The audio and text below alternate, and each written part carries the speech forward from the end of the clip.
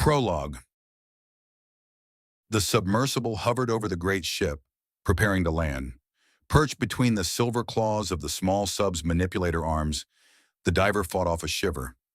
Even though the approach had been carefully planned, Michael Reeves was afraid. He knew they'd started the descent right on schedule. He knew the submersible pilot had simply flooded the ballast tanks in the sub's belly.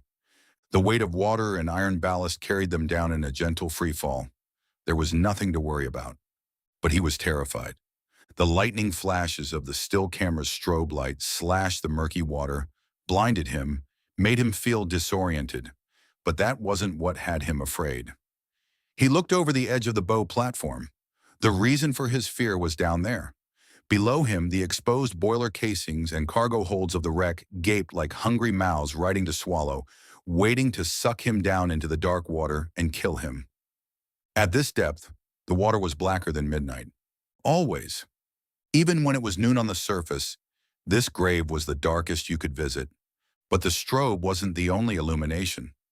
Green daggers of light fell from the iodide lanterns on the conning tower of the submersible. Reeves's helmet was equipped with a visor that had superior light-gathering capabilities, and his headlamp produced a blinding search beam.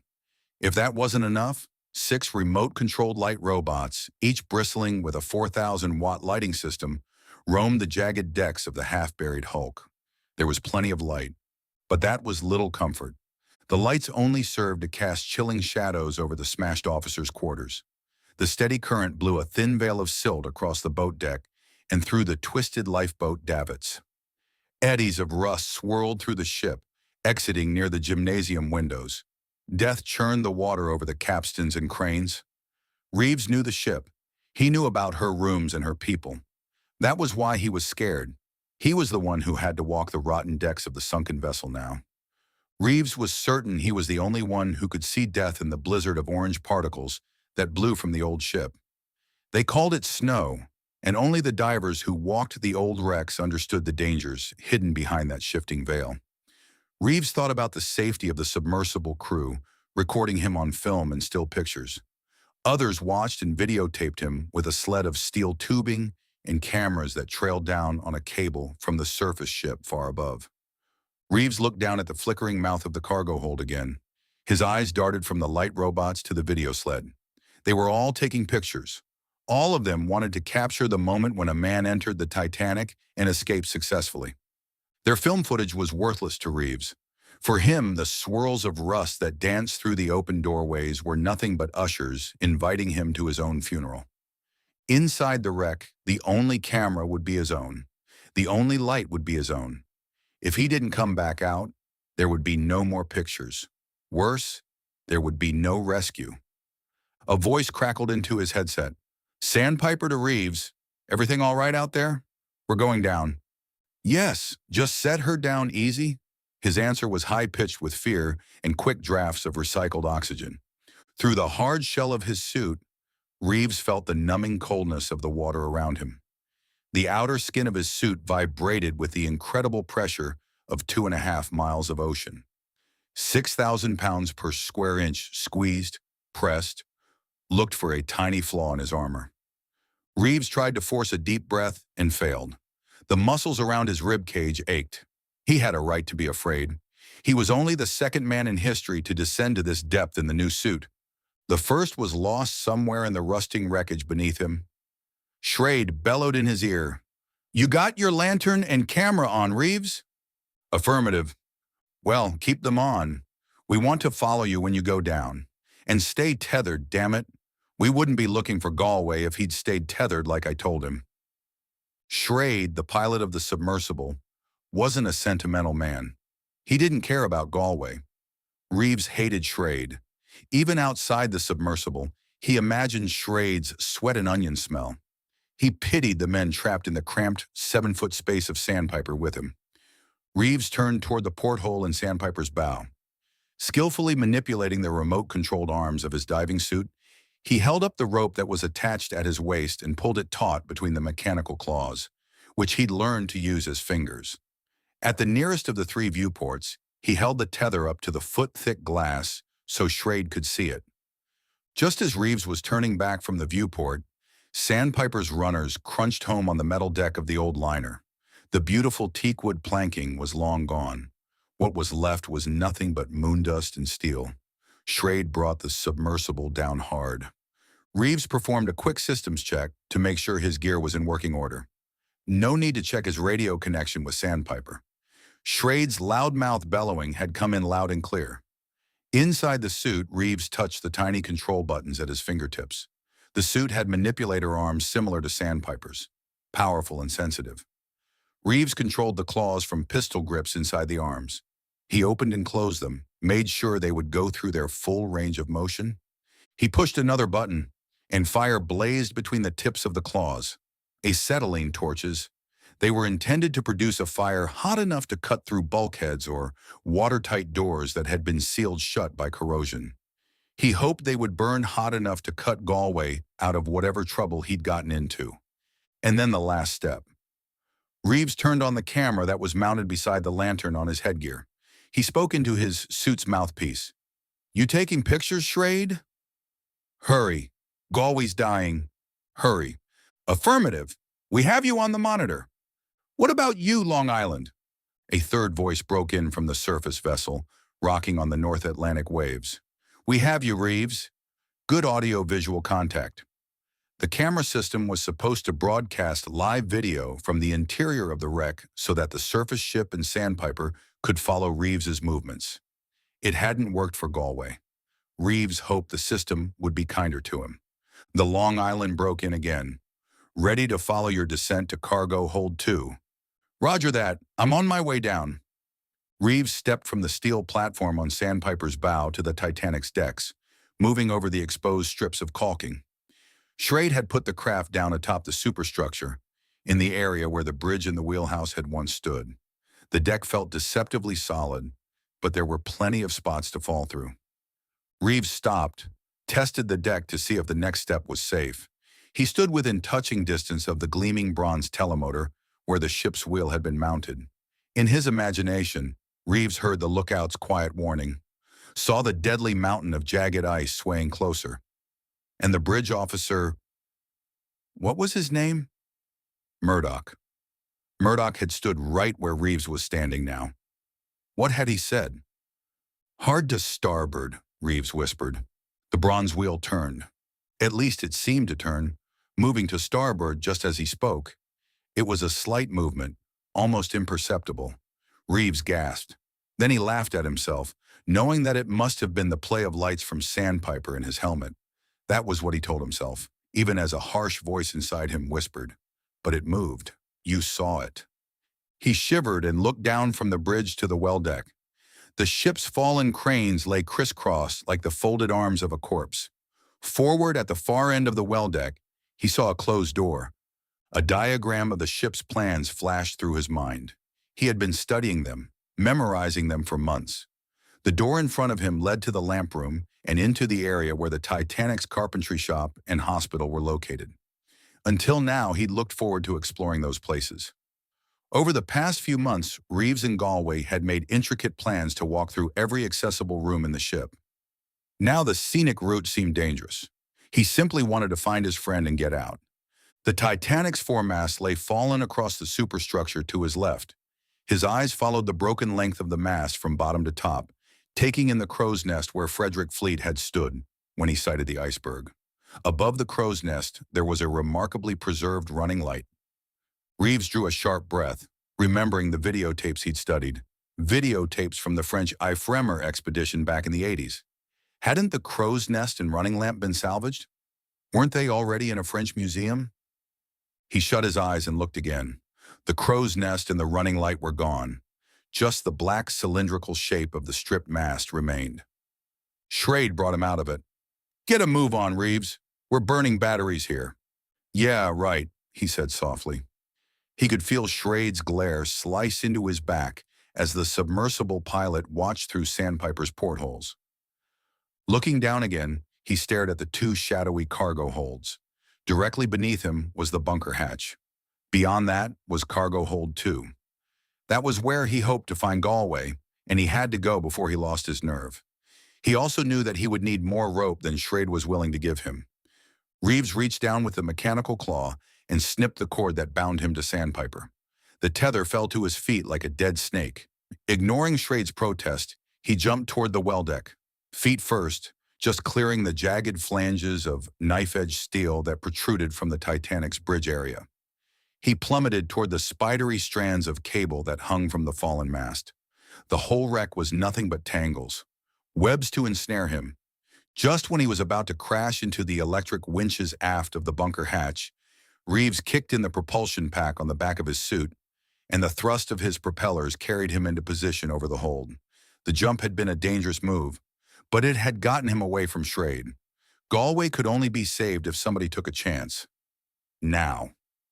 Reeves began his descent, listening to Schrade's frantic calls to the surface ship. "He's cut himself loose. I won't accept responsibility for this." In a few seconds, Reeves was inside the Titanic. The blue glow of the hatch opening was above him and moving farther away. The opening of Cargo Hold 2 was awash with the search beams of the robots and Sandpiper, but they couldn't follow him down here. He would have to rely on the small circle of light from his helmet. He had already reached the point where they had lost contact with Galway. A few hours ago, in the Long Island's control room, he had watched on the monitor as Galway started down this same cargo hold. As soon as Galway had settled into the hatch, his image and voice had disintegrated into a mixture of snow and white noise. Now Reeves noticed that Schrade's transmissions were becoming garbled, broken with static. "Reeves, you son of a...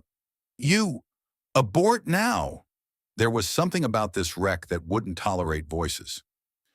Reeves was about to answer when his headset went silent, and he knew that they'd lost contact with him too. He was alone. The shadows crawled around him. He had an eerie sensation that he was being watched.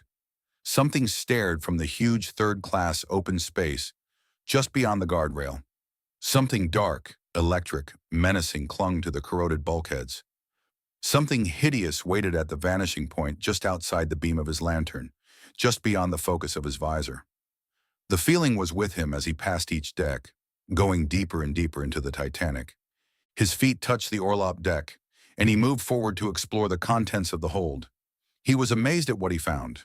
Deep within the hull, the process of deterioration hadn't been as rapid and cruel as it had been to the outer portions of the ship. Except for the forward shift of the contents of the hold as the bow section had floated down and crashed into the ocean floor, the cargo had remained in good condition. Everything Reeves saw was salvageable and priceless. Leather trunks, some as big as caskets, littered the floor. Shifting. About he banged into an old wooden crate. He tore away its cover. It was a grandfather clock, its cabinet decayed, the brass works and hands still intact. The time on the clock was 2:20, the hour when the Titanic had gone down. Another impossibility. These clocks were packed for shipping. They wouldn't have been running when the Titanic sank. Reeves became aware that the cargo hold was filled with a glow that wasn't coming from his helmet. Afraid to look up, he prayed it was Galway, returning from exploring some dark passage in the tunnels of debris. Sweat snaked down his back. When he mustered the courage to see what was going on, it was almost too late. A pair of automobile headlights rumbled across the hold toward him. They strobed, sent shock waves of coldness through his suit as the car slithered over the silt-covered floor, coming closer. He stumbled backwards, biting blood from his lips, trying to make his fingers respond. The hypnotic effect of the lights froze him. He broke from the trance at the last second. His fingers darted to the lift button on the propulsion pack. The vertical thruster carried him up and over the hood of the car as it slammed into the starboard wall of the hold. A boiling cloud of silt rose and began to envelope him, crawling up the length of his body until he could no longer see through his visor. He didn't panic until he noticed the coloration of the cloud. There was something odd about the watery vapor that surrounded him. It was too dark, too red to be silt. A wave of acid seethed into his throat when he realized that he was swimming in blood, unable to retreat because he couldn't see. Finally, the gory cloud began to settle, lower and lower, until he knew that he'd found the Renault. It was the Renault that W.E. Carter had bought for shipment to America in 1912. Reeves told himself that the slant of the decks coupled with his movements had somehow caused the ancient cargo ropes that held the auto in place to snap. But the headlights? The headlights had simply mirrored the beam from his helmet. His light was the only light in cargo hold 2 of the Titanic. But they were shining, I saw it. The remnants of the cloud shifted forward, settling over the hood, revealing the upper portion of the automobile. He had found Galway. Galway was in the driver's seat of the Renault. Reeves stared at the cracked glass in the helmet. He moved down for a closer look. The helmet of Galway's suit was broken open, the visor splintered. Reeves saw the jagged crack in the visor, but he couldn't stomach looking at Galway's face. Reeves wanted to run. He wished he was on land instead of trapped in a suffocating suit in this watery world of slow-motion death. The room became smaller. The darkness moved closer and smothered the beam of his headlamp. A vice of fear and shadow clamped down on his chest. I can't breathe. Reeves stumbled backwards, out of the hold, toward the opening that had brought him in, toward whatever safety he could find. He propelled himself into the cargo opening and pushed the full-speed button on his pack. He shot up like a rocket, too fast, hurtling blind and out of control, out of cargo hold 2. He crashed against protruding beams and broken guardrails. Above 80 feet away was the blue light of the hatch opening where he'd come in. He prayed that he could get through that opening before whatever had killed Galway caught up with him. Michael Reeves was bobbling helplessly on the rough seas when he came to. Schrade hadn't hauled him in. Reeves had survived one hell of a 2.5-mile ride to the surface. There had been only brief lightning flashes of consciousness and pain on the way up. Nothing but him and his battered suit heading full speed toward daylight. Reeves looked frantically for the Long Island. He was relieved that he'd come up within sight of the surface ship. He saw them drop the launch. Soon they would be circling him. But even as he heard the motor start on the launch, even when he saw it hurtling over the waves to rescue him, he had the feeling that whatever had killed Galway was rising from the decks of the Titanic, speeding upward toward his dangling legs like a shark. The launch was homing in on him, but he could feel the terror rising. They would never reach him in time. Delirious, he began to pray. He sent up a dozen Hail Marys before the strong hands of the scuba divers pulled him to the safety of the launch. As they tried to get him out of the suit and attend to his wounds, he was still praying. "Holy Mary, Mother of God!" Reeves screamed in pain as they lifted him, clawing at the black wetsuit of the frogman nearest him. He screamed until they uncovered his arm, and the doctor's syringe began to take effect. There was a waver in the blue North Atlantic sky. He began to go under. Chapter 1. Saturday, March 20th, was a cold day of fishing without much luck. They'd filled an ice chest with porgies, but by Reeves' standards, they hadn't landed anything large enough to brag about. The summer tourists would send him out deep for shark and blackfin tuna and marlin again, but for now he was content to move around the artificial reefs with Jack Wild, drift fishing. They'd had a long day of it. Starting with Fripp Island Reef, they'd worked their way 2.5 miles southeast to Hunting Island Reef, where they'd hauled in most of their catch. By 2 o'clock, with the rain starting, Reeves had steered the Gracious Lad Y back towards St. Helena Sound. By 4 o'clock, even though he was still baiting hooks, Reeves was looking forward to home and a warm supper. Off to the west, he could see the beaches of the island. The warm home fires twinkled behind the brown marsh grass that grew between the houses and the water. As the last hour went by with only 2 or 3 strikes, Reeves began to move about the stern of the Gracious Lady, stowing the tackle, cleaning up the remnants of the shrimp, squid, and mullet they'd used for bait. "Supposed to be my day off in A. We'll have better fishing tomorrow," he said. No answer came from the fighting chair, where Jack Wild sat with his hands clenched on the rod. After a long day of drifting with the tackle in his lap, he'd finally taken Reeves's advice and slipped the rod butt into the gimbal, but he refused to give up. His hands gripped the Daiwa reel like the next hit would come any second. Wild liked the long, cold days of waiting. He seemed mesmerized by the waves and wind tugging at the monofilament line. He was a good fisherman, always patient enough to wait for the next bite, even if it took hours.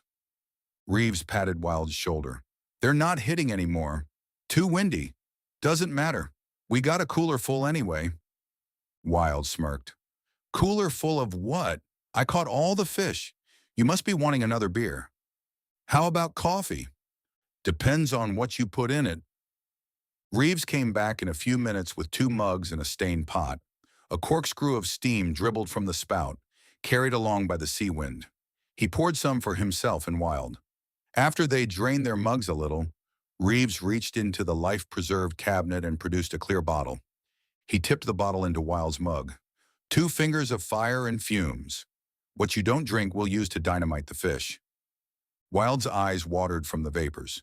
God, did you make this stuff yourself? Has a lovely bouquet, doesn't it?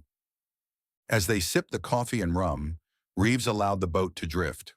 Wild still refused to pull in his line, hoping for a last-minute strike before the day ended. But the quiet of anticipation was gone. This was the silence of liquor and fatigue.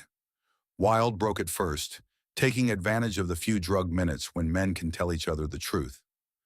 I'm going back to the Titanic. Reeves' hands tightened on his cup. The salt water blowing over the transom drove in the nails, made him remember the icy North Atlantic.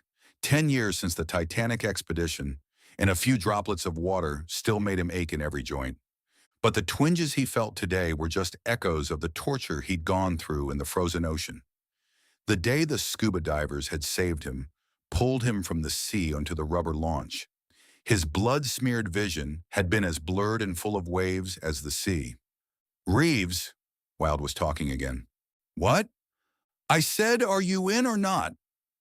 Wouldn't you rather find a new man? I know plenty of divers.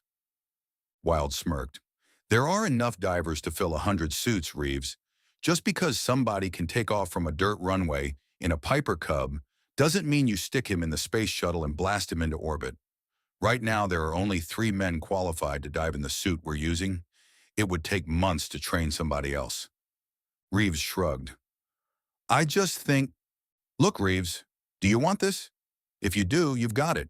If you need to think on it, or pray on it, or sleep on it, forget it. The offer won't be there tomorrow. In the time since the Titanic dive, all Reeves' blackest nightmares had crept into daytime. That was what he wanted to tell Wild. This wasn't about changing bandages and swallowing a few antibiotics. This was about blinding headaches, chills, hallucinations. These days, he was good for running charters. Occasionally, he gave scuba lessons to kids and school teachers, and sometimes he didn't feel up to that. It brought in a few dollars to go along with the Navy pension. Maybe that was why he felt the need to listen to Wild. Old favors. The gracious lady rocked along with the current. The wind was a good 15 miles per hour. Not dangerous, but cold and stiff. Reeves shivered, walked past the fighting chair, and sat on the transom, taking a deep breath of the musky air that came from the sea islands. It was nice to have land so close you could smell it. In the empty sea, there was just the metallic taste of salt. Around the Titanic, there was something more. Haunted waters. Reeves wasn't the first to feel this way. There was a time when nobody steered that course. Captains went miles out of their way to keep off the Titanic's grave. Keep the living from the dead was the way they'd put it. Reeves looked at Wild, exhaled a long puff of steam into the frigid air. I don't think I'd want to go back to the Titanic. I'm not scared of much, but I'm scared of that place. Wild stared out to sea. Me too. That old ship cost me plenty. I just want to take back what she owes me. Forget it. More of that climb Mount Everest stuff. Prove we can do it without getting killed. I've lived with the humiliation this long. And you've lived poor. You could have 5 boats like this one, Reeves. Your own damn scuba shop. I'm talking money. You won't find it on that hulk. She's not a Spanish... Wild broke in. Lot of relics inside and around the Titanic that haven't been recovered. God only knows what kind of priceless antiques might still be found in the ship's interior. Could be a fortune. Reeves said, how do you know there's a fortune? No one's seen what's left inside the Titanic but me. No one had the capability of exploring the interior of the wreck before us. Think what we could have brought back if... Reeves nodded. If the Navy hadn't said we couldn't. Screw the Navy. It screwed us. The Titanic expedition had been a public relations deal for the Navy, a chance to show the public how well defense dollars were being spent. No one expected it to blow up with the whole world watching. Galway dead in a rusty cargo hold. The deep diving program scrapped, taken away from Wild. Reeves out on a psychological discharge. Reeves still wasn't convinced. The French expedition in the 80s brought back around 800 artifacts. You really think they left anything worth looking for? Wilde said, the French did most of their scavenging in the debris field between the halves of the wreck. All the artifacts inside the Titanic are still safe, probably better preserved. Also, you have to realize that everything you bring up from the Titanic, even a rusty piece of cable, is of great value. Can't you see it, Reeves? You walk through the corridors and staterooms of the Titanic. You bring back the jewels and personal effects of millionaires, the Guggenheims, the Astors. Can you imagine what someone would pay for Charlotte Cardizza's pearls? Don't kid yourself, Reeves. There's plenty to look for on the Titanic. Every piece of scrap iron's worth of $4,000. People would pay a lot of money to own part of that ship. Reeves said, cost you a lot of money to own part of that ship. Vessel, suits, submersibles. Where'd you get the cash? Wilde said, I have investors in Liverpool. Reeves laughed. Must have investors somewhere. Paid $800 to come out fishing today. I couldn't afford it. I've done all right, but everything I own isn't worth as much as one book that was shipped on the Titanic in 1912. Reeves nodded. The legends of Titanic treasure were all familiar, mostly false, but this particular story was more than a sailor's myth. It was absolute fact. He said, so that's what you want. You're talking about the Rubaiyat of Omar Khayyam. Wilde put down the rod, straightened his fingers. His hands were poised in front of him. 16 inches by 13 inches by 3 inches thick. That's roughly how big the book is, Reeves. And it's a watertight case. Just sitting down there, waiting on us all these years. Watertight? How could they have made anything watertight in 1912? The Titanic sure as hell wasn't. From what I've been able to find out so far, they most likely used some form of glass, like a thermos. Glass, the pressure on the Titanic is over 6,000 pounds per square inch. I know, but even if the watertight container is broken, if the Rubaiyat is in a leather case or a safe on the ship's interior, there's a good chance the water hasn't completely ruined it. Also, rag fiber and leather have proven to be very durable on the Titanic wreck. Even if it was completely exposed, the Rubaiyat might still be in good condition. But all this time underwater? Right, Wilde said. If the watertight seal is broken, if the Rubaiyat's been soaking up salt water, we bring the book topside into fresh air. Reeves nodded. The salt water and fresh air form hydrochloric acid. You end up with damp sawdust. Exactly. Salvaging this book's going to be like dealing with a trauma patient. We need someone who knows enough about book restoration to keep the Rubaiyat from disintegrating after we take it on board. Reeves was silent, the memories of the Titanic tightening on him like a noose. Come on, Reeves, you've been bringing up salvage from wrecks since you were a kid.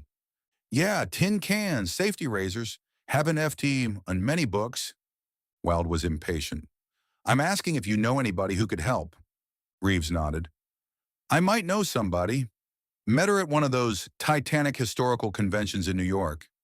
She's a Fulbright lecturer at the University of Thessalonica. Teaches English.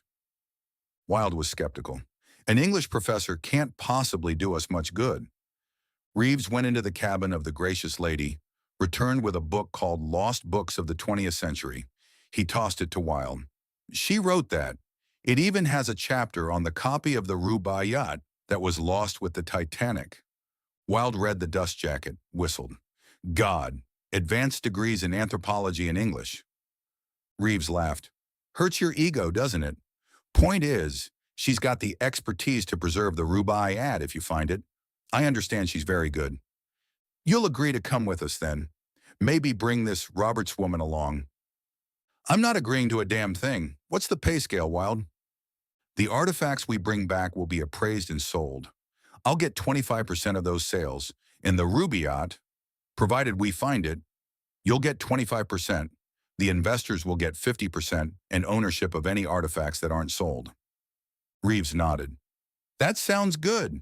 But your vessel needs a crew. How will you pay?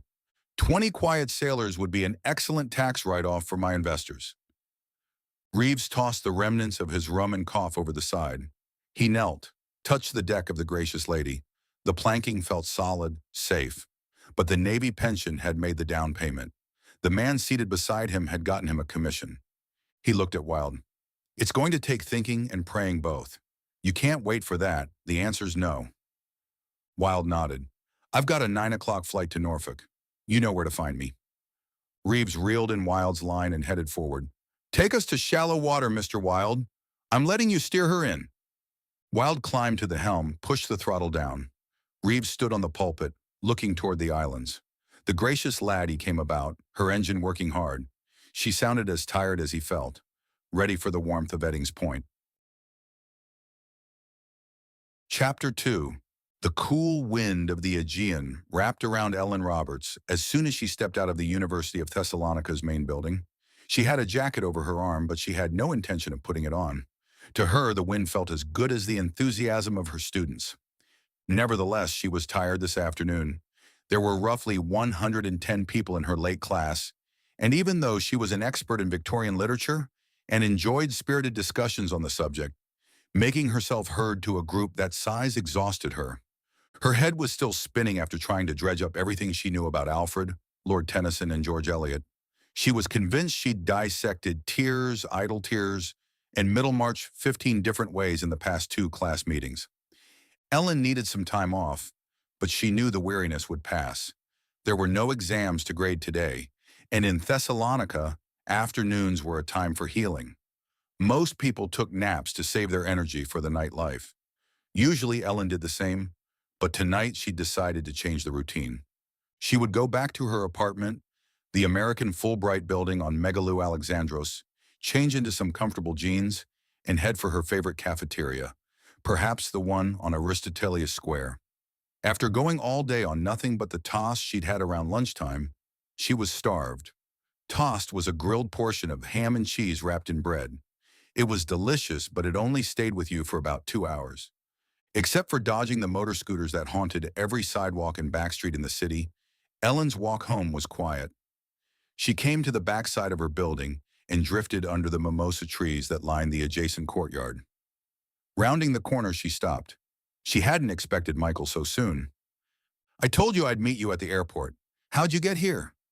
Turkish cab driver didn't speak a word of English. I kept saying, Alexandros, Alexandros. He dumps me next to this statue of Alexander the Great. I got directions from there. Ellen smiled. Next time you'll wait. Couldn't. I'm starving. How about dinner? Ellen shook her head. No dinner until midnight. Tell you what, let me change into some jeans and we'll go for coffee. Come on in. She unlocked the door to the building and showed him across the small lobby to the elevator, which took them to the 3rd floor. Inside the apartment, she pointed to the couch. Be with you in a minute. She threw her skirt across one of the single beds in her room, slipped into some jeans. Her sense of excitement was building. She hadn't seen Reeves in months. Staring into the mirror, she smoothed the misplaced strands of her dark shoulder-length hair, gave her eyelashes a light touch with the brush. You decent? Reeves startled her. She hadn't heard his footsteps on the marble floor. Was she decent? 100 snide remarks passed through her mind. Put-downs she usually reserved for pushy male students, but there was something about Reeves that made her keep her barbs to herself. She didn't want to insult him. Yeah, coming, she said. No dinner until midnight, huh? The golden earrings sparkled as Ellen lifted them to her ears. We might try for earlier than that. You look hungry. He shrugged. I can wait. Well, I can't. Ellen flipped a denim jacket over her arm and slid past him. She liked him all right. She liked his boldness. As he helped her with the jacket, she said, Dinner's on me if you promise drinks later. You get me fed, I'll keep you in Ouzo for a week. The taverna was on the waterfront, a quiet place with windows that looked out over the harbor. They had moussaka and souvlaki and rice and Greek salads. The waiter spoke little English, so they ordered by simply walking back to the kitchen and pointing out what they wanted. It was the thing Ellen liked most about the Greeks. Most of them had little use for wasted time and snobbery. After the meal, Reeves stared out the window, strangely silent. What do you see out there? Ellen asked. Nothing. Looking at the ocean always makes me edgy when there's a ship waiting. She leaned closer. You're going somewhere. He paused. There's a big chance here, Ellen. Some people, investors from Liverpool, They've asked me to dive on the Titanic. I want you to go with me. Ellen was quiet for a moment, astounded. She'd known he was a diver, that he was interested in the Titanic. But an expedition? She hadn't known he had the contacts for something like that. What do you need me for? She asked.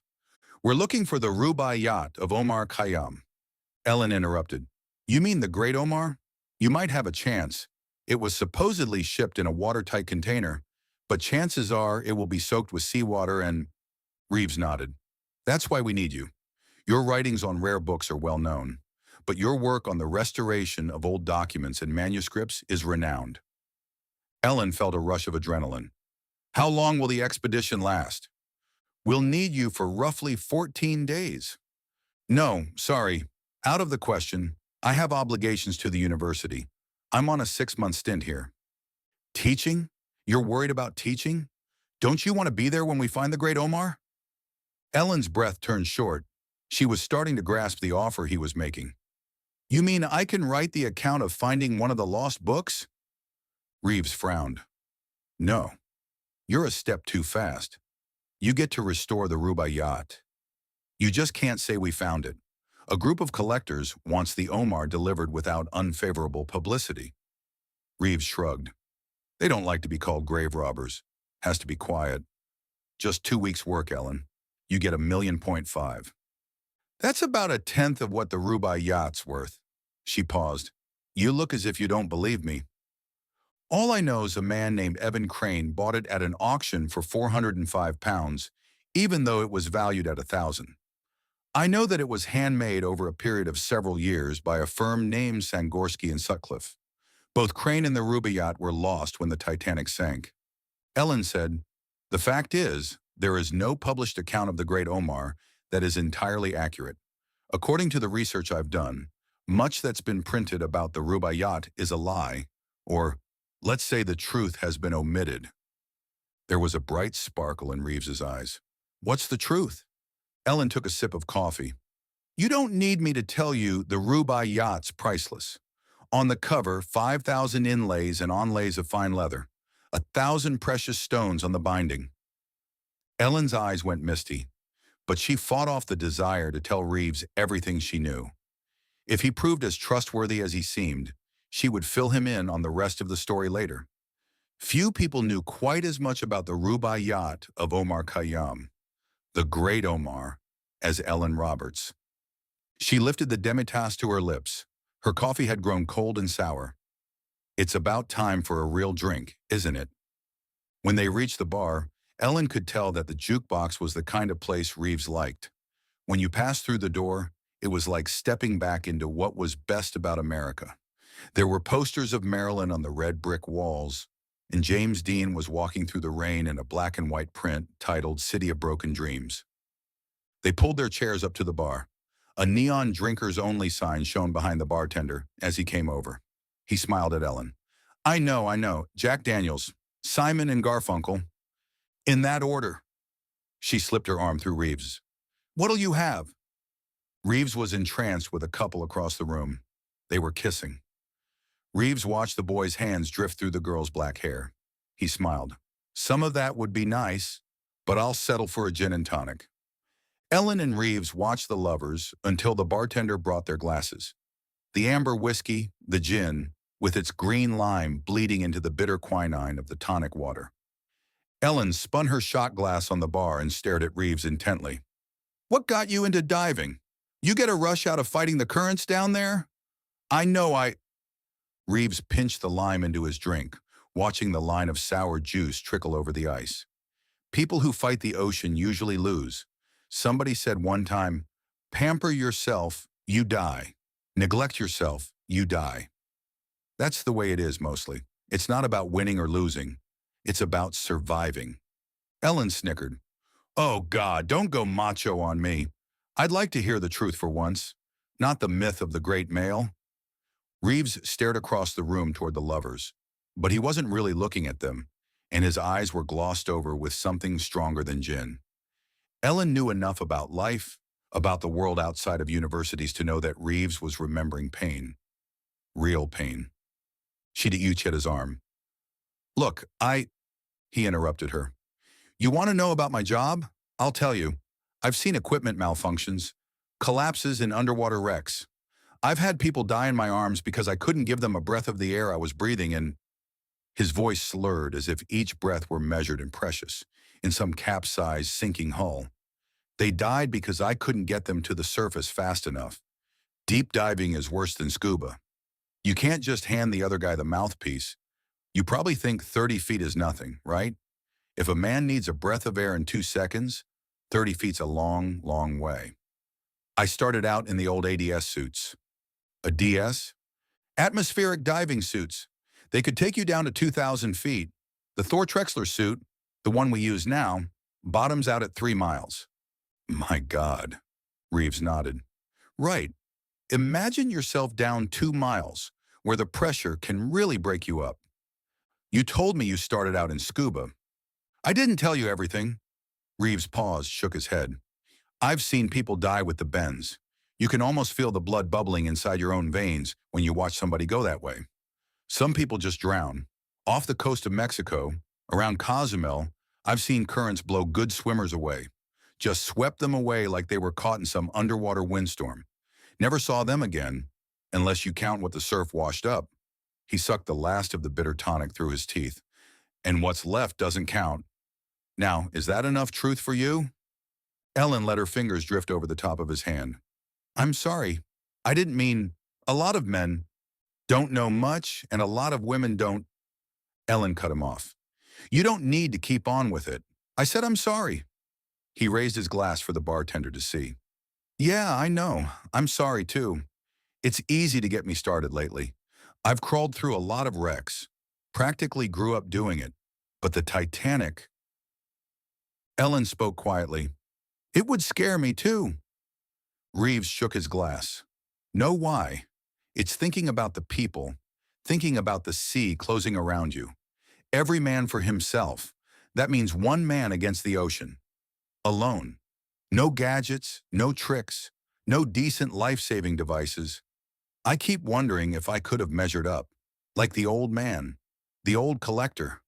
I wonder what the sinking was like for him. Did you know they found his body? Who told you that? Ellen smiled. Tell you what. You go to Halifax, Nova Scotia, and you'll find a cemetery called Fairview that contains a number of Titanic graves. It's kept up by Moneys of the White Star Line to this day.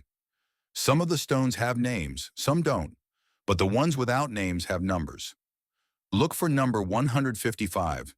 It's a simple gray stone. There isn't an inscription. That's where Evan Crane, the book collector, is buried. How'd they find him? Reeves asked. Don't you ever hang out in bars and listen to stories? I thought all sailors did that.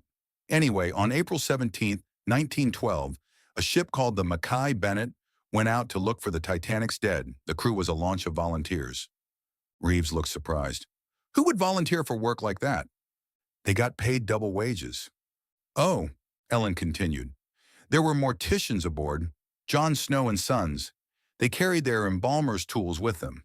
After they were at sea for 3 days, they found the bodies of the victims, the ones who'd stayed afloat.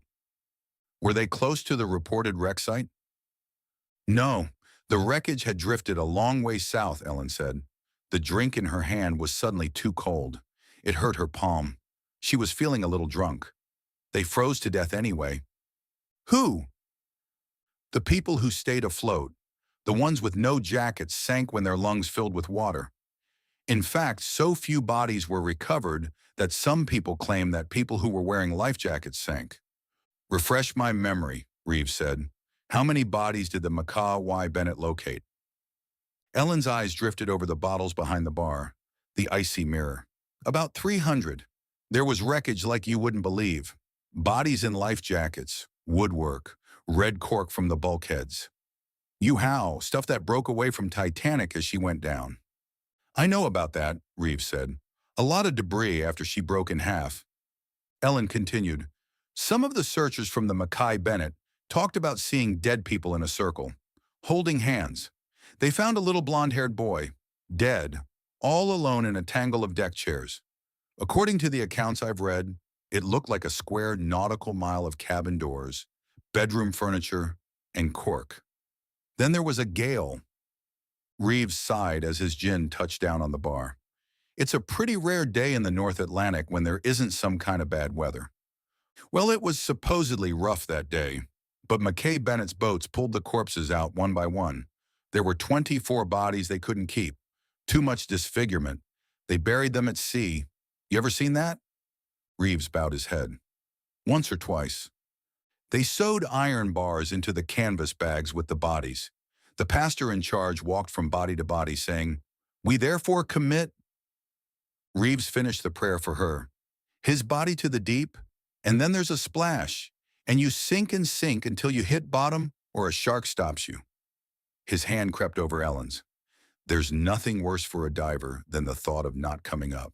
It's worse than dying. A diver wants his grave on some dry hill on the coast, not in the water. Ellen didn't know how to respond, so she changed the subject back to the McKay Bennett. The people who were identified as third class were put in wooden coffins, she said. Some were buried at sea. First and second class dead were embalmed for display. She stopped and took a drink. With some of them, though, like John Jacob Astor, the millionaire. Right, the original hotel man. With him, there wasn't much left to embalm, mangled and covered with soot. They identified him by what they found in his pockets. Probably found a fortune. Ellen nodded. About $4,000. He was wearing gold cufflinks with his initials, a diamond ring and platinum. His was the first body claimed in Halifax. So Reeves said, Mr. Crane, the old man who bought the Ruby yacht, he didn't have any family. That why he ended up a number? No, there was one person, a daughter from Savannah. She loved the old man dearly, worried herself sick every time he made one of his transatlantic buying trips. Strange thing. For every trip he made, there's a letter begging him not to go. Ellen paused. The collector's daughter was a little psychic. She knew the Titanic was his last trip as soon as she got the postcard. He mailed it from Southampton, England, right before the Titanic sailed. Said he was tired of traveling, worn out with worry over Saki. Reeves looked confused. I know a little about the Titanic, but I don't know who Saki was. You need to study your Victorian lit, Ellen said. Saki is a character in the Rubaiyat. Using Saki's name was the collector's code to his daughter that he'd bought the Great Omar and was bringing it home. A week later, his daughter was reading the survivors' lists, and her father's name wasn't on them. She knew he was gone, and there was nothing left to do but go to Halifax and see if they'd recovered his body. Reeves smiled. You sound like a novelist. Do you make this stuff up, or does somebody tell it to you? Ellen finished her whiskey, picked up Reeves's gin and tonic, and sipped it. She loved the sparkle of ice in the strange light of the bar. Lowering the glass, she said, Research. That's where I got it. I found a trunk full of letters in the old Crane home. That must have been quite a find, Reeves said. It was. The daughter's name was Sarah, and her personal letters have more to say about the copy of the Rubaiyat went down with the Titanic than most history books. Between the letters in her journal, I pieced together almost everything she did between 1909 and 1932. Reeves held up his hand to stop her. Can we just keep it down to 1912? Ellen nodded. She traveled to Halifax alone. She even went to the Mayflower curling rink alone. That's where they took the bodies that were recovered. And would you believe this?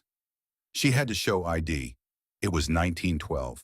Here's a woman, obviously a Southerner, by herself, all the way up in Halifax, Nova Scotia, and she had to prove that she was a family member of one of the victims before they would let her in to view the bodies. Reeves said, surely she had a photograph of her father. No, she didn't have anything with her but the postcard, the one that said, I'm worried sick over Saki. But that was enough. They let her in. They had all of the bodies in there? A good many. The rink was full of canvas cubicles, each one containing a body. You have to admire the people in Halifax. They tried to make the whole ordeal as dignified as possible. Putting victims on display in a curling rink sounds like vaudeville to me. Not, Ellen said. No one exploited the situation at all.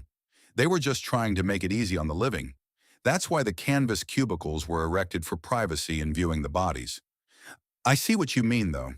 Whenever I try to imagine myself making the walk through that cold room, looking for my father, I can't do it. It took a strong woman to go through that. In one of her letters, Sarah told a friend she could almost feel the death chill in her own joints as she looked over the bodies. She also said that a mortician led her from cubicle to cubicle. She went through each of them, through each of the unidentified. Some of the people there, the undertakers, tried to spare her, tried to get her father's age, his description, so they could help her find him, but she looked at all of them. Reeves finished his drink. But she did find him? Yes, she found him, but she never wrote about the condition of his body. From what I gather, she never talked about it either. She identified him by his personal effects, mainly by a daguerreotype the undertakers had pulled from his lapel pocket. It was a picture of her mother. Reeves grimaced. It must have been rough taking the body all the way back to Savannah. I told you, she didn't. She left him as one of the 128 unidentified. Reeves was aghast, his blue eyes watery and drunk. What?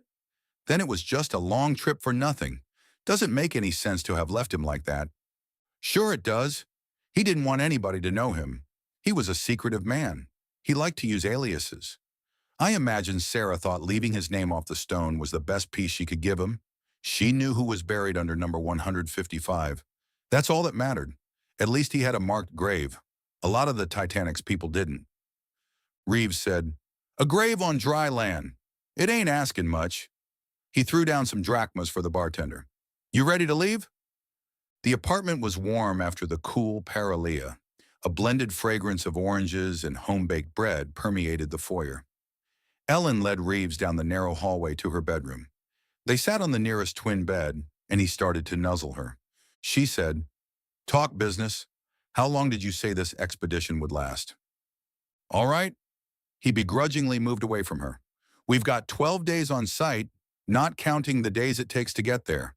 It's going to be 14 days at the least." Ellen was doubtful. "I don't think the university will do it.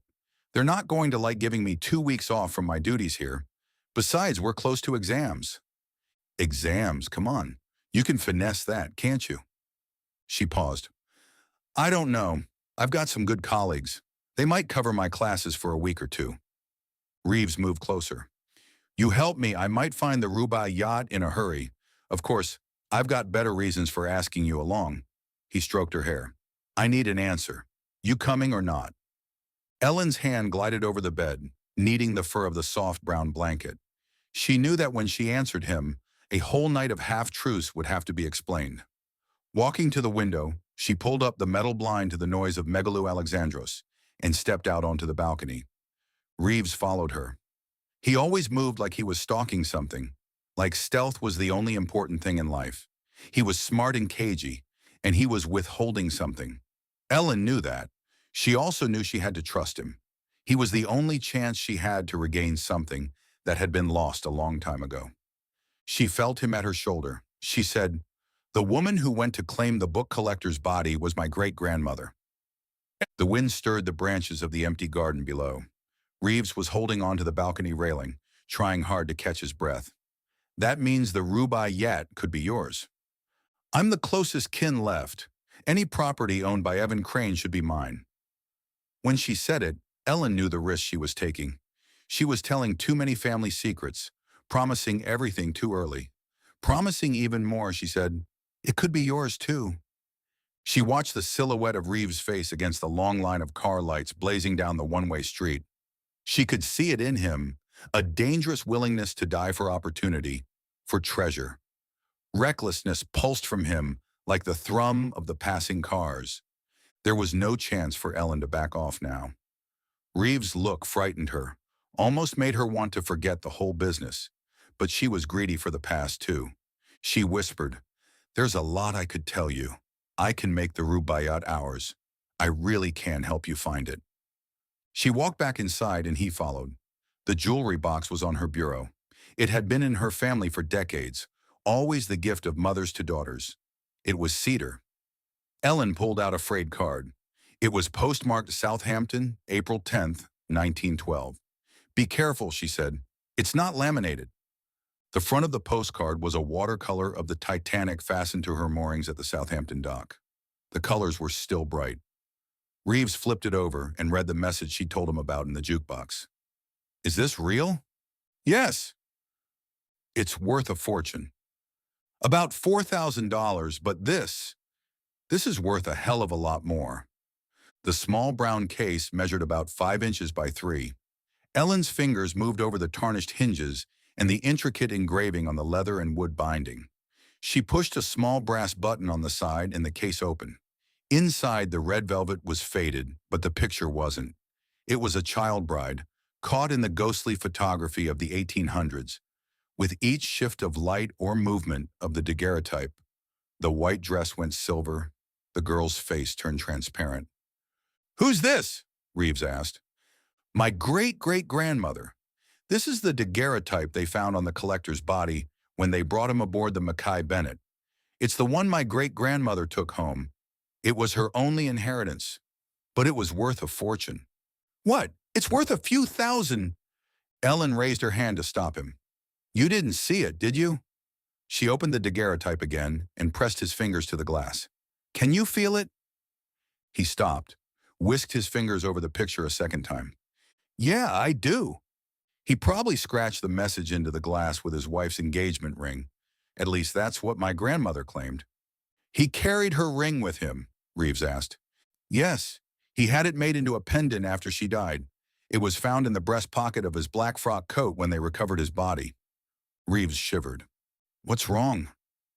This jewelry box is like an open grave. He walked over to the lamp, reading each word slowly. Looking over his shoulder, Ellen filled in the words he couldn't make out. The letters were lightly formed and angular. She knew what Reeves meant about the grave. She was experiencing a chill herself. Each time she read the note, she imagined her great-great-grandfather standing on a slanted deck, his hands shaking over the glass. Or maybe he was in his stateroom, with the icy water creeping down the corridors to trap him. Somehow, somewhere on the doomed ship, he'd found the time to scratch out a last message to Sarah. Daughter, have lost all that was yours, insurance. You will need to know Moorhead, alias C9, C11, C15. Forgive me. Papa, see, Ellen said, have lost all that was yours. He spent all the money he had on the Great Omar. Reeves's knuckles turned white against the bedframe. And those numbers, you're saying these were the rooms on the Titanic that the collector, your grandfather, stayed in? Ellen nodded. You got it. Evan Crane understood insurance companies.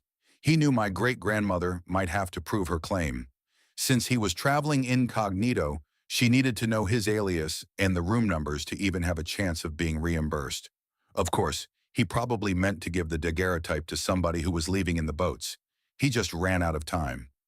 C9, C11, C15. You're saying the Rubaiyat could be in one of those rooms on the Titanic? Reeves looked excited. It's a good bet. Reeves still wasn't convinced. Most of us, including the scientists who've studied the photographs and mosaics of the Titanic wreck, the deck plans too, believe the Rubaiyat either in the first-class purser's office on C deck or in one of the cargo holds. Then keep on thinking that. Everybody's thought of the purser's office and the specie room for years. Titanic's cargo manifests do list a lot of books, most of them in the cargo holds fore and aft. It's just never occurred to anyone that the owner of the Great Omar might have wanted to keep the book with him, in his suite. Personally, I don't think that he would have trusted anybody with it, not even the chief purser. Reeves shrugged. Sounds more believable than most of the treasure stories I've heard. His hands moved to her waist. Sometimes the clues pan out, sometimes they don't. Ellen pointed to the daguerreotype. Well, we have some leads, something to work with. That's better than the people you're diving for, I'll bet. She watched the balancing in Reeves's eyes, saw him weighing the value of keeping her secret versus the rewards of telling the people he was working for, but at least he was truthful. Yeah, they would give a lot to know what you've told me. Go ahead and tell them, Ellen said. What? I said go ahead and tell them. They'll let you find the Rubaiyat for them. That'll get you a pat on the back, maybe an explorer's medal. But they'll keep the Rubaiyat. You might get famous, but you'll be poor. Reeves looked at her. 3 divers have a better chance of finding it than 1. At least it won't be crumbling away in that wreck. It wouldn't be crumbling away in my house or your house either. I can build a container to preserve it. The Great Omar could be half yours, Ellen said. Half mine? She stroked his hair. That's right. Look, I've told you my oldest family's secret. Do I have to tell you to do the smart thing? Reeves shook his head. You don't need to draw a blueprint. I'll keep it quiet, just between us. You'll still need to be there. You'll still have to preserve the book. Reeves seemed to be considering his options slowly, as if he were moving through dark water. He said, if I find the Rubaiyat, we might be able to hide it from them, but I can't promise anything if you won't come on the expedition. Ellen said, I'll be there, and the book will belong to us. She kissed him and his lips were very soft. The fall to the bed was clumsy enough to make them laugh. Reeves called the taxi at 8 a.m. Ellen rode with him to the airport. I'm not going to stay with you until you check the luggage. That always gets me, she said. He smiled. No problem. The sidewalk outside the terminal swarmed with blue cabs. Overhead, the eaves of the building were lined with the mud nests of 100 swallows. They sought out their mates in a series of violent dives, then retreated to the shelter of their homes.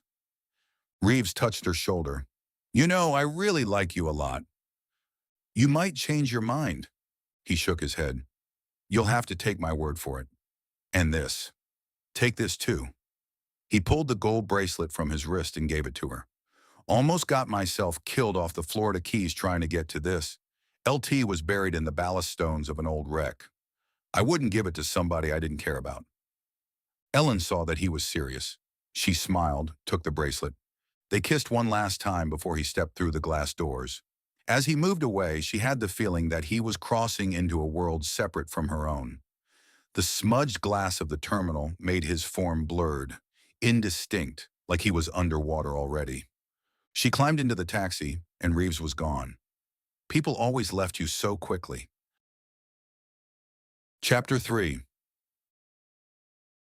Jack Wilde gripped the handle of the brass telegraph on the Belfast Winds Bridge. The last hawser fell away, and the tugs began to push the vessel from the dock. She was big, about 594 feet long. She registered 13,152 gross tons, and she had a deadweight cargo capacity of 11,200 tons. That was why Wilde's investors had picked her for the Titanic expedition. She was capable of both launching the submersible cruise and storing a vast quantity of retrieved artifacts, at least until a rendezvous was made with the warehouse vessel that would smuggle the Titanic artifacts ashore. The Belfast Wind had the deceptive look of a well-preserved merchant vessel. Only the crane on her stern, which had been specifically fitted for launching and retrieving submersibles, gave away the secret that she could be used for something besides transporting cargo. Looking out over the forecastle deck, Wilde was pleased. The Belfast Wind was everything he wanted, custom built. But at this moment, the layout of the ship wasn't as important to Wilde as it should have been. He was distracted, caught up in his own jangled nerves. He walked past the helmsman to the front of the wheelhouse enclosure. Do you expect heavy weather, Captain? Captain Pennington was a ruddy-faced New Englander, whose eyes were as bright and changing as the sea itself. Middle-aged, with no greater ambition than to be the finest captain who'd ever sailed, he took orders as well as he gave them, and he kept his mouth shut. Having served with him previously, Wilde had recruited him for the expedition precisely because of those qualities. Pennington had given up command of a beautiful Aegis-class cruiser to come along.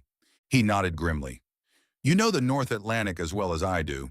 You can always expect rough weather there. Shivering at the thought of the icy winds, the mountainous green waves, he added, This ship's a fine one, though. She can ride it out. As the tugs guided the Belfast Wind toward the harbor entrance, Wilde climbed onto the captain's chair.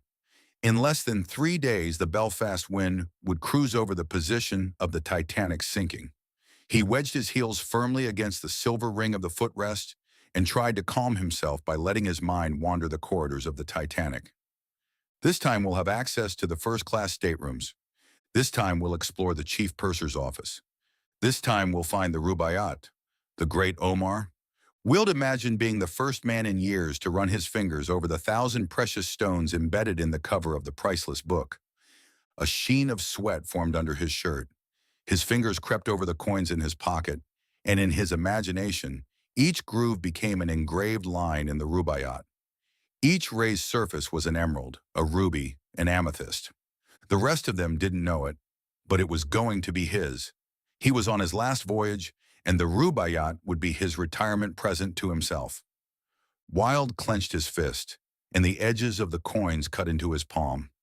He took his hand from his pocket and studied the red creases the coins had made. What would they say to the families, the loved ones of the crew he'd picked? Not all of them were loners, misfits. They weren't all like Reeves. Wild sighed. He would forget about it for now. Let his mind rest. When the time came, he was confident his investors would provide the alibi he needed.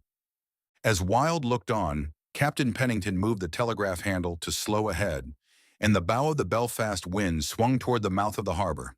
The hum of the engines vibrated through his chair as the propellers began to churn the water astern.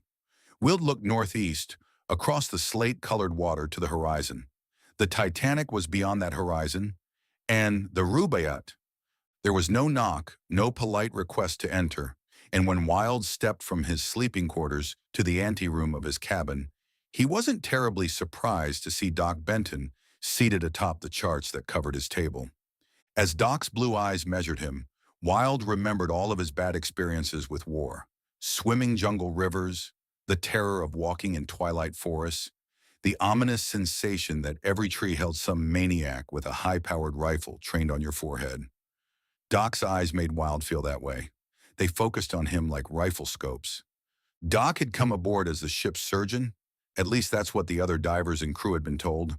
From what Wild could gather, and he'd tried hard, Doc had been a medic, special forces.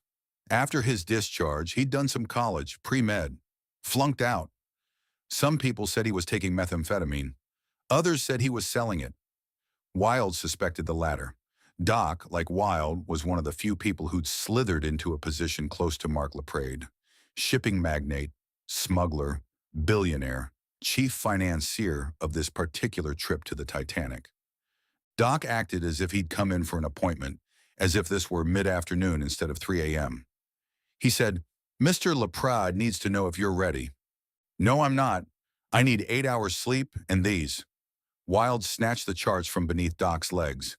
"Get off. This ain't a lounge." A twist of wind blew through the open porthole, stirred the air between them. "Damn it, Wild. You won't get another chance at this dive. Nobody's going to finance any more Titanic expeditions." Wild smoothed his papers.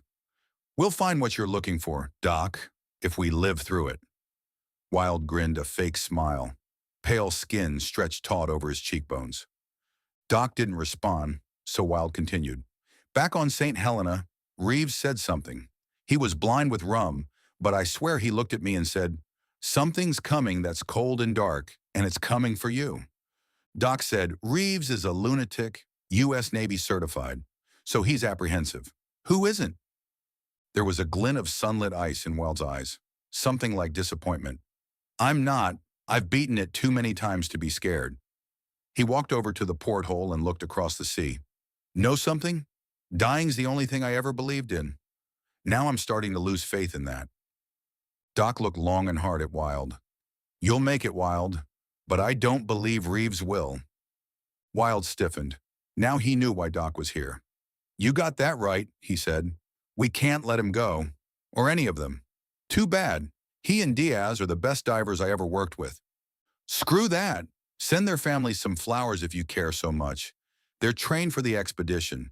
We'll make good use of them before we're through." Wild turned his back on Doc. "I brought these people together for you. Trained them to stay alive before that. Now you want me to kill them. How would you like to do it?" There was a moment of contemptuous silence. They stared at each other until Wild said, "No, you couldn't handle that, could you? That's why you brought me in." Doc's fingers fanned out, stopped Wild in mid-sentence. "Because you know diving and explosives, not much else. You're not a man of subtleties. Don't know how to kill people except by blowing them up. That worries us." "That it? Or is it because I know enough to ruin you?" Doc's smile evaporated. "What you know," he said, just barely allows you to talk to me this way. I wouldn't push it any further."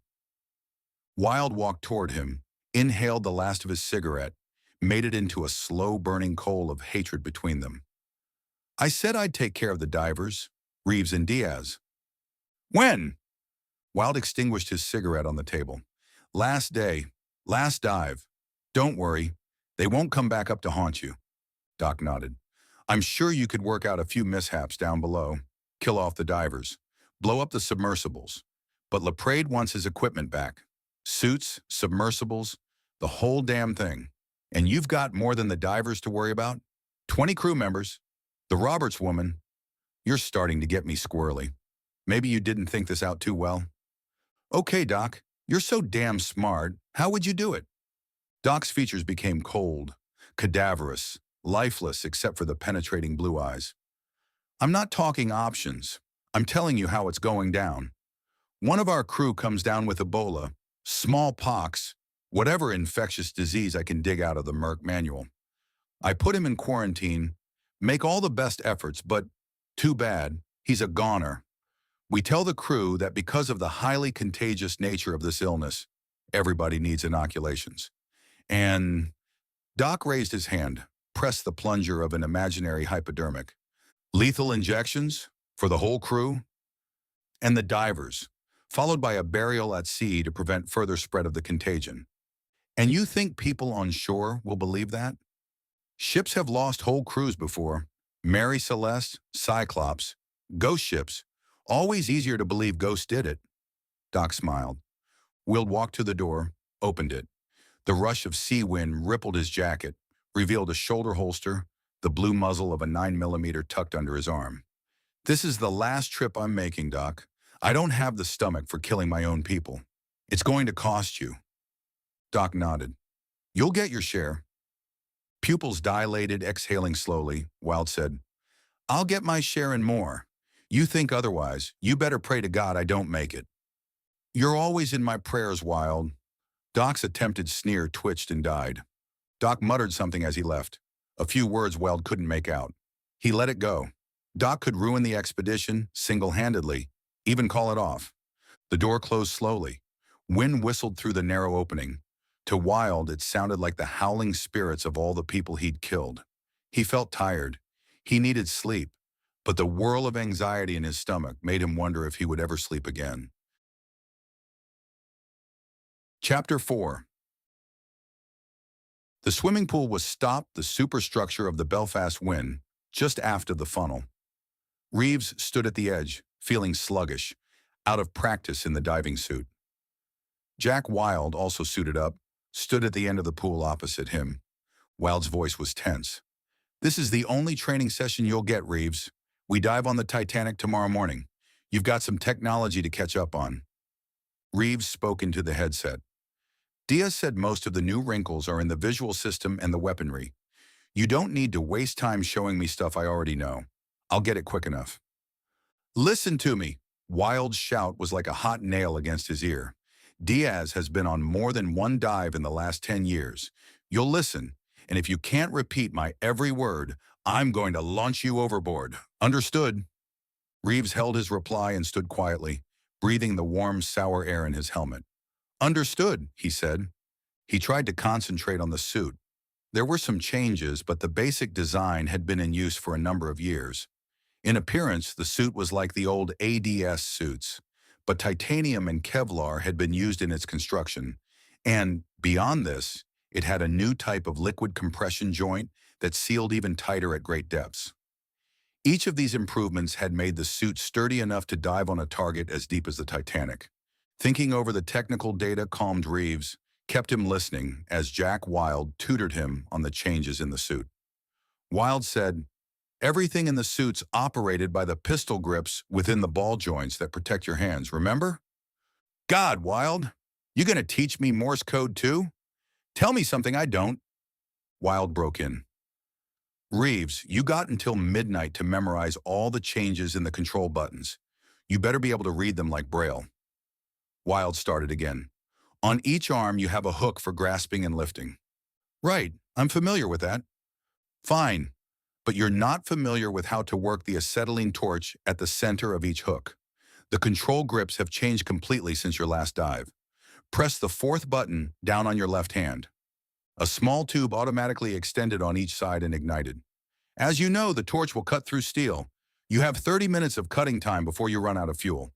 Press the button again to extinguish the torch. Reeves pushed the button and watched the glowing tube slowly retract. Impressive, Wilde said. Yeah, especially if you screw up and get the torch close to your suit at 13,000 feet. Any weakening of the armor at that depth, instant implosion. The right arm of the suit was ringed with 4 cylinders. Reeves raised the arm aloft. Unlike the torches, this really was something new. What's this? A Gatling gun? Deep water torpedoes, called diamondbacks. They can be launched from any depth. Pretty small. How powerful are they? They have enough explosive force to penetrate the hull of an Iowa-class battle wagon. They're launched by squeezing the trigger in the right pistol grip. If we have to blast our way into the Titanic, we'll use them. From his days in the deep diving program, Reeves had been aware of the Navy's ultimate intentions for the suit. A unit of divers who could dive to any depth with built-in propulsion systems could penetrate the defenses of any harbor in the world. There was virtually no defense against torpedoes that could be locked on target from 2 miles down. A fleet caught at anchor would be riddled and helpless within an hour after the initial attack. Reeves was skeptical. Could cause a lot of structural damage.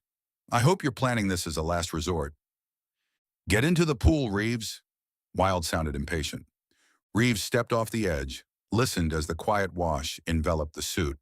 There was an explosion of white bubbles at the far end of the pool as Wilde jumped in a few seconds later.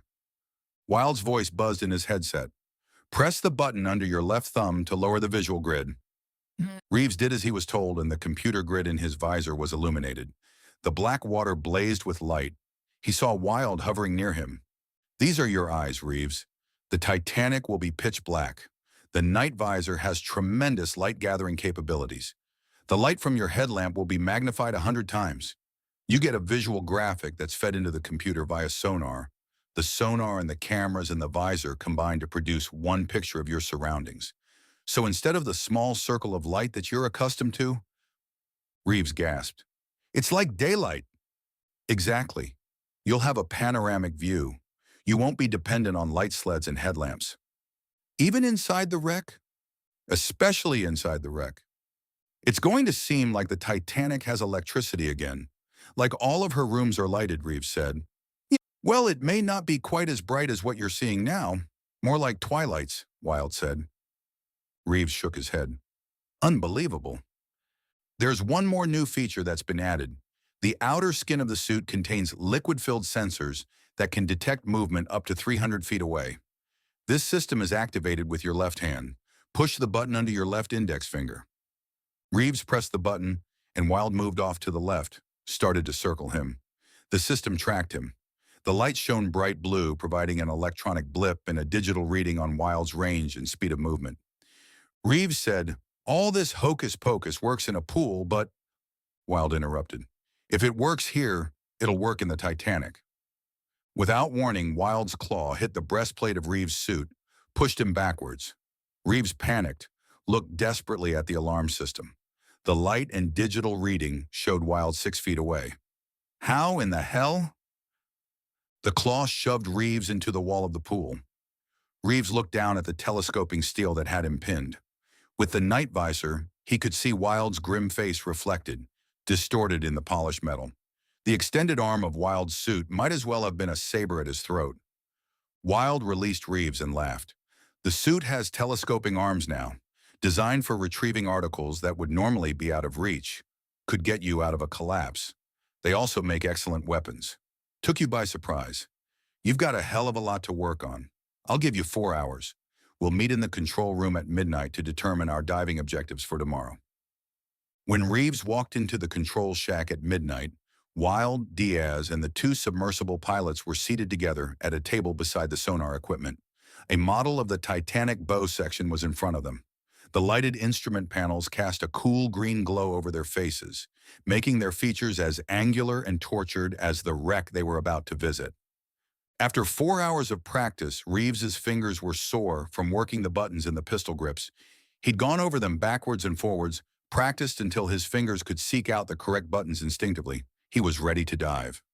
The other members of the crew had kept up with his progress, pretending that they weren't impressed. Reeves could see the old envy in their faces, the uneasy admission that he was far better with the equipment than they were. He'd proven it. After the initial encounter with Wilde in the swimming tank, Reeves made very few mistakes operating the suit. He couldn't afford any. He was going back to the Titanic at dawn.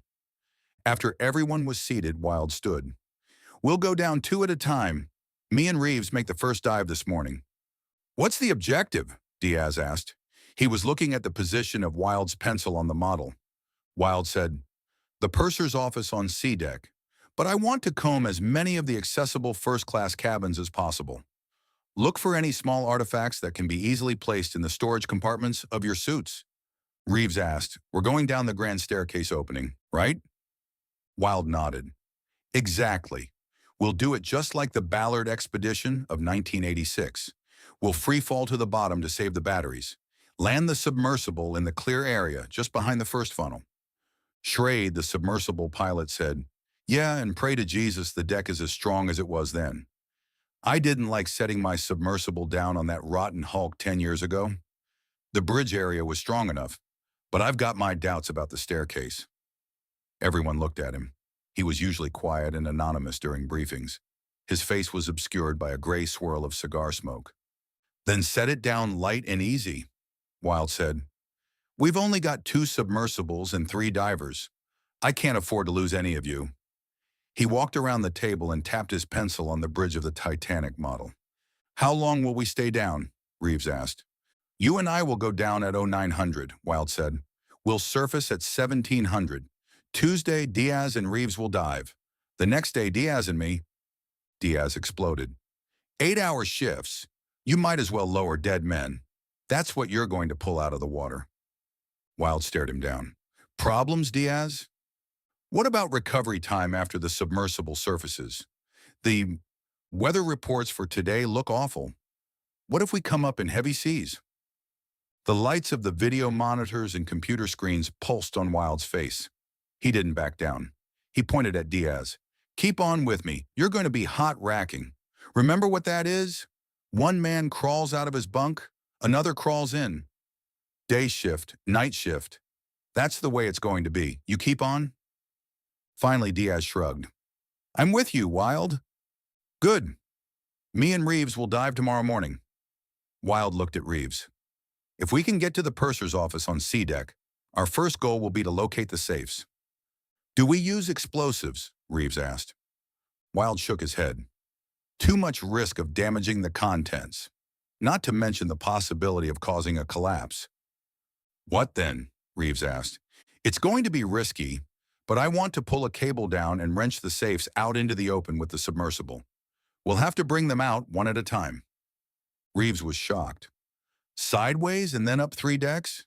You're not serious. We'd be better off using explosives." Wilde waved his hand impatiently. "What about pulling the safes? Can you do it, Schrade?" The pilot's fingers moved in nervous circles on his temple. "I can pull it clear at full power if we don't get caught on anything. If I do get tangled up, I'm cutting the cable." He motioned to Wilde and Reeves. "That happens. I'm dropping the safes. You guys better watch out they don't fall on you." Mark Cannon, the pilot of Ishmael, agreed with Schrade. He walked to the model, pointed to the staircase opening. "It's going to be worse than risky. Once that weight breaks free, it'll swing all over the place. You're just begging to get the submersibles hung up." "Yeah, Cannon, that'll dog," Wilde said. Cannon sat down. Young, inexperienced, he was Schrade's antithesis. He was likable, but most of the crew still treated him like a newcomer, a rookie. Wilde's fingers stroked the Titanic model, sliding off just aft of the gymnasium to the ragged tear, the spot where the ship had broken in half. He looked as if he hadn't slept since they'd left Norfolk. "I waited almost 10 years to get back out here. This is my last chance. Yours too." Wilde pointed to the square chasm that had once been the beautiful glass dome over the Titanic's grand staircase. So Schrade, Cannon, you'd better not cut the cable on anything, unless you want to crawl back down into this black hole after it. And Reeves, Diaz, Wilde was once again tapping the model with his pencil. If things fall apart, you'll pull them back together because that's your job. We're not going home without the cargo hold full of artifacts. Any questions? No one spoke. After a brief pause, Wilde turned to leave the control shack. Get yourself ready, Reeves. We're going to have one hell of a morning. 1,000 feet, Schrade said. The underwater headset rang in loud and clear as the submersible settled toward the Titanic. You copy that? Wilde asked. I copy, Reeves answered. Ease off, Wilde. It's working fine. This was the 5th time Wilde had checked the communication system since they'd started down. By now, it was perfectly clear that they could both hear each other and the surface ship. They could certainly hear Schrade's traffic from the submersible. Don't be so damn sure, Will said. Remember last time? All the communications gear broke down on us. Wrong. It broke down on me in Galway. You want to do a communications check that means anything, wait till we hit bottom. It's when you get to the wreck that everything goes to hell, Reeves said. Schrade continued the methodical countdown that had begun when Ahab first slipped into the silent water a few feet beneath the surface. Falling at 100 feet per minute, settling deeper into the darkness, Reeves noted that weather conditions had been good for the launch. Ahab was rocking down on the slight cross-current like a falling leaf. There was barely room for both Reeves and Wilde on the submersible's bow platform. 20 minutes before, both of them had been strapped down so they wouldn't be thrown as the Belfast winds cranes lowered Ahab to the sea. The launch had been smooth until they smacked into the surface chop above the Titanic's gravesite. As the black-suited scuba divers had made the last checks of Ahab's hatches, Reeves had felt a bit nauseous. It wasn't seasickness. It was apprehension over what he might find on his second trip to the old liner. Now, well on his way to the wreck, Reeves checked the tightness of his strap and strained to get a look at the position of his feet on the platform. He was standing on a ledge of grated steel. Without the harness, a strong cross-current or a slight misstep would send him tumbling toward the abyss. He could swim, of course. The suit's propulsors would lift him, but something, that same fear he'd experienced on the first dive, made him press his back to Ahab's bow. 1,200 feet, Schrade said. The descent had begun 12 minutes ago. They were right on schedule. Check your suits for any problems. Reeves looked at the computer grid in his visor. The picture showed no abnormal stress points in his armor, but he still had 11,000 feet to go. The suit was designed to give a warning if any part of its armor was in danger of collapse, but such a warning would mean little at 13,000 feet. At 1,000 feet, there was at least a chance, a slight chance, of getting back to the surface alive. Implosion. The word flickered in Reeves's mind despite his attempts to block it out. He concentrated on his breathing, tried to still his mind, but as Ahab descended, he had a feeling of claustrophobia, a sensation that the weight of all the cold water above was settling on his chest. And it would get worse. At 13,000 feet, the pressure would be over 6,000 pounds per square inch. He clenched his fists, felt the sweat from his palms trickle inside the cocoon-like ball joints that encased his hands. At 13,000 feet, a pinhole, the slightest hairline crack, implosion. At that depth, whatever was left of the diver would be indistinguishable from the sediment on the bottom. Reeves imagined the lightning swiftness of that kind of death, the sudden rush of water, the tearing of flesh, the bones being crushed. He wondered how much pain there would be, how long the nerve endings might actually feel the salt water coursing over the ragged wounds. He shook his head. He'd logged thousands of hours on the bottom, and he still couldn't ignore the approaching nightmares of this dive. After Galway's death in these waters, going down to this wreck, Reeves pushed himself closer to Ahab. The steel ledge he was standing on seemed too small. 2,000 feet, Schrade said. Reeves saw what Robert Ballard had called the deep scattering effect. Ahab was well into the darkness now, and bioluminescent creatures exploded away from the falling submersible in phosphorescent flashes. Both of the divers switched on their night visors, and the bright bursts of the small creatures around Ahab's hull were beautiful. At 5,000 feet, Reeves began to feel the cold. The condensation of his own breath made the inside of the suit wringing wet. As the chill started at his feet and crept up his legs, he shivered in the darkness. There was nothing to look at now, just black water. "It's freezing," he mumbled. Wild must have noticed his uneasiness. For once, he sounded almost congenial. "Don't worry about it. The one thing you didn't do wrong the first time was freeze to death." "I was too busy running for my life," Reeves said. They said nothing else for the rest of the journey down. There was no sound but their breathing and Schrade's steady countdown. 11,000 feet, 12,000, 12,300. At 12,300, Schrade's voice changed in timbre. It had an edge. Reeves had heard that tone before, and he knew it wasn't fear. Schrade always became intense when the submersible was closing in on a target. After 2 hours, they made it to the bottom. Reeves saw the current-streaked white sand gliding beneath them. Schrade said, "I'm setting a course for Titanic's bow section. The long drop is over." "Roger that," Wilde replied. They moved in at a low angle, creeping through the endless darkness. For a long time, they saw nothing but rat-tail fish and a few bleached-out crabs crawling over the bottom. The shells of the crabs looked frozen and white. Wild pointed. "There she is, Reeves. You can see her now. Turn up the power on your headlamp." Reeves did, and the dark ocean water gave way to a black wall of steel and rivets. He was astounded. "Unbelievable. I've been here before, and I didn't realize how big she was. It's really something when you can see all of her." "Yeah," Wilde said. "The night visor better than the light robots you used last time?" "Hell yes. You get the whole picture. You don't get the distortion of the shadows." Reeves's voice trailed off. He was awestruck. This was the first time he'd approached the Titanic from the bow. His first dive had been a straight descent. Coming in at this angle made the Titanic look as if she'd plowed her angry trench in the sand just the night before. White noise and Schrade brought Reeves out of his daydream. "I'm going to take her up and angle in on the port side," Schrade said. "Fine," Reeves answered. "Just watch out for the cables. They're all over the wreck, like spider webs." "Cover your own back, Reeves. I've been here before, too," Schrade said. As they closed in on the wreck, rust particles blew across the submersible's bow like wind-driven snow. "How strong is the current, Schrade?" Wilde asked. "We've got a half-knot headwind." The rust pouring down the ship's side was a lava flow of orange. On some sections of the hull, it had completely covered the Titanic's portholes. Other openings were so clear they looked like they were still only 4 days out of Queenstown. "Rust rivers," Wilde said. "Looks like the hull's made out of melted wax." Ahab's lights glinted on the glass of the portholes, and the flashes gave Reeves a chill.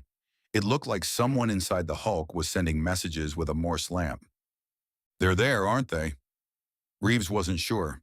If the Titanic's dead were there, they were watching. On the platform, Reeves and Wilde were wrenched backwards as Schrade threw Ahab into a steep ascent. Looking out over the submersible's starboard side, he saw the Titanic's portholes blur into a string of dull glass beads. "Damn it, Schrade! Just trying to keep you out of those bad old cables, boy." When they moved up, even with Promenade B, the pressure in Reeves's eyes intensified. Feeling some kind of presence, he looked toward the Titanic, half expecting to see a cadaverous face staring back at him from the rectangular windows. He saw one thing that stilled his heart. A tornadic form spun up from the rotted promenade deck. A whirling cloud of flotsam. It seemed to gather strength as it moved toward them. Reeves felt the malevolent energy seethe. His eyes throbbed with pain. He wanted to yell a warning to Schrade. Instead, he told himself a comforting lie.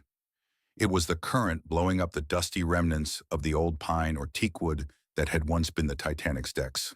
Nothing more. Reeves kept his silence as Schrade took Ahab up to the boat deck, and the watery whirlwinds skipped out of sight down the black corridor. "Landing time," Schrade announced. "Stay with me. Tighten your straps." Moving over the black chasm where the #1 funnel had once stood, they watched the broken davits and smashed rooftops pass beneath them. The ruins of the grand staircase were waiting. Reeves leaned forward, looked down. The Titanic's decks looked deceptively well preserved, but he knew the planking had been eaten away. All that remained were the long strips of caulking which formed the ghostly outline of the boards. On the boat deck, Reeves saw the smoke-gray rooftop of the officers' quarters. With nearly a century gone since her sinking, the wreck resembled a lunar landscape. "Keep your seats," Schrade said. "If the deck gives way, we're leaving in a hurry." Schrade talked them through the descent. 20 feet, 15 feet, 10 feet to touchdown. Wary of unseen cables that might snag them, he brought Ahab down slowly. Reeves looked toward the rusty flange that had been the base of the grand staircase entrance. The glass dome was gone, shattered either by the sinking or the bottom pressure. Reeves could see little beyond the black opening. Nothing was left of the splendor of 1912. If the Titanic wreck as a whole was the tomb of 1,500 people, then the grand staircase was the gravesite of the Gilded Age, the end of the Edwardian era and innocence.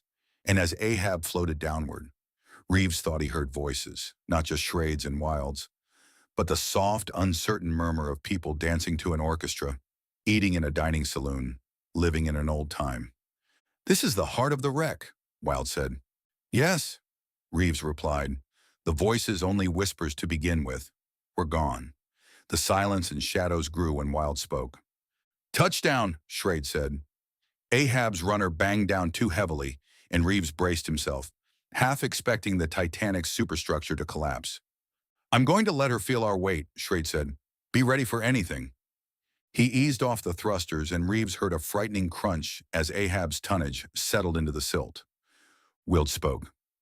"What was that, Schrade? Is she going to hold us?" Schrade, already calling the Belfast wind, ignored him. The two divers listened to his transmission. "We've touched down forward of the grand staircase," he told the surface ship. "I'm giving her all of our weight, and she's holding." And Reeves looked at Wilde's face through the dark shield of his visor, hoping to see terror. He wanted to see Wilde scared out of his mind just once, but he saw only a tensing of the facial muscles. "Get unstrapped, Reeves. Let's do it." Wilde's breathing sounded labored. "Divers ready to disembark?" Schrade asked. "Affirmative," Wilde said. Wilde was the first one down from the platform. He was also the first to walk 10 feet from the submersible, close to the pitch-black staircase entrance. And he was the first to fall through the rotten deck. Chapter 5. "Wilde!" Reeves's scream reverberated inside his helmet. Wilde had disappeared in milliseconds. An orange explosion of rust hung like a specter over the place where he'd fallen through the Titanic's deck. Schrade yelled to the surface ship, "We've lost a diver!" Reeves made a wild thumbs-up signal to Schrade through Ahab's porthole. "You better get us the hell off this deck. The whole sub might go through." They blew some ballast, and Reeves felt a minuscule tremble as Ahab's weight lifted. "We're up a little," Schrade said. Reeves breathed easier. "Good. Where did Wilde fall through?" "Just forward of the staircase entrance," Reeves said. From the surface, Cannon, who'd been monitoring the conversation, boomed in like a depth charge. "Forward? Let's see. That puts him in—" "Wait a minute. We're checking the deck plans." Reeves said, "That puts him in the first-class elevator shaft. You don't have to check. If he fell through the elevator gear room, he might be all the way down to E-deck by now." There was a squawk of white noise, and Reeves looked toward the small, black crater that had swallowed Wilde. The sound that came through his headset was a mere whisper. "Wait," Reeves said. "I'm picking something up. I think it's Wilde. I don't know if his equipment's damaged or—" Again, a raucous note of white noise trembled through the water. "I heard it that time," Schrade said. Reeves said, "I'll try to get to him." "All right. Keep your weight off that deck, Reeves," Schrade said. "I think the rotten places are small, just a few here and there. It's not likely the whole sub will go through. I'll try to set her down close to the opening." "Do what you need to do. If Wilde can't come up under his own power, we're going to need the robot's tether," Reeves said. "Do you want me to send the robot with you?" "No. Save it until I see what's down there." Reeves' fingers danced nervously over the buttons of the pistol grips. He found himself wishing for the old grips that he was accustomed to. He needed more than a few hours' practice for a situation like this. The propulsion unit lifted him on a cushion of turbulent water. He covered the distance between Ahab and the staircase opening in seconds. The dark staircase yawned beneath him. He felt a cramping fear in his chest as he drifted below the Titanic's boat deck. He'd never been down the grand staircase, but he remembered the destruction, the ravages of time he'd seen in the videotapes from the American and French expeditions in the 80s. In those films, the walls were stripped bare, collapsed staircases. Nothing decorative had survived, only stalactites of rust and light fixtures that swayed from the ceiling. Reeves settled into the A-deck foyer. His landing was rough but balanced. He shut off the propulsion unit, looked around, scanned every doorway for movement. The darkness was alive. Even with the night visor and headlamp, the shadows slithered around the light, looking for a stranglehold. He would have to stay alert. Somewhere in this place of ruins and dark windows, it was waiting for him. On the first dive, it had nearly won. Now he was fully aware that it, the power which kept these old rooms aglow, was teasing him, using Jack Wilde to lure him in, just as it had used Galway. Reeves felt a surge in the shadows around him. A swirl of water moved through the light fixtures, sent down a tumble of rust and broken sea pens. He gasped. When the water cleared, he was looking back through time, seeing something that belonged to April 14th and L5th, 1912. Something that had been destroyed on a long ago midnight. The grand staircase, rebuilt, regenerated, beautiful as ever. At the base of the staircase, the cherub still waited atop the banister. The frosted globe of the cherub's torch was intact. The oak and wrought iron balustrade swept up to the landing. All of the scrolled Baroque woodwork that was supposed to have been eaten away graced the support columns and the paneling. And of course, there was the ornamental clock. Two angelic figures stood like sentinels, guarding its face. Honor and glory crowning times, Reeves whispered. The darkness shifted, and the faces of the angels atop the landing seemed to turn toward him. As they looked down, the big hand of the clock shivered closer to the Roman numeral 12. Reeves' first minute at the foot of the grand staircase entrance had been recorded, and the moving hand of the clock told him that technology, the submersible he'd ridden down in, the visor he was wearing, made little difference. The dark ocean inside the Titanic controlled what he saw. A stream of rust bled over the white face of the clock, and Reeves knew that the half-sleeping evil he'd roused 10 years ago was now completely awake. Reeves?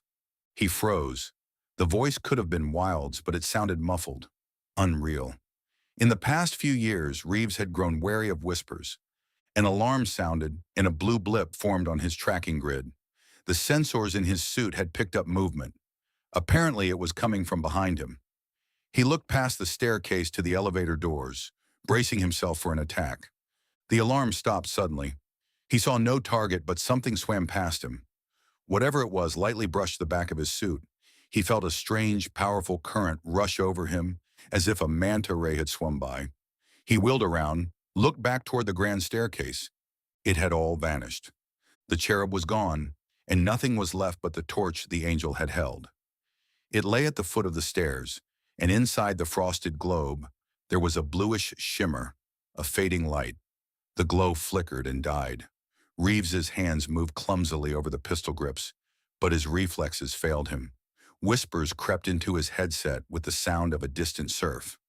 He was being spoken to, but in all of the constant, unintelligible murmur, there was only one word that came through clearly. Reeves, Reeves, Reeves.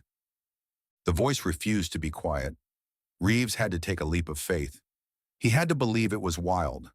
It sounded like Wilde. But could ghosts fool him? Could they mimic the voices of living people?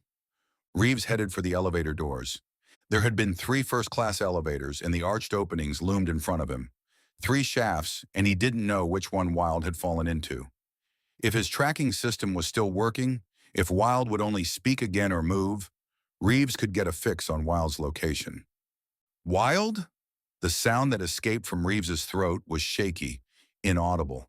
He chided himself, called himself a coward. This time he yelled, "Wilde!" With the sound of his voice, whatever it was that lived in the Titanic went into a frenzy. Support columns bent beneath the weight of the upper decks. The angles of the wall and ceiling shifted. Light fixtures swayed as if a strong current were blowing through the wreck. But there was no current. A few feet away, the elevator doors slammed shut, covering themselves with a tangled shield of wrought iron grillwork. Reeves wanted nothing more than to back out now, to throw his propulsion unit into full gear and head back up the staircase to the safety of Ahab. But he couldn't. Sweat and condensation formed icy rills on his arms and legs.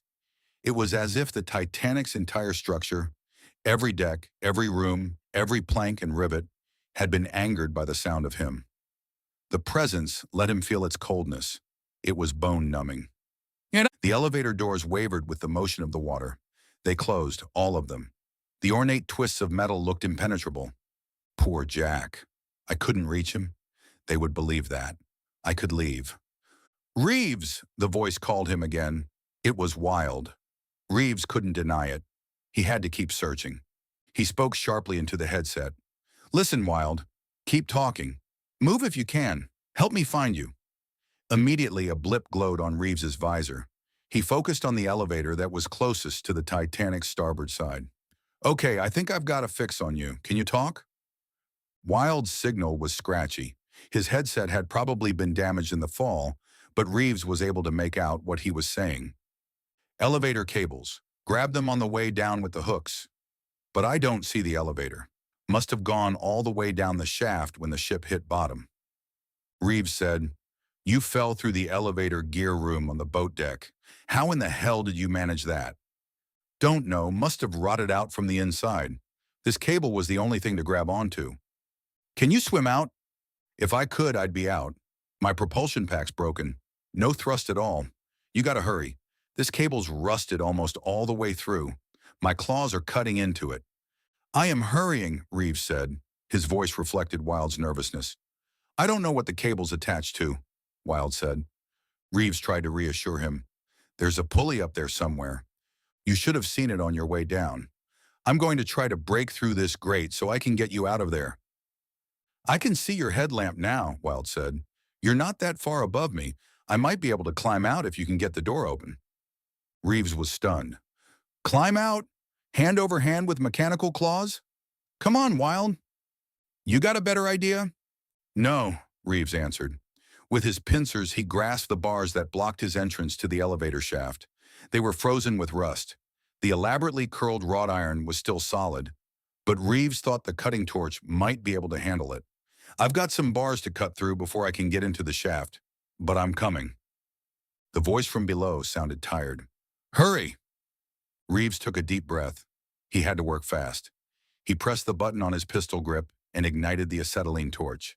Touching the spear of flame to the grillwork, his hand moved steadily from left to right. Flash after flash, spark after spark, the bars glowed red and fell away. It was difficult to get into a prone position in the suit, but Reeves managed to kneel and lean over the edge of the shaft. Orange stalactites of rust trailed down into the darkness, tumbling away as Reeves came to rest on his stomach. An avalanche of rust billowed under him as he snaked himself further into the opening, pushing forward until his abdomen became a fulcrum. One more pound of weight forward, and he would topple into the black hole with Wild.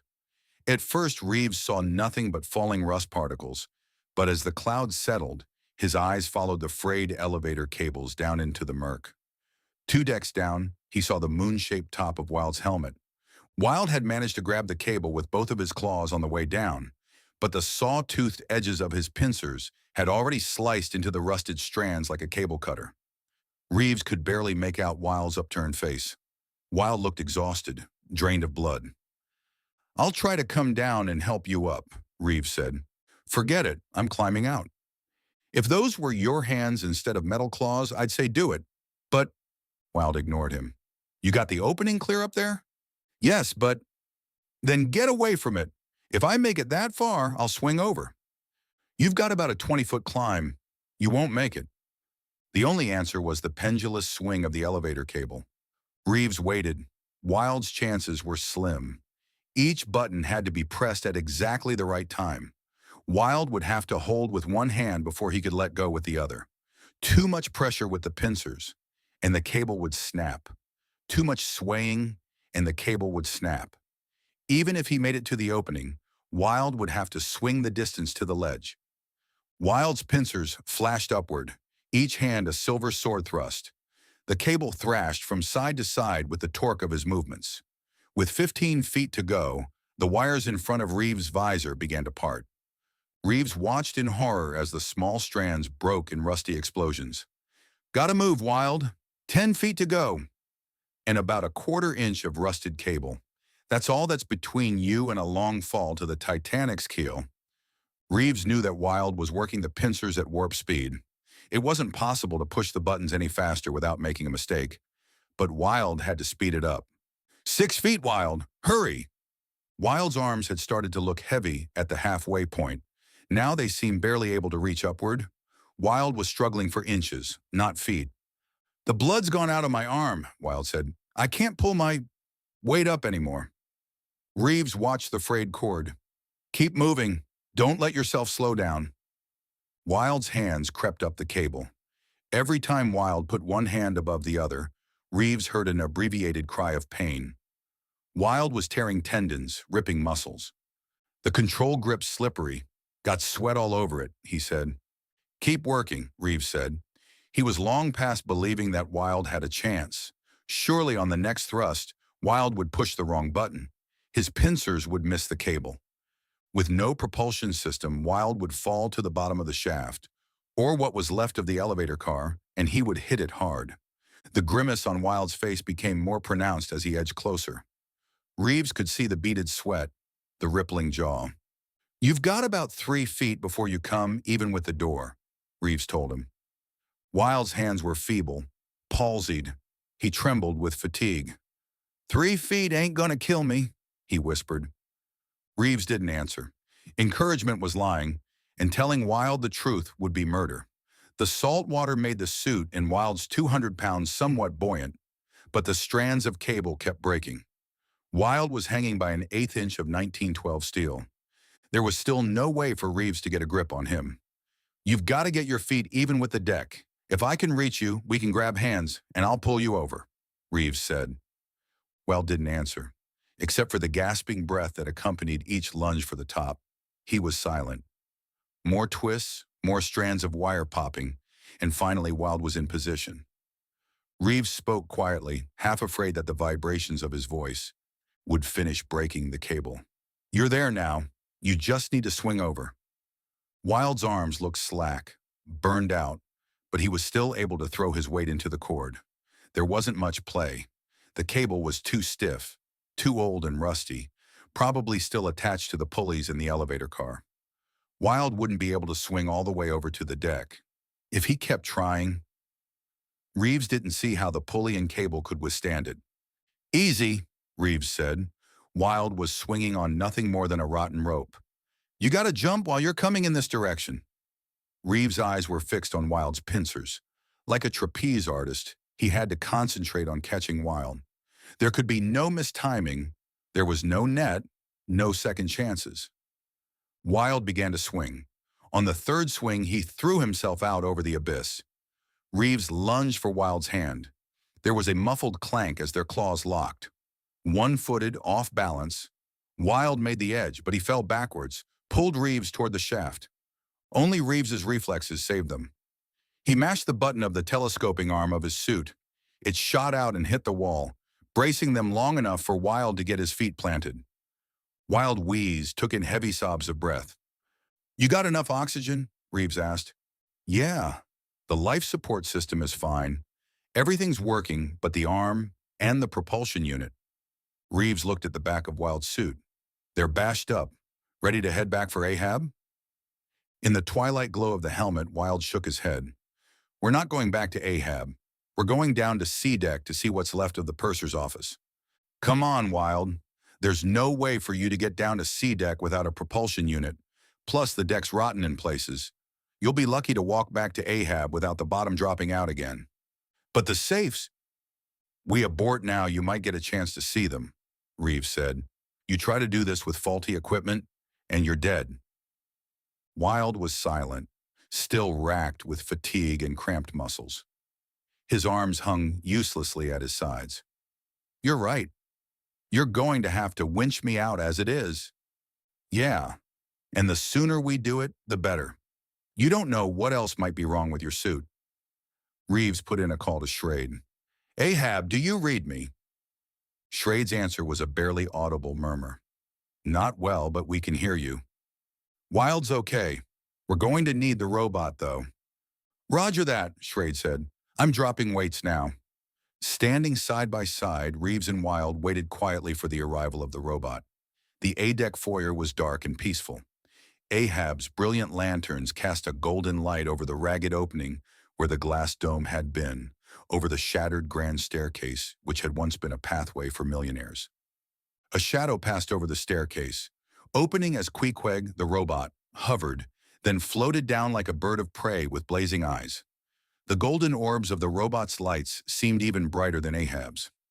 As the robot settled to the deck, Reeves looked around at the stark walls, the bare support columns. He whispered, "It's all just rust and decay now." Wild overheard him. "What?" "Nothing. Let's get you out." He helped Wild lace Queequeg's tether through his pincers. "At least you don't have to pull yourself up this time. Just hold on and let Schrade reel you in." But Schrade had already positioned Ahab dead center of the staircase opening, and the submersible's vertical thrusters were at full power. "Ready down there?" "Ready," Reeves said. Ahab's winch turned. The nylon cord tightened. Reeves watched nervously as Wild and the robot moved toward the submersible. Once out of the Titanic, Queequeg turned its lights toward Ahab. It looked like Wild was safe. Reeves backed out of the wreck. As his thrusters lifted him, he kept his eyes on the sprawling shadows beneath him. The A-deck foyer darkened as he ascended. He expected the wreck to show him some new vision now that Wild was gone. But he saw nothing. Only the white sway of distant light fixtures. Reeves cleared the jagged edges of the staircase opening, headed for Ahab. Schrade sailed in close to the Titanic's boat deck. Reeves and Wild clambered aboard Ahab's platform. Queequeg was the last to come aboard, but it only took Schrade a few minutes to manipulate the robot into its garage beneath the diver's platform. With the robot in place, Wild leaned against Ahab's bow, into the crook of the manipulator arm. "We're strapped in, Schrade. Take her up," he said. As they started the 2-hour ascent, Reeves leaned forward, studied the Titanic's outline. Her fallen foremost, the shattered wing bridge, her distorted cabins, watched the ruins of the great ship fade into the depths. "I'll be back," Wild said. "I'll get my shot." Reeves looked at Wild. He didn't feel up to answering. Yes, Wild would come back, as would the rest of them. They would keep coming until ever artifact was recovered, until the grave was completely robbed. And then what? Reeves had seen terrible things, but he knew they were merely omens. What was waiting for them? How many of them would die? And when every hiding place in the Titanic was stripped away, when the modern lights and cameras finally lit every dark corner, what would they find?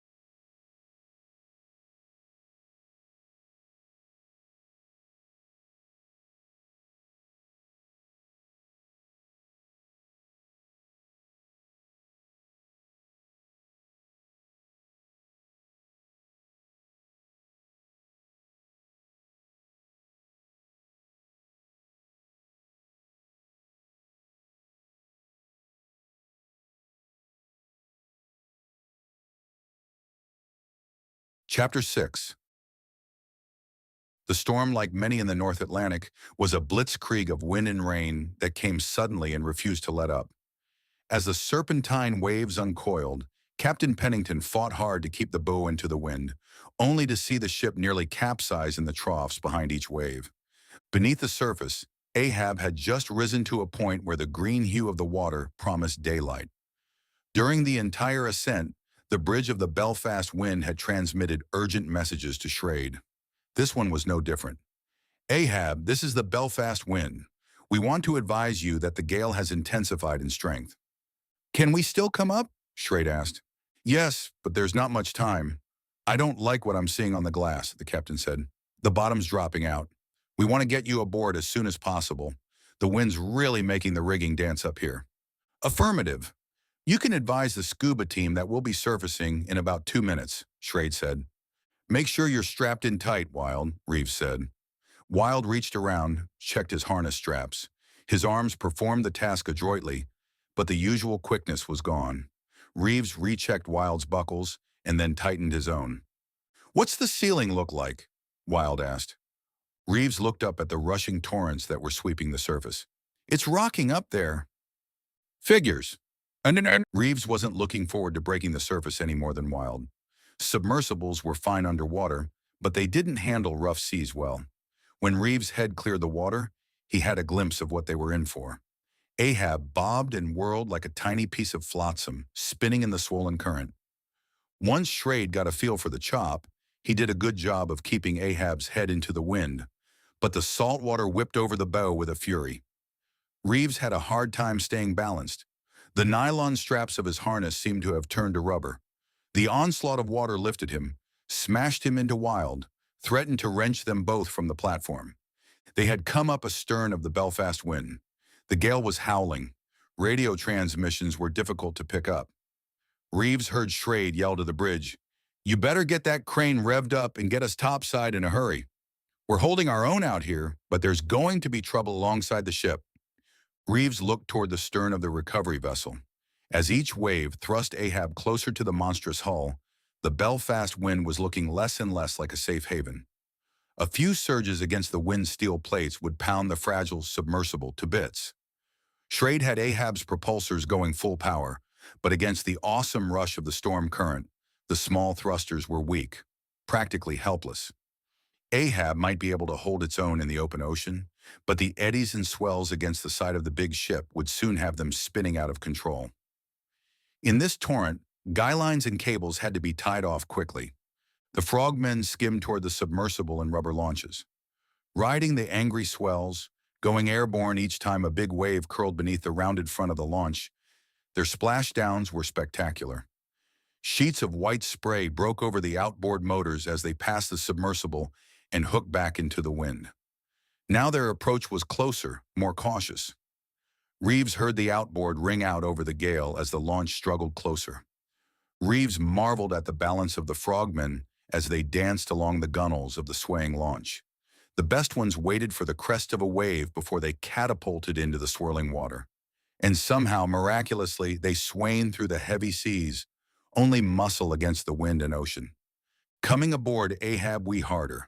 The first frogman got his foot on the diver's platform and his body half out of the water before a big surge bucked him. He went with the force of the wave, pushed himself away from Ahab's hull.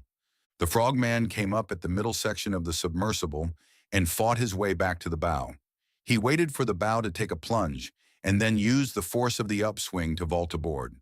Once he was on the submersible, he made a quick check of Reeves's and Wild's harness straps before he scaled the conning tower.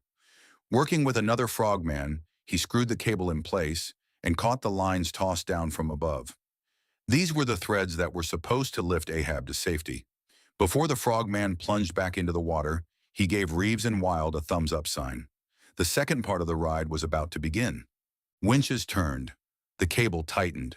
Still, Reeves knew that they were far from being safe. The Belfast wind's crane was tailor-made for this kind of recovery. But when Ahab broke free of the surface, the small submersible would have a long trip up the Belfast wind's hull, and although the mothership was more stable than Ahab, she was taking a pounding. If the guy lines weren't kept taut, the final stage of the recovery would turn into a series of shattering crashes against the mothership's hull. Reeves drew a nervous breath as he looked up the steep side of the Belfast wind. It would take no more than 2 or 3 bumps to do irreparable damage to Ahab, and to himself, and to Wild. Reeves saw anxious faces peering over the Belfast wind's rail. They were waiting, wondering if the divers and crew would make it. Big waves rolled in, exploded against the Belfast wind. Only the cable coupling kept Ahab from going with them, and disintegrating in a shower of white foam and Kevlar, and the cable didn't seem like much to depend on. The tiny submersible was being wrenched from side to side, and Reeves fully expected the wires to part with every cresting wave. Reeves held his breath as the Belfast wind's huge crane lifted them out of the water. A gust of wind ripped into them, and he saw men on the fantail struggling to keep the lines tight. Reeves didn't envy the deck crew. By now, the cable was cutting into their hands, blistering their palms. Another roar of wind, and Reeves heard a scream. He knew instinctively what had happened. To work the deck of a ship in heavy weather, a man needed quick hands, if he wanted to keep them.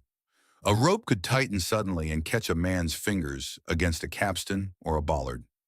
Sure enough, as Reeves looked on, a sailor fell against the railing, whimpering over his crushed hand.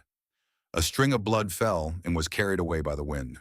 It was an icy wind, so cold that it blew white, left its frosty mark on the beards and eyebrows of the crew who came to help the injured man. They pulled him away from the railing. Halfway up the surface ship's side, Reeves saw the deck crew struggling to keep their footing on the wave-soaked deck. They fought Ahab's weight, paying out flesh to keep the lines taut. How much pain could they stand? "It'll happen any time now," Wilde said. "One swing out, one swing in. We'll break up like a damn piñata."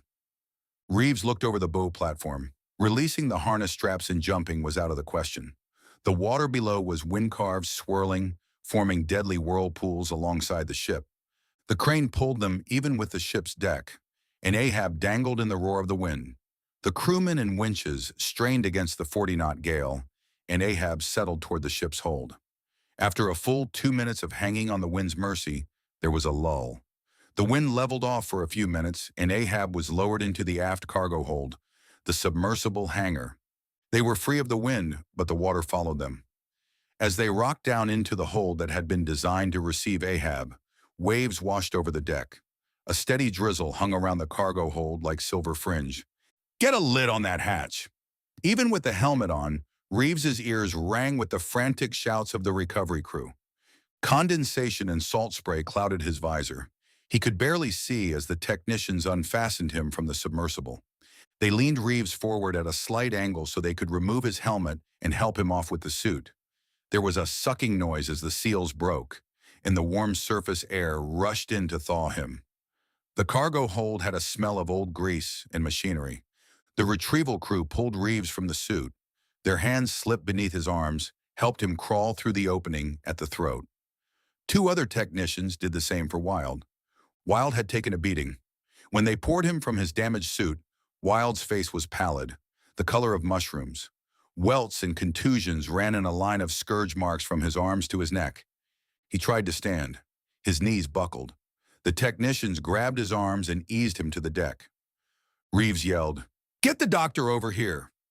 Doc ran across the hangar, leaned over Wilde. "Almost found what you've been looking for all these years, didn't you? Do you believe in it now?" Wilde's reply was weary, quiet. "I believe in it. Devil's patient, Doc. Didn't want me yet. I'm going back down tomorrow. Storm or no storm." Reeves stared at him. "You need R&R for at least 1 day. You're not even scheduled to dive tomorrow." Doc said, "What Wilde needs is what he got today. Won't make so many damn mistakes."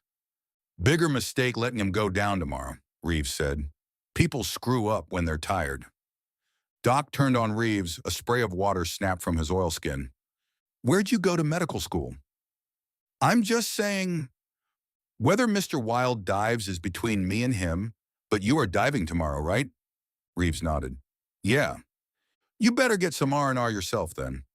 After the frigid waters inside the Titanic, Reeves was grateful for the scratchy blanket, the musty smell of the wool. The cot sagged when Ellen clinched in beside him. He was glad for the warmth, for the way the springs gave as their bodies rolled to the center. He couldn't get close enough to her. Alan was wearing one of his old shirts, a blue-striped cotton thing that was almost as soft as her skin. A hint of perfume had seeped into the fabric, and Reeves breathed it in as she rubbed his shoulders. He wanted to hold her and try to forget, but he couldn't. She said, "Why don't you try to sleep? I know you're tired." "I can't." "Too much adrenaline. I've got some Xanax. Help calm you down." I doubt it. He was quiet for a moment, then added, the whole time I was in the Titanic, there was something, I don't know what, but there was something that watched me from the time I got off the submersible. Sounds like some kind of phobia, not unusual, your work, the risks you're taking. This isn't claustrophobia. It's not just a few bad dreams. I didn't say it was that simple. Look, I know this much about you. You like to go head-on against things that scare you. You fought in the war, saw people die, said you almost drowned when you were a kid. That's enough to stress anybody. What I need to hear from you is something more than what the damn doctors keep telling me. Something besides needing rest, or tranquilizers, or coping mechanisms. His throat tightened. He felt the thrum of the ship's engines, the trembling of the ship against the storm. You've got to believe in the things I see. She didn't answer, and the silence was filled by the whine of the wind in the ship's rigging. Finally, she sat up, said, I don't know what to believe. 5 hours back, and this is the first thing you've told me. What did you see down there? Things changing shape, moving. I saw artifacts that were taken by the French back in the 80s. I saw them plain as day. They're still there. Ellen shrugged. I'm not into all that New Age paranormal stuff. I know people who tell you saw the energy that belonged to the objects, that some kind of energy remained after the objects were stolen. I don't know if I believe all that. I do, ever since I found Galway's body. I don't want to see these things. I don't invite them. Ellen said, You think you're psychic? You think it's the Titanic? What? Reeves's hands floated down to the blanket. I believe when bad things happen, when there's a plane crash or a hurricane or a shipwreck, it's like ripping people away from the world. Time stops for the people that die. It leaves a jagged tear, like when you rip the needle across a record. The bad thing just plays over and over, and the spirits hang over the tear because that's where time stopped for them. But why do you see them? Nobody else can. Most people can't. They just feel things, or maybe hear them. Don't actually see them. The closest they get to the other side is a chill, or hearing a voice when they're alone in the house. It's like some people are blind, some need glasses, and some have 20/20. If you've got the sight, if you really have it, you see everything, all the bad things. It's like hell. Leaning close, Ellen whispered, Maybe it's heaven too. What? If you're psychic, it's a gift. She touched his thigh. Why don't you treat it that way? It could help us find what we're looking for, couldn't it? She smiled. Reeves kissed her neck. He hadn't expected her to believe him. He made love to her, and the feeling was strong enough to make him think that when they finished, the gale outside would end. It would be morning. There would be sun and silence. Nothing but motes of dust drifting down through the golden light in the porthole. No wind, no voices, no whispers of storms or ghosts. Chapter 7. Reeves! At first, Reeves thought Ellen was whispering to him, but when he opened his eyes, she was asleep. It was dark in the stateroom, and the riveted bulkheads looked cold, frightening. The storm had continued into the night, and Reeves felt the bow of the ship dipping and rising as he rocked from side to side on the cot. His stomach was feeling a little sick. The ship was like a tilt-a-whirl that wouldn't stop. Reeves! Someone called him again. Reeves let the covers fall away. Looking toward the porthole, he saw a flicker in the glass, a strange light. There was something out there, and somehow he knew that it wouldn't go away on its own. Chills ran the length of his body as he stood. The thing outside made him cold. Again it called, Reeves, and he shivered as its frigid breath pulsed around the edges of the enclosure. Something squeaked against the porthole. It sounded like someone's fingers were writing a squiggly message in the condensation, and the light, whatever its source, was getting brighter. Another wisp of steam blew around the edges of the glass. Ellen was still asleep. There was a tickle of warm breath as Reeves's palm moved over her lips, her nose. His hand rested on Ellen's forehead. Her shin was too cold, and the blue light from outside cast shadowy circles over her eyes. Death had somehow fallen over Ellen, but she was still breathing. She just wouldn't wake up. The voice at the porthole, a child's voice, teased, There's nothing but to face it. There's nothing but to come and see what it is. Mesmerized by the shifting light, Reeves crept toward the flickering porthole. A stink of decay drifted down in puffs of steam, and as he moved closer, small wisps settled over his face. Reeves struggled against the violent contractions of his stomach. He was inhaling the breath of the dead. The cold made his legs feel like they were frozen with arthritis. He thought he saw the wild flutter of a hand at the porthole.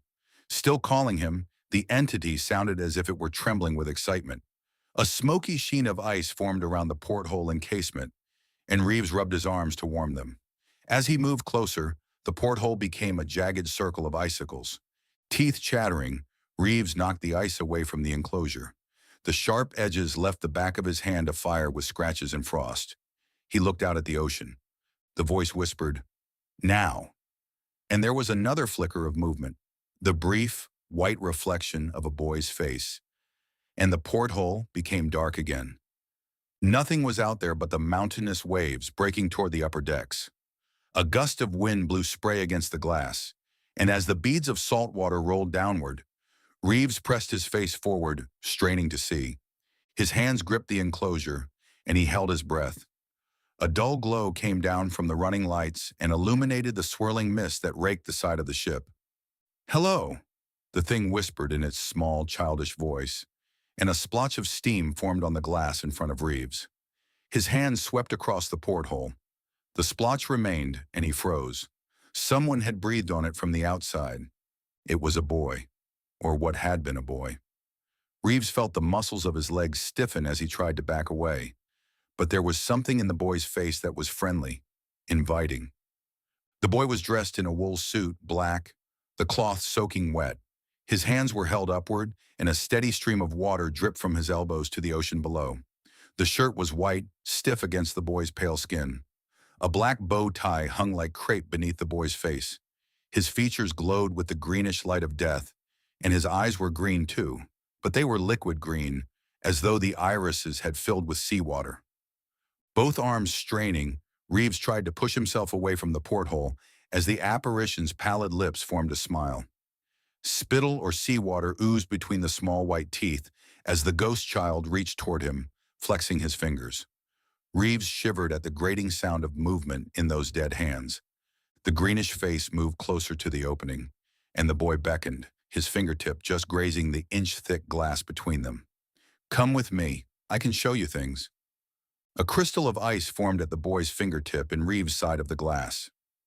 A web of frost spread across the porthole, and as Reeves reached upward, he could see the eagerness in the boy's face. The ice thickened on the glass as the boy flattened his palm against it, pushing. Reeves stared in horror at his own hand going upward. The boy's face was close to the window, watching Reeves' hand rise toward his own. His lips quivered as his tongue darted over them. But first, the boy exhaled with a trembling shudder, and the glass turned white with his breath. Reeves's fingers pushed deep into the ice, and a long, hairline crack formed under his palm. The porthole glass broke in half, and Reeves felt a chill wrap around him. Something cold enveloped him, pinned him to the wall. Icy fingers clutched at his arms. Cold lips moved against his ear. "But first," the boy said, "let me show you how I died." Chapter 8. The boy placed his hands on Reeves's shoulders and turned him around. A salt mist settled over Reeves, and when he breathed it in, the moisture burned his throat, cut a swath of numbness all the way to the pit of his stomach. The boy had an airy quality, as if he were too light for his clothes to hold him down, even though the woolen coat, the starched white collar, and the frayed bow tie were heavy with seawater. Reeves's breath exploded in short bursts. Each time he exhaled, the ghost moved closer, devouring the plumes of steam that came from Reeves's mouth. The boy's eyes flashed with raw hunger. Reeves shivered. "Are you cold?" the boy asked. "That's how it feels before your lungs stop. Everything is black and cold and dead, and you're just floating, going down toward the bottom." The ghost's eyes glinted like a china doll's. "I felt the water inside of me, and then there was nothing but the thunder of the ship. I felt water rushing through my hair, but I knew there was more." The last words whistled out, cloaked in the boy's frozen breath. For the first time since the boy entered the room, Reeves found his voice. "I don't understand." The boy's eyes had a predatory gleam. "There is much for you to learn." He spun around without gravity, so fast his movement was a blur. He pointed to the cabin door, and it bulged inward, buffeted by a cyclonic wind that rose with his hand. The hinges glowed red, and the door splintered into a heap of scrap metal. Standing in a shroud of ice and fire, the boy motioned for Reeves. "Come with me," he said. The ghost started down the corridor, and even though he walked 2 inches above the deck, there were wet footprints, sprinklings of ice for each step he took. Reeves' heart quivered. He looked at the boy who stood at the far end of the corridor, his white face a shifting lantern floating down the darkened passageway. "Reeves!" The timbre of the boy's voice was shrill, insistent. With each crash of storm surge against the ship, the light in the boy's face shone brighter. "Come now!" Reeves went along behind him, just outside the circular glow of the apparition, his bare feet following the boy's wet footprints. As he reeled down the hall against the pitching of the ship, an ache wormed its way into his ankles like a cold steel corkscrew. The boy turned around. His face glowed blue as ice. "That's the sea, Reeves. That's how it makes you feel." The ship plunged down the side of a wave, and Reeves kicked out at the bulkhead to keep from falling. At the end of the corridor, the boy started up the stairs that led topside. Reeves followed with his arms folded, trying to keep warm. The violent rolling of the ship turned the stairs into a mad seesaw. The boy waited atop them, the sky behind him all lightning and fury. The rain blasted into white spray by the wind. He stood on the bucking stairs, looked at Reeves, strangely balanced, not even grasping the handrail. The boy motioned to him again. "Come on!" There was a rush of fear in Reeves's stomach. He leaned into the wind. The gust that came through the hatch pulled his eyelids taut. Against his will, he lifted his hand to the guardrail. As his fingers touched the metal, the bluish glow shone brighter, just as when he'd first seen the boy and touched the porthole. It was the light that led him, allowed him to see the steps clearly, but the storm winds sucked his breath away. He stopped, and the boy held out his hand. Reeves drew back, repulsed. As he hesitated, the wind scooped in under his chest and threatened to catapult Hint back down the steps. "You will take it!" the boy yelled. Reeves looked up into the green eyes, watched them change colors, turn black and hungry. The boy's fingers extended, stretched past the tearing point of human flesh. Reeves saw the memory of a skeleton, a patchwork pattern of crushed and fractured bones beneath the skin. Old scars. The boy's death must have been horrible. Reeves reached up. The wind intensified and the transparent hand snatched at his fingers, enclosed him in a frigid grip. The boy's face was as bright and clearly delineated as the lightning. The boy spoke as the gale roared over the hatch opening. His voice, only a whisper, seemed louder than the wind. "This is the opening, Reeves. This is what you've come here to see. Be careful. It changes when you go through." Reeves felt himself lifted, floating, as if the boy's touch had anesthetized his muscles, carried him into a world without gravity. When he felt the weight return to his legs, he had been pulled through the opening. He was on the main deck. There was no storm, no wind, just a moonless, clear sky. And the stars were so fiery, they looked as though they would burn away long before daybreak. At the moment when Reeves' feet touched down, the boy's cold hand turned warm. Instead of lifeless, unyielding skin, Reeves felt the race of the boy's excited pulse, strong as his own. "There isn't much time now, Reeves," the boy said. "We've got to hurry." The boy tugged at him, but Reeves didn't understand. The jagged bone structure, the scars he'd seen in the boy's hand were healed. The skin was smooth, flushed with life. But that wasn't as frightening as the revelation that came with the next breath. Reeves stared at the towering mast and ratlines that rose above him. He saw the black outline of 4 huge funnels against the night sky. People were screaming, running. Reeves stood frozen to the spot and made the mistake of allowing the white-faced mob to engulf him. The next thing he knew, he was sprawling, his nose bloodied from a fall to the deck. The man who'd done it didn't slow down, just crushed his boot into the small of Reeves' back and kept running. The boy jerked Reeves' arm. "Stay on your feet. Won't stay alive long if you let yourself be falling like that." As Reeves stood, He noticed the slant of the deck, the polished feel of teakwood. From somewhere up forward, Reeves heard the sound of a band, a soft blend of piano and strings that floated over the swarm of people, like the smoke of another world. There was one lone voice singing, "Lift us up in might ye waters, keep our eyes on things above." The boy squeezed his arm. "They've gone without us, they have." When the boy said that, Reeves knew where he was. This was the Titanic. Looking over the rail, he heard the splash of oars, saw wrinkles in the glassy water as they rowed away. Straining his eyes toward the moonless horizon, he could see the outlines of the lifeboats, white crescents drifting out to a safer place. The boy said, "Come on, Reeves. There's a chance for us, ain't there now?" He picked at the fabric of his lifebelt. "These jackets will keep us floating until they can come back for us. I didn't come all the way from Ireland to never even see New York City." Reeves looked away to keep from answering. His mouth had gone dry. He knew what the boy didn't seem to know. The boats wouldn't come back. They would drift off into the darkness and the ice floes. The people in the lifeboats would watch the ship sink, sit listening to the chorus of begging and shrieking until it became quieter, less panicked, less dangerous. Only a boat or two would come back. It would become a matter of chasing a few small voices in an empty sea. The boats wouldn't be able to locate most of those voices in the dark, not in time. They would find mostly floating corpses clutching useless life jackets. Up on the boat deck, Reeves saw the white vestments of a priest who stood lay the railing. The people who had given up on running were on their knees around him. They tried to pray, but some of them couldn't keep their hands clasped. They reached out to grab the rails so they wouldn't lose their balance to the angle of the deck. When the priest spoke, his voice was flat and clear, ominous as the rising sea. "God, the Father of mercies, through the death and resurrection of his Son, has reconciled the world to himself and sent the Holy Spirit among us for forgiveness of sins." The priest stopped as a terrified woman leaped from her knees to the railing. She pointed at the departing lifeboats, screamed, "Look at them, waiting for us to die. They could come back." The priest watched with sadness as a man led the woman away, tried to comfort her. His voice broke when he continued his prayer. "Through the ministry of the church, may God give you pardon and peace, and I absolve you from your sins in the name of the Father, and of the Son, and of the Holy Spirit." A rumbling crashed through many of the people backwards, but that didn't quiet their answer.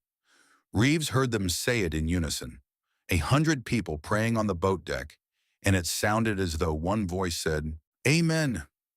Hanging at this skewed angle, the lights of the Titanic were golden, brighter than the stars.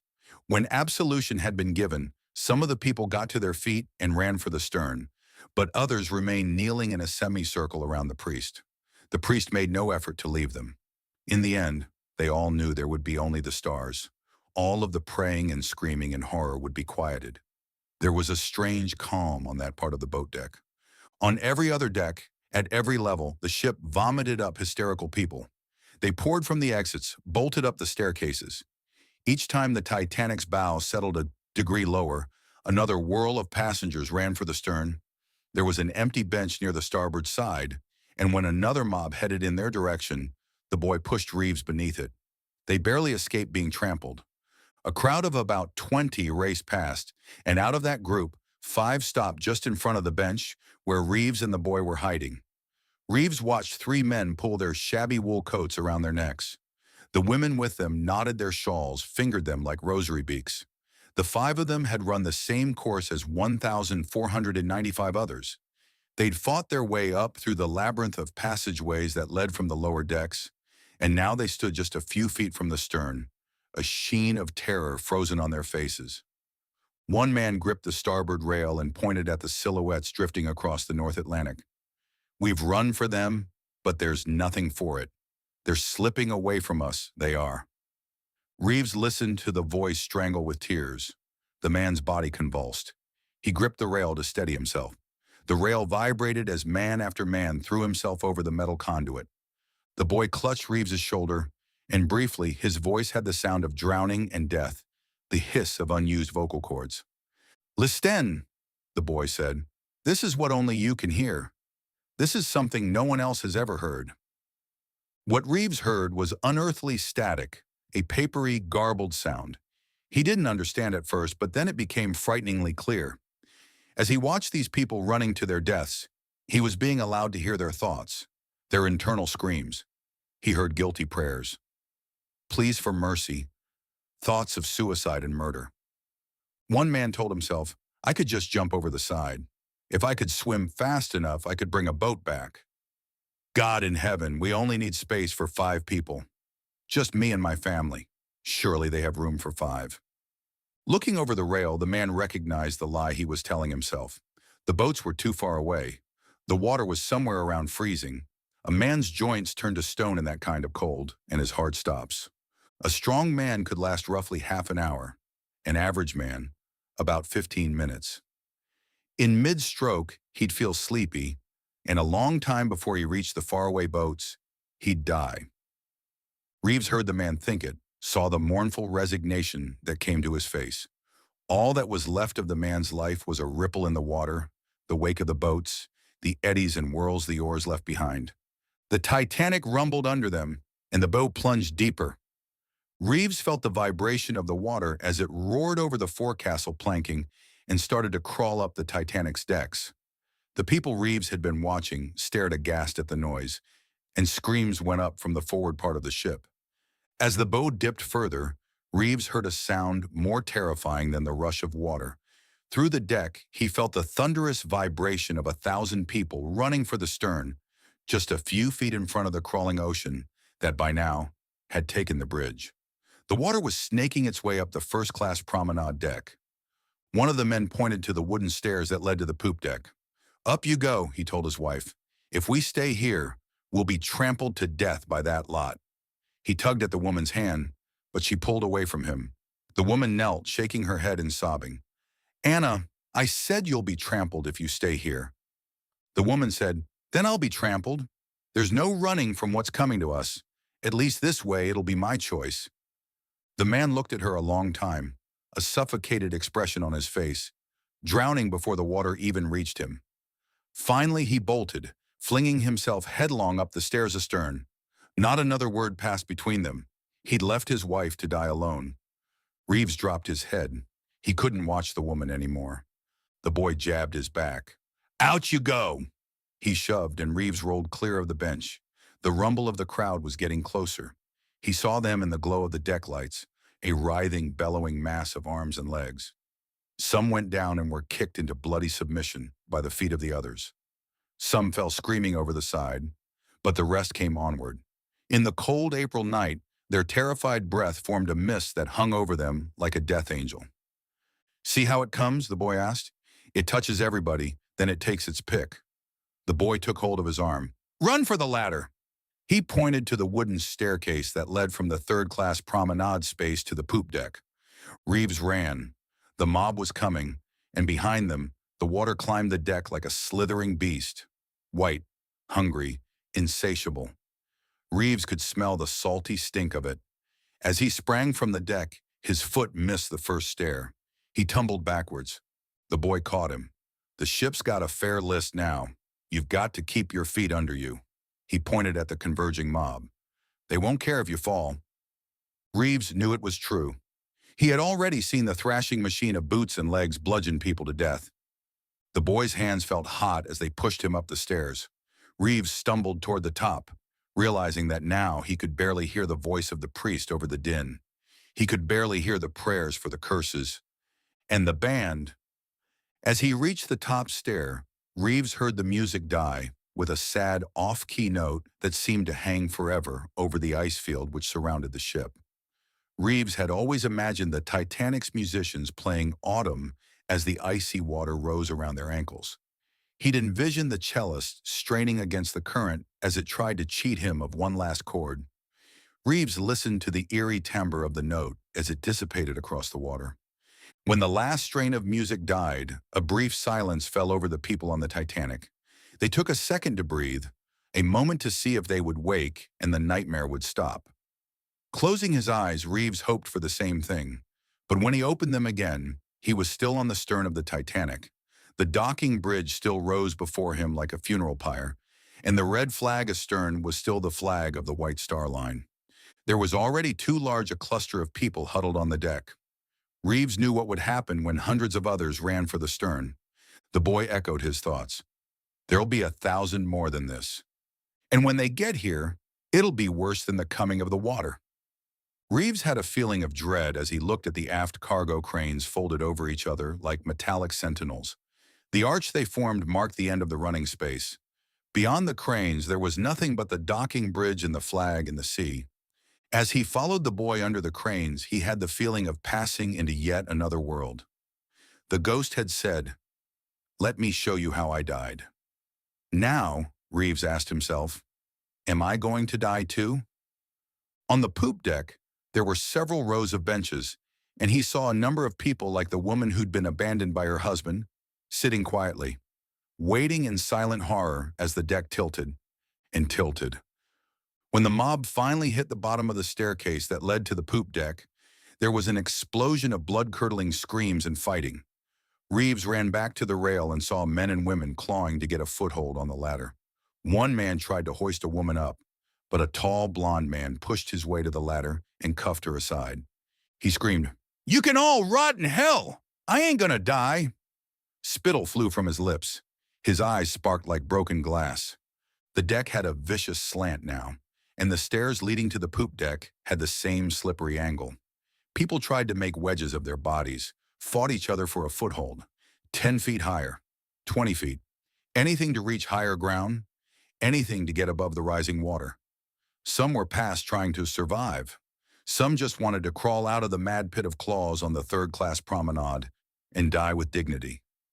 Reeves heard frenzied shouts. People reached the top of the stairs only to have their legs cut from under them. They shrieked as they tumbled back to the well deck. Some made it over the top, their faces shredded by the fingernails of the others. From the shadow of the struggling crowd, Reeves also heard softer voices say, "Please, please, please." A steady stream of passengers poured onto the fantail of the ship. Some of them crawled, some of them ran, but by now the stern had risen so high that they were all climbing for the stars. Nothing waited at the end of the ascent but a long fall from the rail to the dark ocean. His face blanched, his hair sparkling with the mist of the rising water, the boy yelled to Reeves, "Try and stay clear of them. When she goes down, I mean. If you're in with the pack of them, they'll pull you under." Reeves looked at the phosphorescent water continuing its advance up the promenade deck. "Where can we go?" The boy pointed to the docking bridge near the Titanic's stern. "That's the only high ground left. If we're up there, the water will get them before it gets us. It might even wash us away from them. Give us some room to swim at least." The boy ran, and Reeves followed. There were 2 skylights under the docking bridge. They ran around these and dodged the great hawser that was coiled in front of the starboard aperture. The hemp rope smelled like an old warm hayloft, and Reeves knew it was most likely the last dry smell he would take in before he died. The stairs to the docking bridge were on the starboard side.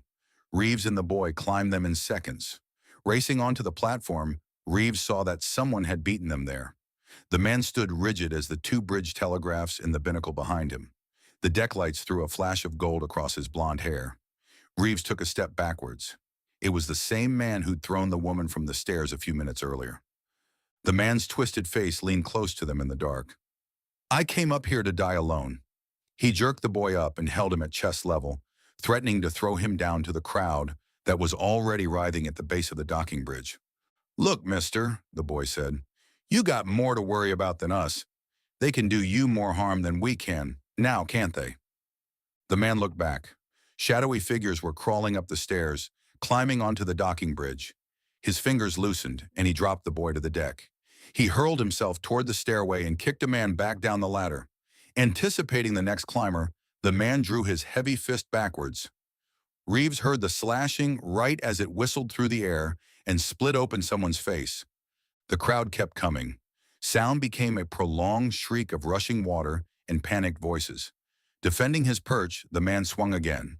But as he did, there was a crack like a rifle shot. Screams came from the front of the ship, a huge explosion of steam and soot. The guy wires up forward had snapped, and one of the Titanic's huge funnels toppled with the screech of wrenched metal. It plowed up several thousand square feet of ocean, mangling 100 or so people who were trying to swim clear. The deck swayed as the dripping stern of the Titanic rose toward the sky. Rivers of water ran from the brass propellers and the rudder, splashing down like a rainstorm on the freezing swimmers below. The blond-haired man lost his balance, and the crowd was on him. They carried him to the forward rail of the docking bridge and threw him over. Reeves had a brief glimpse of his gaping mouth as he fell toward the roiling crowd. The man vanished in the stampede, and Reeves looked away, too sickened to watch. From this height, Reeves could see all of the ship. Even half gone, she was still on fire with light. Gleaming portholes shone beneath the surface of the water, burning green and ghostly. The deck lights flashed out in a strand of gold all the way down to the sea, and then everything went black. The Titanic's lights flickered once, then burned out forever. The only light left was a single kerosene lantern swinging high atop the aftermast. The Titanic's stern hung on the stars, as though she refused to die. But then the downward glide started. Jangling crashes mingled with screams. The boy and Reeves were shoved to the front rail of the docking bridge. Reeves felt a closing circle of pressure as people crowded the platform. He gasped, and every breath he took in was a choking mixture of smoke and whiskey and sweat. As the Titanic's stern continued to rise, the weight of their bodies grew heavier. Reeves's ears rang, and he realized the boy was yelling to him. The din of objects crashing toward the bow, the terrified shouts were such that he could barely make out the boy's words. He said, "We should have jumped while there was time. They'll pull us down for sure now." The boy's hands clawed into Reeves' flesh. They were hard and cold, as if they were already frozen with rigor mortis. Someone kneed Reeves in the face. He was flattened against the rail by the surging crowd, and the water kept corning, looking like a swirling line of white wraiths as it took the boat deck and the gymnasium and the veranda cafe. He felt the vibration, smelled the rumbling ocean as it sawed out doorways and roared into the staterooms below. He felt the water crashing through the bulkheads as it continued to feed on the ship. Reeves knew that the Titanic's back would break, but he couldn't have known how it would feel. Somewhere under the seething wall of water, the hull parted with a thunderous groan. Rivets popped. Steel plates buckled as the bow and stern broke away from each other. In one roaring flash of sparks and steam, the aft grand staircase entrance, the first-class dining saloon, the first-class lounge, some of the most elegant rooms afloat were ripped to shreds. The ship's guts were emptied, and in his mind's eye, Reeves had a brief vision of the sparkling maelstrom of china and silver and glass that would reign over the ocean floor for hours to come. On the docking bridge and on the poop deck, people were hurled in every direction as the stern settled back and righted itself. For a prayerful second, the mob was silent. The deck under them was level again, but the final plunge was worse. The stern swung violently toward the sky, and the people, some of them already trampled corpses, began to slide down the splintered teakwood deck. The noise was cacophonous, deafening, and for a long time all Reeves could say to himself was, 60 seconds. Broken in half with her lights out, the Titanic was only 60 seconds away from the end. Clinging to the front rail of the docking bridge, Reeves watched the hammering fists, listened to the helpless pleas as tangled crowds of passengers fell to the water. He prayed that the boy had been right, that the water would sweep the two of them away from the kicking, gouging mob of people. They were crushing the wind from him. He could hear his ribs cracking. 60 seconds? This was eternity. The water slithered up the deck, grasping victims, pulling them off into the darkness. A black veil crept over Reeves's eyes. Exhausted, he gasped for air, but the few icy whiffs that wormed into his lung wouldn't keep him alive much longer. His shoulders were mashed against the rail. He tried to push himself back as the white torrent of water bubbled closer, but the crowd was too heavy. He was trapped. He looked at the boy whose face was bloodied. His eyes were glassy, shards of terror. His lips parted and closed with his own feeble attempts to breathe.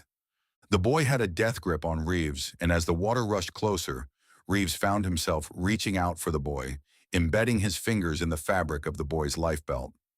When the water reached them, people tried to scramble off the docking bridge, still making a futile attempt to outclimb the ocean. Some even clawed for the red flag that flew on the stern. A boot kicked out of the darkness, left a throbbing welt on Reeves's cheekbone. Someone snatched at his hair. The boy's fingernails dug into his wrist. All of these things together were not as painful as the water when it reached him.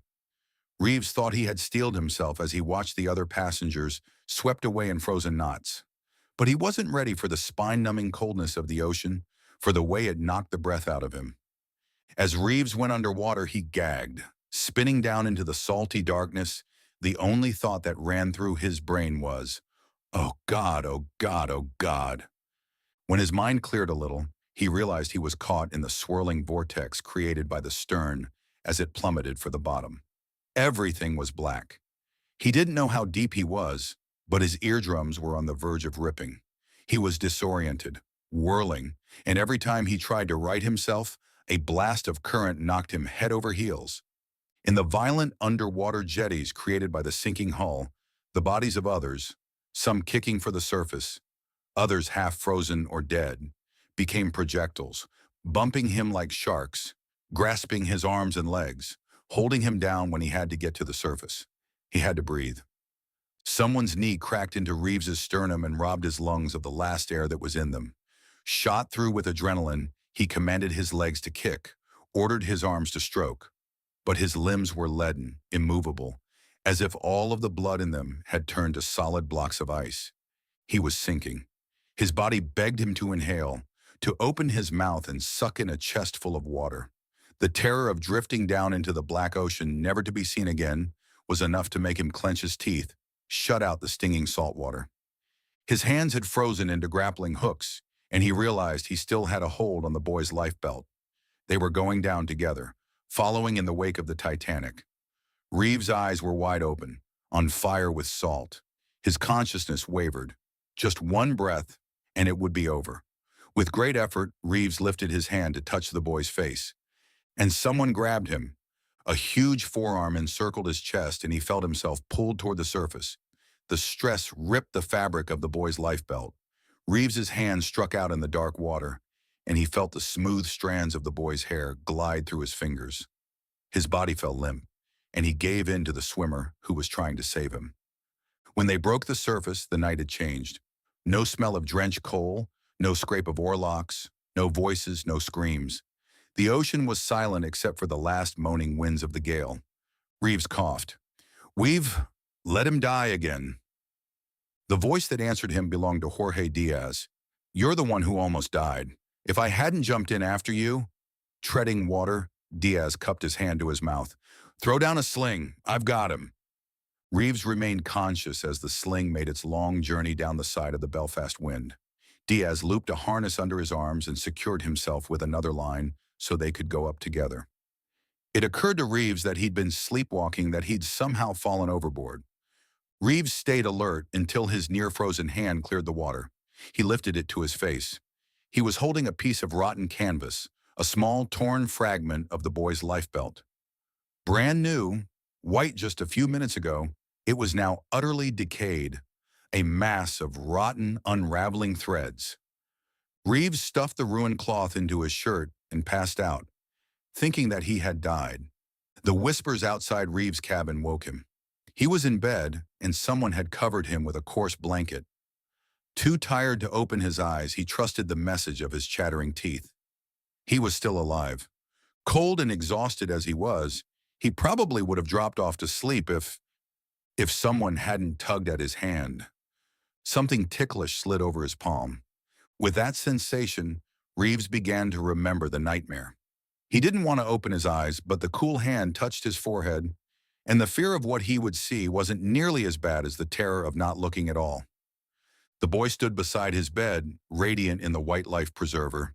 He had an impish grin on his face that stifled Reeves's urge to cry out. With the adroit fingers of a pickpocket, the boy pulled the rotten cloth from the pile of wet clothes next to the bed. He turned to one side, and Reeves saw that the life jacket had been ripped. Reeves remembered it all. Sinking, drowning, holding on, being pulled away, the rotted fabric. Suddenly, his frozen hands were hot and alive. They'd reached through time. The boy pressed the rotted cloth to his side, and the ripped fabric was healed. The rotten fibers new. The frayed edges were neatly interwoven, as if they'd been sewn back in place. The boy walked to the porthole. Remember what you take, you must give back. Tell them. His smile faded, and his face became translucent. Finally, he was just a wisp of sea fog that drifted out to the restless ocean. Reeves kept quiet and looked toward the work that had sent the boy. I'm only going to take one thing, he whispered. Chapter 9. Scalpels are made for precise incisions, and Doc made one in his examination table before he caught himself. He tossed the silver instrument to the tray. For the most part, he'd kept his anger inside when he was still up on deck, but he was still enraged. First, Wilde got himself banged up, and now this. You wanted to see me, Doc? Jorge Diaz stood at the door of the sick bay, his black hair still wet from jumping overboard to save Reeves. Yeah, up on the table. Doc pulled some paper over to cover the slice he'd made in the cushion. Want to make sure there's no frostbite. Might be hard to treat if... Forget it. I wasn't in the water 5 minutes. Diaz wiggled his fingers. They looked fine to Doc. He'd never seen a case of frostbite, wouldn't have known what to do if he had. He crossed over to the cabinet, fumbled through the ace bandages, tried to look busy. Let's have a look anyway. Diaz shrugged, climbed onto the table. He waited patiently as Doc massaged his knuckles, bent his fingertips backwards. See? Not red, not swollen. Just a little cold is all. Reeves is the one. Scared the hell out of me. I go up to see if the weather's going to break, and I hear him out in the water yelling. Going down when I got to him. Maybe you ought to check. Doc stepped back from the table, pulled up a chair. I did. He wasn't talking much. Did he tell you anything when you brought him on board? His teeth were chattering so bad you couldn't hardly understand. Nothing worth listening to. Diaz was hiding something. Doc stood and thumbed through his instruments, nervously rearranging them. I'm going to say it like it is. Wilde probably shouldn't dive for a week. Reeves is scheduled to go down with you tomorrow, provided the storm lets up. That would worry me if I were you. Not saying it doesn't. That's why I thought. Anger flashed in Doc's blue eyes. So why in hell don't you come out with it? What did he say when you dragged him in? Doc snapped his fingers. Got it. You think you know something about Reeves I don't. He pointed to the file cabinet in the corner. It was empty, but Diaz didn't know that. Like Reeves was close to losing his mind 10 years ago. Spent some time in a VA hospital for a little treatment. Diaz held up his hand. Everybody knows all that. This ain't the Navy. No, this ain't the Navy. You think about that. Somebody put up a lot of money for this, and they want to see some money coming back. Now, if Reeves is messed up in the head and Wilde can't run a single dive without screwing up, you must be the man. Diaz frowned. Not me. This is Wilde's show. Doc shook his head. Gonna tell you something, Diaz. Between you and me, Wilde is the one who hires. I'm the one who pays. Wilde knows it, I know it, and now you? Let me put it to you like this. You go down there tomorrow and bring back something that translates into cash, you'll see whose show it is. Might be yours. Diaz thought it over. So you want to know about what Reeves said? I don't care if he was sleepwalking or trying to kill himself. I'm saying on that dive tomorrow, you keep an eye on him. Don't trust him. Don't let him mess you up. Got it? Diaz stepped down from the table, buttoned his sleeves. We through? Doc studied the worried creases in his face. Yeah. Diaz walked to the door, turned, said, Don't worry, Doc. It'll be fine. Ishmael was on its track and headed toward the fantail crane. While Reeves and Diaz were being strapped in on the platform, the crew was making the necessary hookups to lift the submersible clear of the Belfast Wind's decks and send it on its journey toward the Titanic. Since yesterday's dive had failed, they were going for the same target, the purser's office. Reeves knew it was an opportunity. The purser's office was on C deck, same as the collector's suite. Just as Ellen had requested, he hadn't told the others about the possibility of finding the Rubaiyat in the old collector's room. Indeed, he hadn't mentioned Evan Crane at all. If he found the book, he and Ellen could smuggle the Great Omar ashore for themselves. Mark Cannon, Ishmael's pilot, was a few minutes late. When he finally emerged on deck, his blue coveralls were black at the waist with sealing grease from Ishmael's hatch. Slob, Reeves said. Yeah, Diaz replied. He must have borrowed the coveralls from Schrade. They laughed. There was a hint of gold hidden in Diaz's smile. Reeves thought of him as somebody he could trust with his life, but not with his money. He admired Diaz's courage. That was enough. Communications check, Cannon said. He had finally settled into the pilot's position, on his belly in the submersible's titanium sphere. Diaz never missed a chance to razz Cannon. He started singing, "For All the Girls I've Loved Before." Can you hear the sweet Latino sounds of my voice, Jefe? Roger that, Cannon replied. Don't give up your day job. Diaz had no chance to answer. Ishmael, bristling with mechanical arms and two underslung torpedoes, was already being lifted toward the sea. As they swung out over the stern, Cannon repeated the agenda for the dive. I'm going to set you down exactly where Ahab landed yesterday. The purser's office is deep inside the wreck. Be careful in there. I don't have to remind you how shaky these old man-made structures are. Diaz said, I've heard that once a whole deck came crashing down on a guy's head because of the bubbles from his scuba tank. You heard about that, Reeves? Yeah, Reeves said. I've heard of it. Heard of it? Hell. I've seen it happen. Reeves was trying to block out the chatter of the headset. He was concentrating on rooms C9, C11, C15, wondering how he would manage to slip away without Diaz tagging along.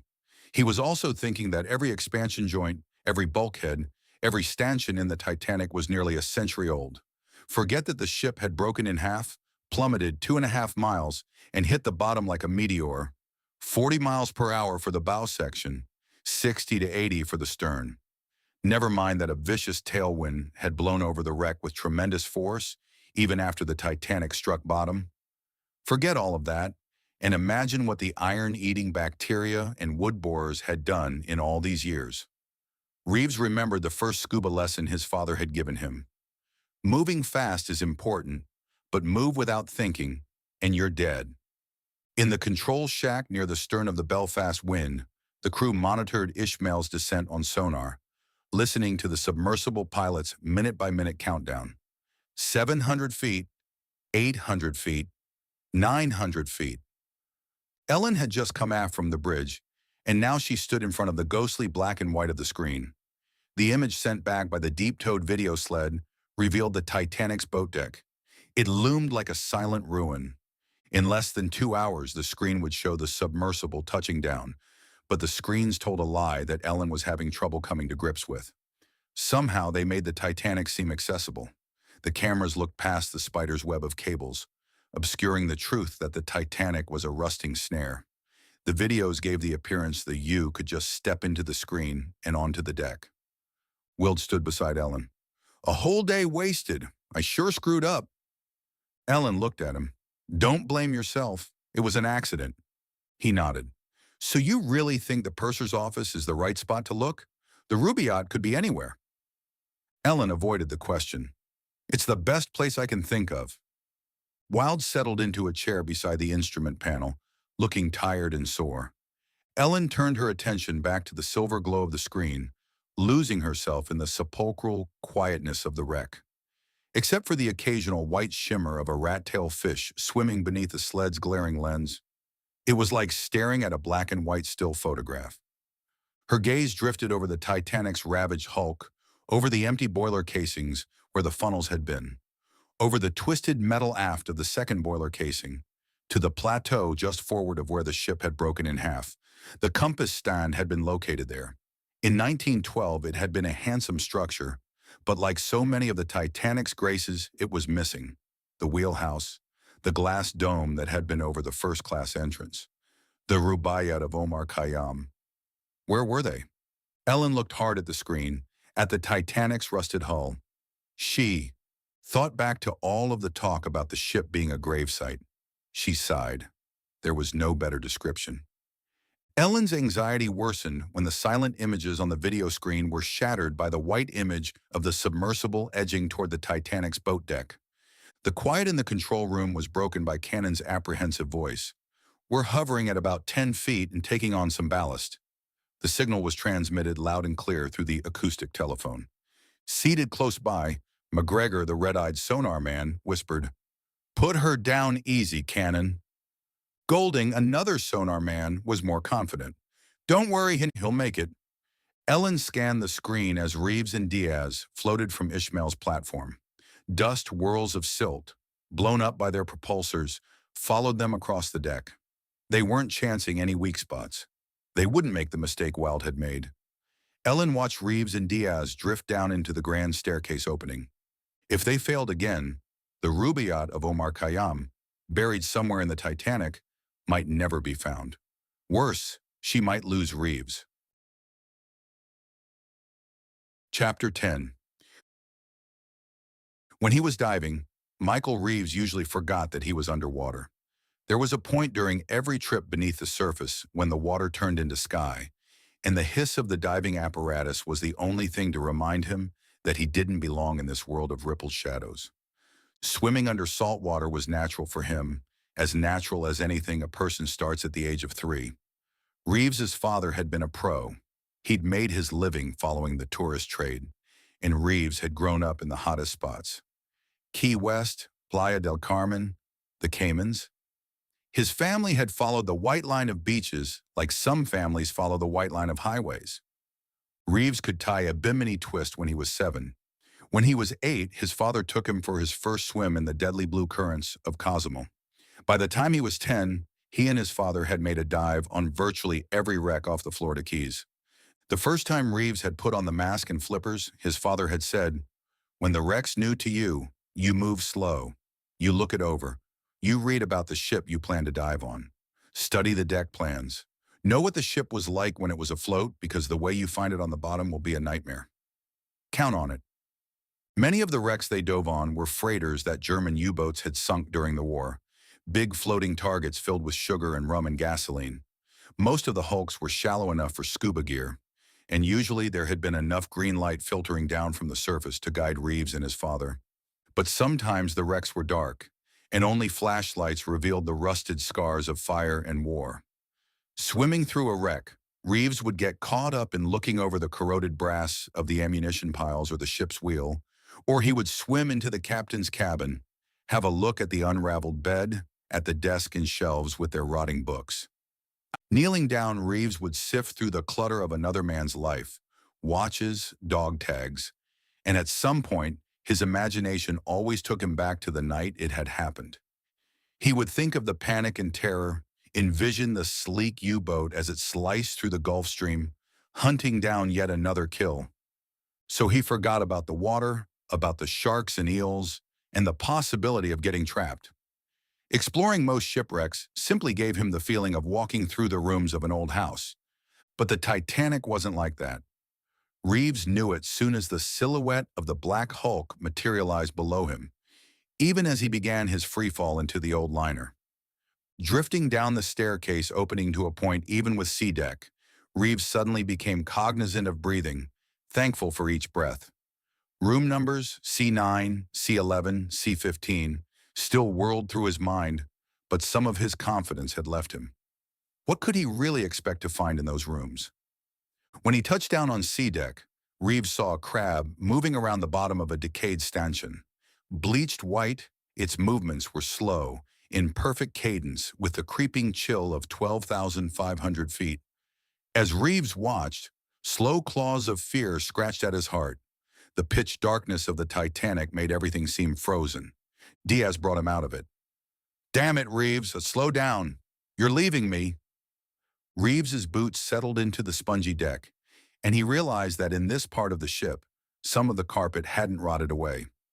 Looking forward in the direction of the doors beyond the first-class entrance, he couldn't tell whether the carpet design was still visible or an intricate pattern of debris had settled to the floor. A swirl of rusty fog rose with every movement. The cold, the sensation of claustrophobia nearly overwhelmed Reeves. In Greece, he'd told Ellen Roberts the story of pulling a man from a wreck, of watching the man die as they kicked and strained for the surface. His legs hadn't been strong and fast enough to get the man a breath of air in time. And Reeves hadn't told Ellen that the man had been his father. He also hadn't told her that he couldn't dive or even swim in a motel swimming pool for 3 years after the accident. He had been 15 when it happened, and for 3 years he'd lived beside the ocean, afraid to dive, terrified of even venturing past the surf.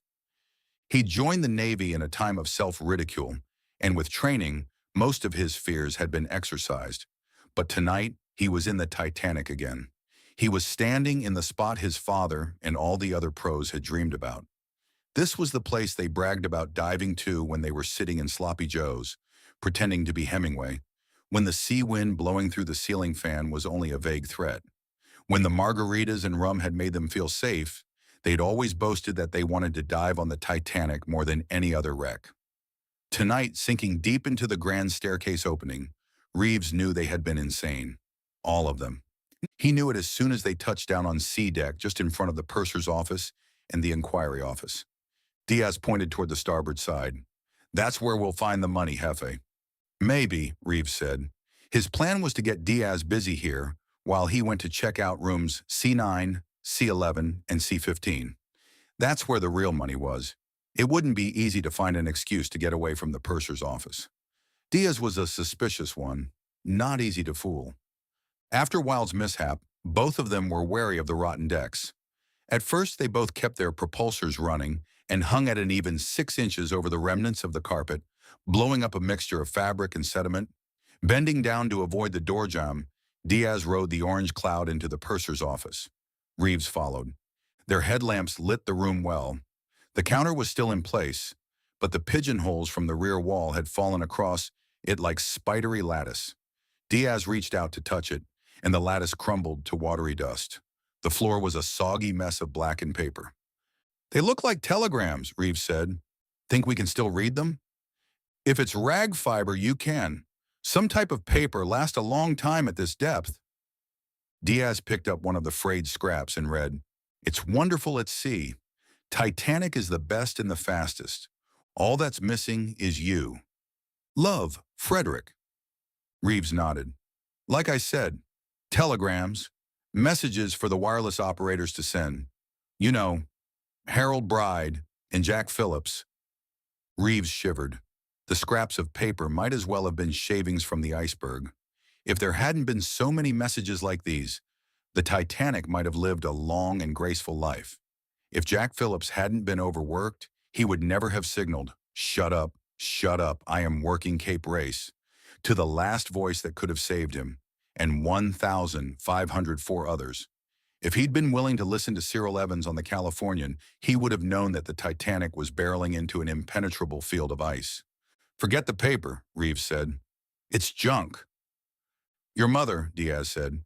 He used the suction device on the arm of his suit to pick up one of the scattered leaflets. "You can still make out the words on these. They'll be worth $1,000 apiece."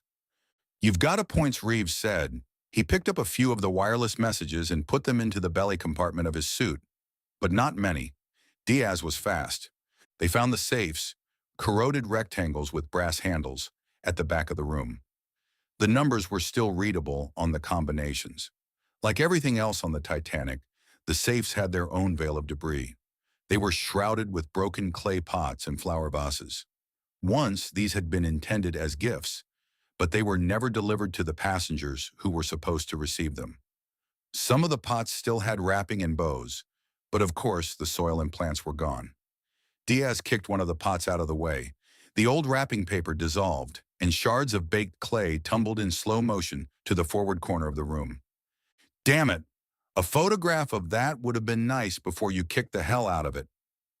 As little as Reeves cared for photography, he was aware that the Titanic was a special case.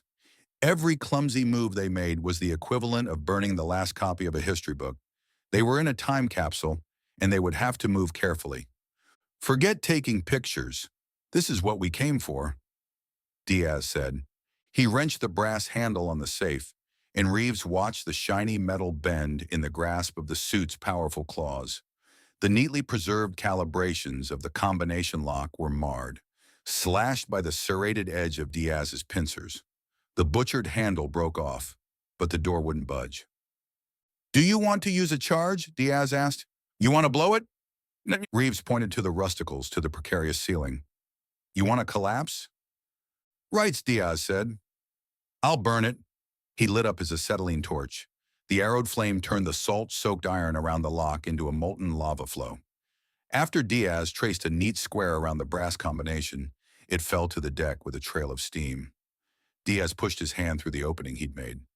The first time he tugged at the door, there was a curl of smoky rust. The second time, the door swung open. Reeves and Diaz both clawed into the safe, greedily searching the shelves. They both came up empty. "There's nothing in here." Diaz moved to the second safe and sliced into it. This time it was Reeves who pried the door open. Nothing. Disappointed, Reeves stared toward the rear of the purser's office, examining the jagged pile of safes that they still hadn't opened. He said, "This is about what I expected. Everybody says Chief Purser McElroy gave most of the valuables back, cleaned out the safes. Most but not all, Jefe. Nobody gave the Rubaiyat back, did they?" The glint of Diaz's steel claw swept across the unopened safes. "We still have all of these." Reeves looked to the back of the room. How many safes were there? 5? 6? It was enough to keep Diaz busy for a while. Reeves didn't hesitate to encourage the other man's greed. This was his chance to slip away. "Fine," he said. "Break them all open if you want to, but our time's limited." "What are you saying?" Reeves turned off his video equipment and motioned for Diaz to do the same. He didn't want this conversation on record. "You stay here if you want, but let me look around a little." "No way, we've got orders to work together." Reeves became angry. "Sure, break into your safes. What if they're all empty? We go back to the ship with nothing. That what you want?" Silence. Static crackled between them. Finally, Diaz said, "So you want to search the cabins?" "Right, it doubles our chances. If you find what you're after, call me. I'll help you carry it out." "And if you find anything in the rooms?" "Same deal." "All right," Diaz said. "But you're not leaving here without testing your sensors. If you want to crawl off and die, that's your business. But you aren't going to do it without following procedure." As Wilde had explained, the sensors could pick up movement within several hundred feet, and the suit's computer translated the movement into visual imagery. With programmed information and sonar readings, the computer was able to provide the diver with a blueprint of any structure he was working inside, in this case, the Titanic's rooms and corridors. The target, so long as it moved, showed up as a blip that was accurately placed within the structure. If the target stopped moving, the computer recorded a fix on the last known position. Reeves liked the system, but it had problems. Very slow movement could beat it, but it was a rare man or machine who could move that slowly. Also, even though the sensitivity could be adjusted, the sensors sometimes fell for distractions, like sharks or moray eels. Still, the sensors were damned effective at locating targets, or more importantly, finding members of your diving team. All of the suits were equipped to send out electronic impulses in case of trouble. That was what Diaz wanted to test. He gave Reeves a prolonged blast. "You got a fix?" At close range, the signal nearly broke Reeves' eardrums. "Damn, turn it off." "You heard it then?" "Screw you, man. They heard it on the surface. Probably heard it in Norfolk." Diaz ignored him. "Hurry back. If you're not here when I find the treasure, it's all mine." Reeves looked at Diaz standing over his crumbling pile of safes, drooling over a cluster of brass handles. No doubt Diaz expected to find the jewels of a millionaire inside one of those rusty boxes. Reeves smiled. Diaz had seen with his own eyes that 2 of the safes were empty, but the fool still believed. Let him. "Give me 2 hours," Reeves said. "You've got it. Then I come looking. Be back on time." "Roger that." Reeves backed out into the first-class entrance and turned left. According to the deck plans he'd studied, the collector's suite was toward the bow. Reeves would try to keep his promise to Diaz. Come back in 2 hours. But he had a long walk to make down that corridor. A long walk and a long search after he got to where he was going.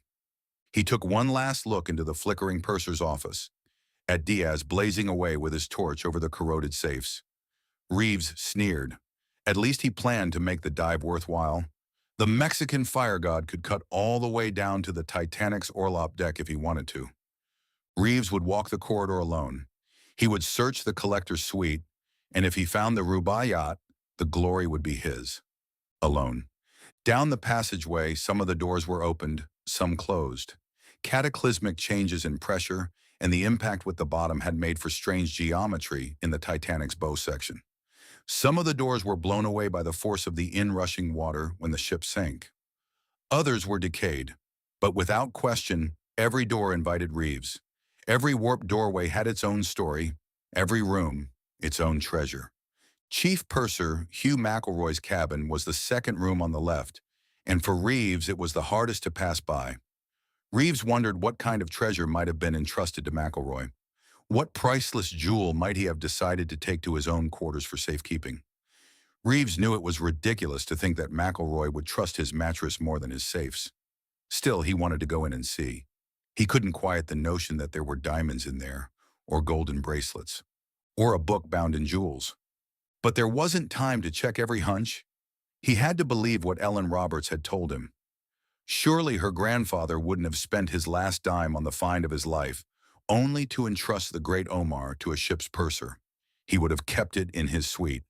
C-15 was the first place to look, but fear got stronger as he neared the prize. The twisted metal walls of the corridor looked like melted wax, and the spray of rust blown up from the deck made visibility so bad that Reeves decided it would be safer to trust the deck. He killed the switch on his propulsors and floated down to the floor. It was spongy, more rotted carpet, but the metal underneath held firm. For now. Each step was a slow crush, a feeling of sinking too far. Each time Reeves's weight came down, his foot gouged into the deck. He was caught up in a surge of claustrophobia, an old feeling, an old fear, shortness of breath, nerves scurrying through his stomach. Reeves knew that underneath the first misplaced step, there might be an eggshell section of rot, a portion of deck so brittle a crab would fall through. If he'd lived through it, Reeves's father could have given testimony on the difference a wrong step could make.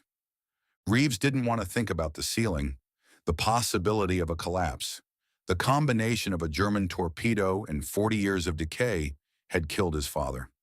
Ever since Reeves had returned to diving, he'd been certain he would die the same way. Somewhere a slab of rusty iron was hanging by a thread. A murderous avalanche of steel was waiting for him. He just hoped it wasn't in the Titanic. He moved carefully as if he were walking barefooted over sand spurs. But he had to move faster. He checked the digital clock in his night visor. 15 minutes were gone. He pushed himself further down the corridor. Pried loose by the rusty current, the brass room numbers hung loose as wind chimes on the doors. Reeves crept along, taking note of the swaying numbers as he passed them. C-53, C-51. Around the next corner to the right, he would find the door to room C-23. He'd covered only half the distance to the collector's suite. Reeves wasn't the first man to walk through the Titanic, but he felt like the loneliest. Before him, the littered hallway spoke of busy nights and rushing stewards, champagne trays and bottles, sent to the state. Rooms of married couples and lovers had washed back out into the passage. Reeves could almost hear the whispers of people hurrying back to their rooms in evening clothes, caught up in the rush of sex that comes after a long night of wine and ragtime, from dancing in a tuxedo and a fine gown. For a moment, Reeves imagined the corridor filled with quiet ghosts, but there was nothing here, just the dim sparkle of broken mirrors and wall fixtures. Still, the doors on either side swayed open and closed as he passed, as though the occupants of the rooms were having a brief look at a stranger's arrival. The wall of C-17 had blown into the hallway when the ship sank, so Reeves had to step even more carefully. The main hazards were things that might trip him: metal bed frames, standing lamps, anything that might cause him to stumble. As Reeves picked his way through the wreckage of C-17, he was amazed to find upholstered chairs. Above, the Titanic was stripped clean of everything wood or fabric, but down here, in the middle of the ship, things were better preserved. None of the wood still floated, of course. It was all waterlogged. Reeves wondered how long the furniture had drifted down the Titanic's twisted corridors before it finally came to rest. A week? A month? Bumping along from stateroom to stateroom, all of these chairs and couches must have been a strange sight. He could have entered the collector's suite through the bathroom, but the door was jammed. Just as well. He wanted to start in the anteroom and do a complete sweep.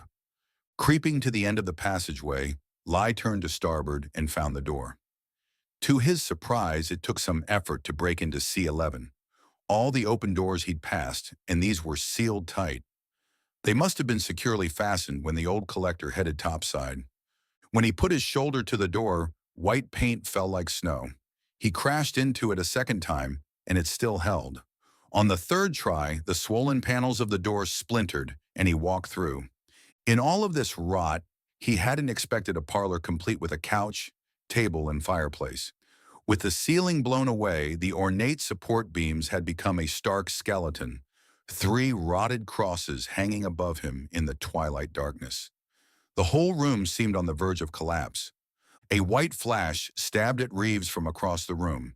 He crouched, brandished the claws of the suit to protect himself. "What is it?" He stared at the silver beam, not moving, waiting to lash out. When his eyes focused, he knew that it was his own headlamp. He took a step across the room. It was a mirror, miraculously intact, hanging above a simulated fireplace. Reeves smiled at himself and wished for the warmth of a real fire. This was the darkest, coldest place he'd ever seen. Reeves was glad the collector's body had been identified in Halifax. In the center of the parlor, the couch with its ragged tresses of sea-worn cloth looked like an overturned coffin. The last thing he wanted was as to discover a well-preserved corpse. He was convinced they were in this wreck. Dead bodies, hidden in linen closets, trapped behind watertight doors in the engine room. During a sinking, people hide from water. They seek out the last few seconds of breathable air. Off Florida, Reeves had held the crushed skulls of merchant sailors in his hands, people who'd been trapped by fire or by the rush of water. Sometimes you found them in a tight, small space, a pantry, under a bunk, trying anything to hide. Reeves's movement sensor gave a sharp beep. He turned from the mirror just in time to see a black flutter, a sudden movement that curled around the door facing between C11 and C9. It was, he told himself, a trick of the eye cells. Rods in conflict with cones, like the black dot you see when you glance at the sun for a little while. He just stared too long at the reflection of his headlamp in the mirror. Or he'd seen a water-soaked black frock coat wrapping itself around the door facing like the harbinger of another world. All flickers and shadows, moving just a little too fast for the human eye to record. It had shown itself just the same. His sensors had shown a flash. "Calm down, Reeves. The sensor's just on too sensitive a sitting. Picked up some rat-tail fish. That's all." Reeves's headlamp scanned the whole room, the black holes in the ruptured walls, the shadows that crawled beneath the overturned furniture. Maybe it was a strange breed of moray eel. Reeves shuddered. Anything that could survive at this depth would look like a dragon, and he would never see it coming until... Stop telling yourself fairy tales and find the book. He tried to think logically like the old collector. The parlor demanded a search. It was a good hiding place, and the Rubaiyat could easily have been hidden here. Under the couch, maybe? The walls? The old man could have hollowed out a space behind the paneling. Reeves's gaze drifted back to the fireplace. That was it. He had to hurry. A chair was in the way, and Reeves bashed it aside, watched the spindly legs break as it spun away. "Slow down! I taught you better." It was only a memory, something his father had said to him as a kid, but to Reeves it sounded so real that his knees turned to stone. His eardrums rang.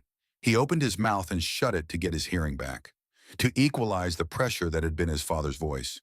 He worried that he was hallucinating. Maybe the life support system wasn't providing enough oxygen. 12,500 feet down, a man needs his brains. He can't afford to become disoriented, get himself lost, in a wreck, alone. Reeves didn't believe the voice was real, but he listened to it. His next steps were slower, more careful. A light fixture swayed between him and the fireplace. Hanging by its wire, the fixture was like 100 others in the Titanic. Since it was a valuable souvenir, Reeves decided to cut it down and leave it on the floor. He would carry it out when he left. Greedy people get killed. Can't keep their minds on one thing because they want everything. His father's voice was a malevolent whisper. Reeves blew out a nervous laugh. "Yeah, Dad, you and me." The movement sensor bleeped again, and this time, the blue flash was brighter, the tone more insistent. Whatever was moving in the suite was sending out a strong wave. It had to be some kind of eel. Reeves' eyes snapped toward the doorway. Nothing there that he could see.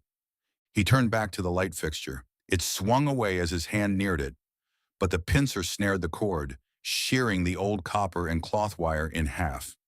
Gently, he plucked the globe from the ceiling like a white orchid. When the ceiling fell, it nearly broke his neck. The cross beam roared down as though it had been hanging on nothing but the strength of the light fixture's cord. Reeves had no warning other than the sudden downpour of rust over his visor. He was blindsided. The beam struck the side of his helmet, then fell across him, crushing him to the deck. Trapped with the beam hard in place across his midsection, Reeves waited for the sudden needle of cold water, the implosion that would surely kill him. Lost in the bluish glow of the night visor, he used the suit's computer to check for damage to the suit, asking himself over and over, will it hold? No answers came from the Titanic's lonely rooms, but the shadows walked closer. The water seemed heavier. Chapter 11. So the staff of the purser's office cleaned out all of the safes as the Titanic was sinking. Diaz had never believed that. He had always assumed that no matter how efficient they were, the purser's staff had probably missed a few baubles in the slow boil of confusion that had occurred during the Titanic's last hours. But with 6 empty safes behind him, some of them still warm from the red assault of his torch, Diaz had started to trust the wisdom of the historians, the protectors of the Titanic who had always screamed at the top of their lungs that there was no treasure, not in the sense of diamonds and gold anyway. Diaz's eyes were strained and dry from staring into the tiny black crevices inside each safe. His arms were fatigued from sweeping the empty shelves. He'd even grown weary of hoping, of wishing for a flake of gold dust to tumble across the beam of his headlamp like a shooting star. Where had all of the jewels ended up? Had they been clutched to the chest of some poor member of the purser's staff as he sank beneath the waves? Had some first-class passenger saved her rings and bracelets only to leave them behind in a lifeboat as she climbed to the warmth and safety of the Carpathia?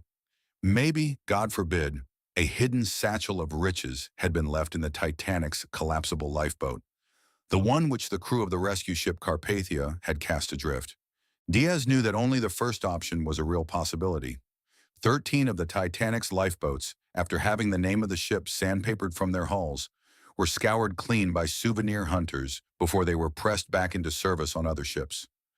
The collapsible that was cast adrift, complete with 3 dead bodies, was found roughly a month later by a ship called the Oceanic. The corpses, Diaz seemed to remember that one of them had been a man dressed in a tuxedo, were buried at sea. Collapsible A was sunk. If treasure had been found in any of these unlikely places, history hadn't recorded it. Still, this was a good time for daydreaming. All Diaz had was 6 empty safes, and he had every reason to believe what the historians had been saying all along. The Titanic was no treasure ship. Diaz stopped trusting historians when he broke into the 7th safe. The flame of his torch cut a bright crescent around the lock, and the door swung open by its own weight. Diaz swept each level of the safe, and this time, on the 2nd shelf, his pincer struck something that felt like a pillow, something that was just hidden from view. The suction cups were clumsy when it came to dealing with rectangular objects in small spaces, but he managed to claw away until the object fell to the floor in front of him. He was encouraged.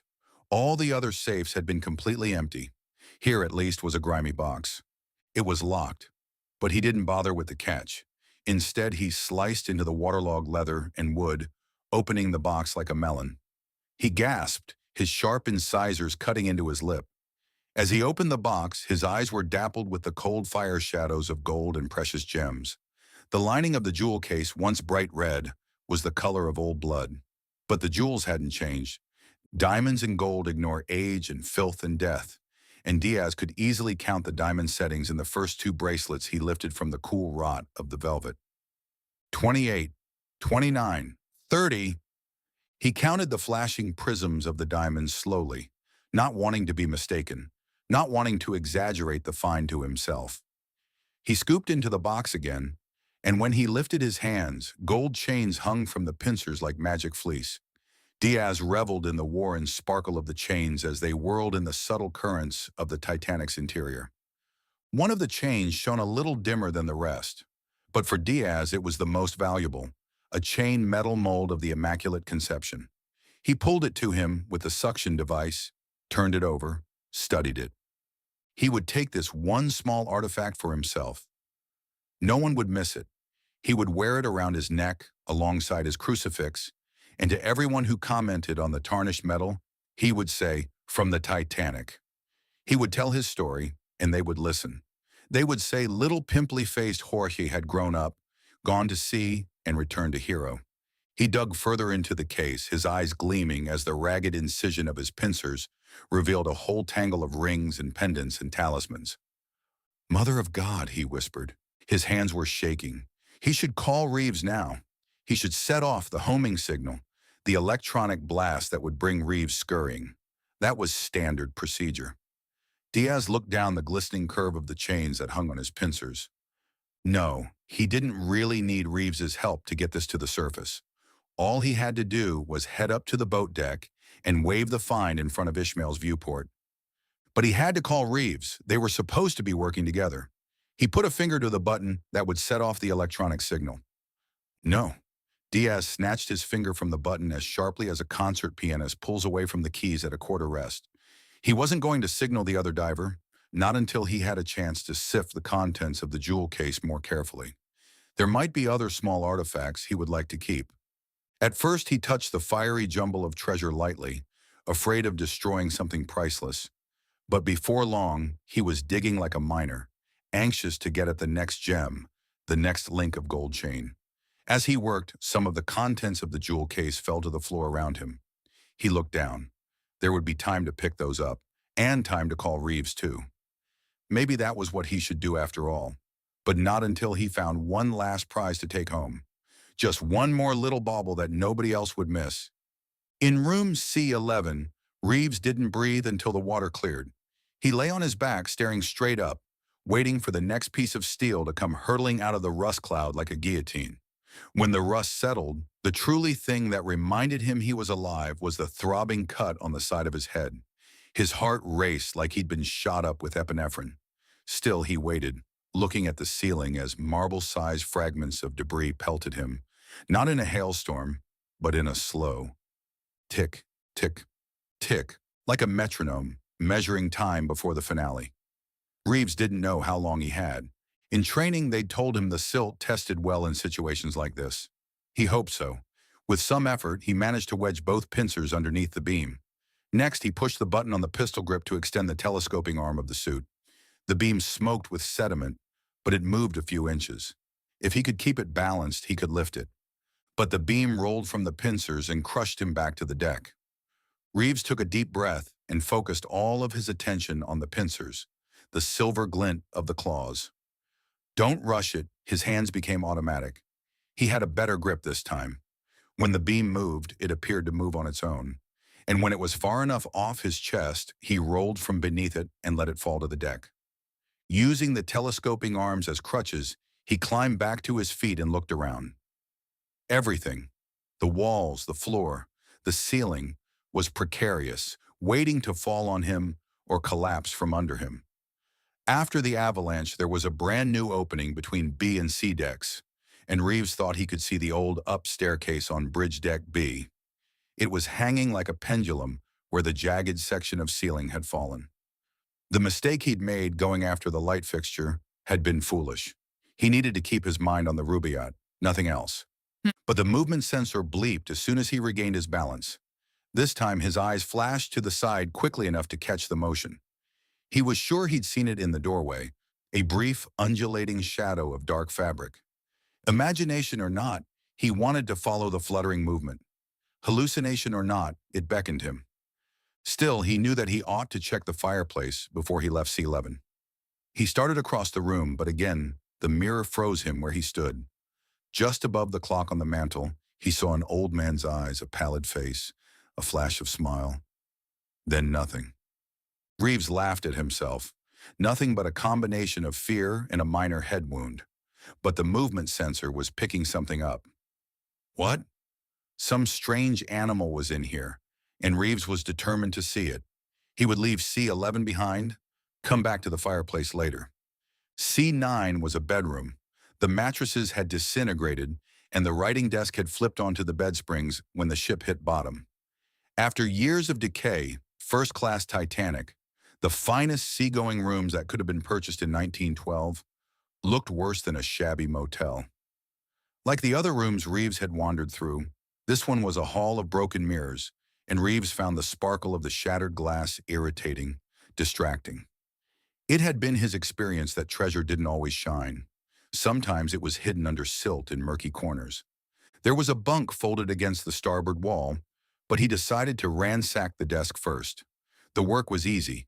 Some of the drawers were locked, but the wood was so old, all he had to do was give a tug, and the locks broke away. Inside one drawer, he saw fountain pens. Their tips had been blunted and deformed with green corrosion. A little farther back, there were 2 bundles of banknotes. Reeves debated keeping them, but threw them back into the drawer. He'd found enough paper. He wanted something substantial like the Rubaiyat with its 1,000 precious stones.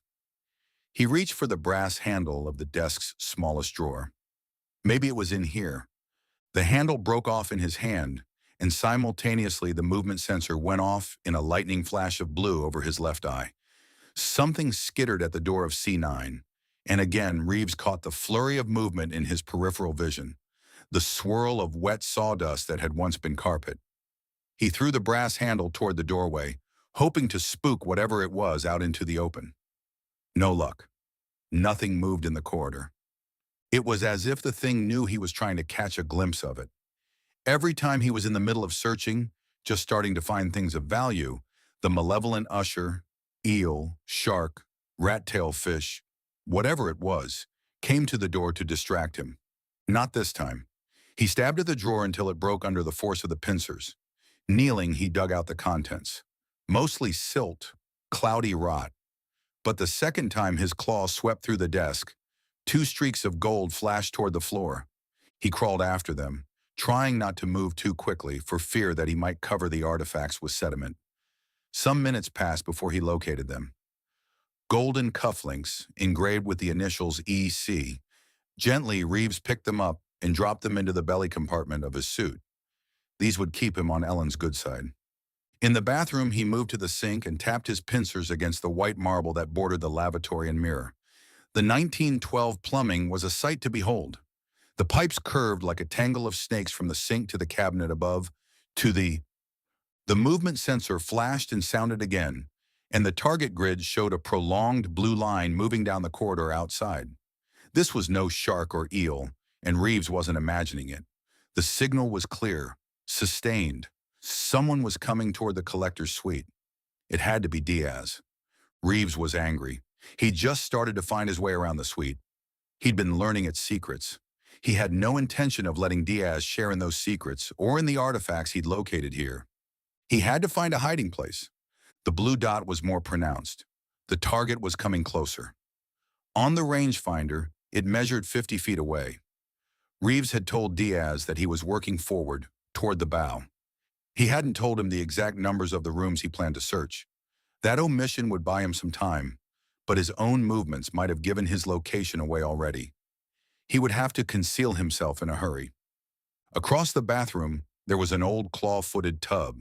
The tattered shreds of a shower curtain still hung around it. Turning off his headlamp, Reeves decided to hide in the tub, but he had to climb in slowly. Too much clatter would set off the sensor inside Diaz's helmet like a fire alarm. The heel of his diving boot hung tentatively over the cast-iron bottom of the tub. No noise. Reeves timed himself, 10 seconds to the step. Surely Diaz's movement sensor wouldn't pick him up if he moved at this pace. On the other hand, he had to accept the possibility that Diaz might get lucky and walk from the corridor into this very room. Reeves's movement sensor still showed a clear target. Slowly, he brought his other foot into the tub. He waited for the voice contact, but it never came. Under normal circumstances, Diaz would have identified himself. So that was it. Diaz was trying to sneak up on him. Diaz wanted to rob him of whatever he'd found. A man with good intentions would have signaled by now, wouldn't he?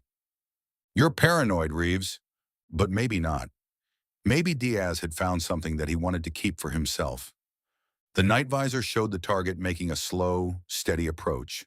The readout on the sensor screen might as well have been Reeves' EKG. The flat lines matched his cardiac rhythms perfectly. Another 5 minutes of this, and his heart would stop altogether. What did Diaz have in mind? The blip came to a halt in the corridor, just outside the bathroom. Obviously, Diaz was standing in the hall. In Reeves' imagination, the other diver was pausing, staring at the bathroom door, deciding if he should enter. For a moment, Reeves' night visor showed a stationary target, a solitary flashing dot. Holding his breath, Reeves waited. Would Diaz try the door? It was stuck, of course. Reeves had tried to enter it earlier and failed. But Diaz might be more persistent. He might try to break it in. An evil thought came to Reeves. Perhaps he shouldn't wait to see if Diaz's intentions were good. Maybe he should attack while he had the element of surprise. No. Protecting himself and keeping the secrets of the collector's suite were good enough reasons to kill, but Reeves didn't want to hurt Diaz if he could help it. For now, he would try to be still and quiet. He would be like a sand shark, mottled, motionless, invisible. Hopefully, Diaz would move on to another part of the wreck. There was a flash of blue as the target blazed to life in Reeves' visor once again. Reeves saw the top corner of the door bending. Bending. Bending. Diaz must be throwing his weight against it, trying to break it open, but the old wood was resilient enough to keep him out. When the S-shaped handle broke and fell from the door, Reeves pushed his back closer to the wall, hoping the tattered shower curtain and the shadows from Diaz's headlamp would camouflage him if Diaz broke through. The door couldn't withstand this assault for long. A vertical ridge bulged and broke as the grain splintered. The heavy armor of Diaz's suit must have found a rotten spot in the wood, and the break was growing wider. At the center, a deep white crevice was forming. The door showed its heart with each lunge of Diaz's shoulder. Reeves thought over his options. He could hide in the tub, stay quiet. Maybe Diaz would overlook him, walk by. But what if he was spotted? The cold shifted from Reeves's legs to his soul. What would he do? His acetylene tanks were full. A well-placed touch would melt a hole in Diaz's suit like it was cellophane. Make it look like an accident if anyone came down to investigate. Diaz's tanks were bound to be empty after cutting into all of those safes. To anyone who didn't know the truth, it would appear that Diaz, excitable as he was, had burned a hole in his own suit. Backing into a slimy corner of the tub enclosure, Reeves fingered the acetylene button. If Diaz came through the door, if he looked into the stall, he was going to die a hard, cold death. Even if Diaz meant no harm, Reeves had made up his mind. There were secrets in this room that he wanted to keep. But the pounding ceased, and the door stopped trembling. Reeves had been waiting to see it blown away from its hinges, but now the splits in the wood healed as the pressure from outside eased, backed away. The blip remained frozen outside the door. He's catching his breath. He's finally going to do the smart thing and cut into the door with the pincers. Reeves leaned against the wall with his finger on the torch button. If Diaz discovered him, he would greet the other diver with a friendly gesture, a tap on the shoulder, then a little arrow of flame that burned at about 2,000 degrees Fahrenheit. Where? At the left front thigh of Diaz's suit. If there was an investigation, it would be extremely difficult to prove that the damage wasn't self-inflicted. Reeves's nerves were as taut as piano wire, but he managed to keep still. He expected the silver points of Diaz's claws to slice through the swollen wood at any second, but the door remained intact. Watching the night visor, Reeves saw the target turn from the door. Slowly at first, Diaz was obviously trying to get his bearings, but gradually he started walking back the way he'd come. Good. He's going back to the purser's office to burn some more empty safes. Reeves didn't make a move until the target had nearly left his grid. Even then, he checked his rangefinder. 100 feet, 110, 120. No doubt about it, Diaz was moving away. And unless he was smarter than Reeves thought he was, that would be the end of him. Reeves breathed more easily. Now he was free to ransack the book collector's suite at will. He'd had enough of the bathroom. There wasn't much chance of finding anything valuable in here. But where should he look? Stepping quietly, Reeves climbed out of the tub enclosure, well aware that Diaz might still be within earshot. In room C9, he didn't use the propulsors for fear of blowing up too much sediment or attracting attention. He'd begun to wonder if the ceiling collapse in C11 had sent out strong enough shock waves to bring Diaz running. Regardless of the cause, he didn't need any more avalanches or unexpected visits. Just a quiet search. It was just that kind of silent intensity which led him to the wardrobe room at the back of C-15. With the exception of the bathroom, this was the least damaged room of the suite. The door was ajar, but still hanging perfectly on its hinges. As Reeves walked in, he ran his fingers over the dresser. When he tried the drawers, they seemed to be stuck.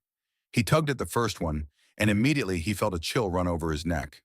He spun around, making the sight nearly killed him. Sweat broke out on his face like condensation on cold glass. The dull ache of lactic acid seeped through his muscles. He felt the sweaty fear of someone who'd stumbled into a forest of spiderwebs on a dark autumn night. Someone was standing there watching him. Black swaying figures had trapped him in the room. Reeves ignited the acetylene torch. He would burn them, kill as many as he could before they got him. Black figures dancing from side to side, shadowboxing. They cringed from the torch as he moved toward them. Oh yeah, that worked. That drove them back.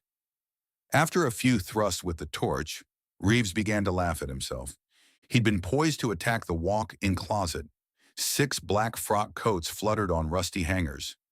These were his swaying black figures. His own movements through the water had caused the coats to move. Reeves laughed again.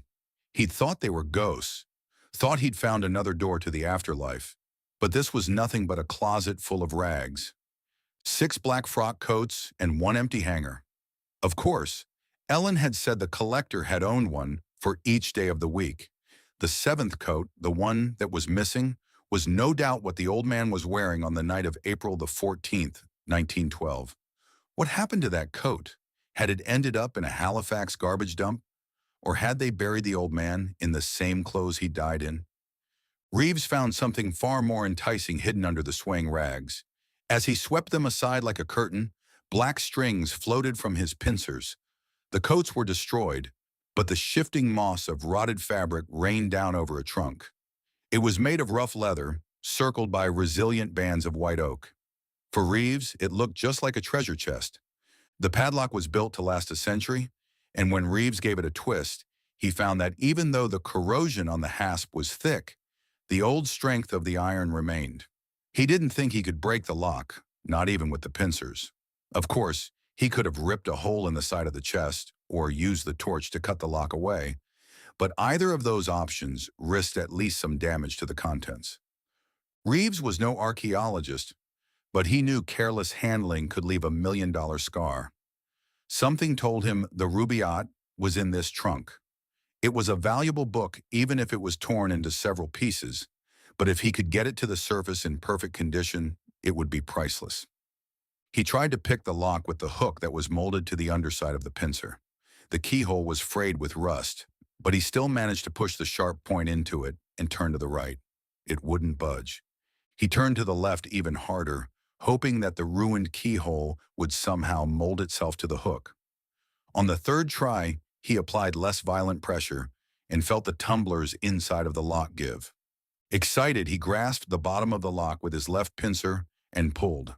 It still wouldn't open. He would have to cut it. The torch burned golden in the darkness of the closet.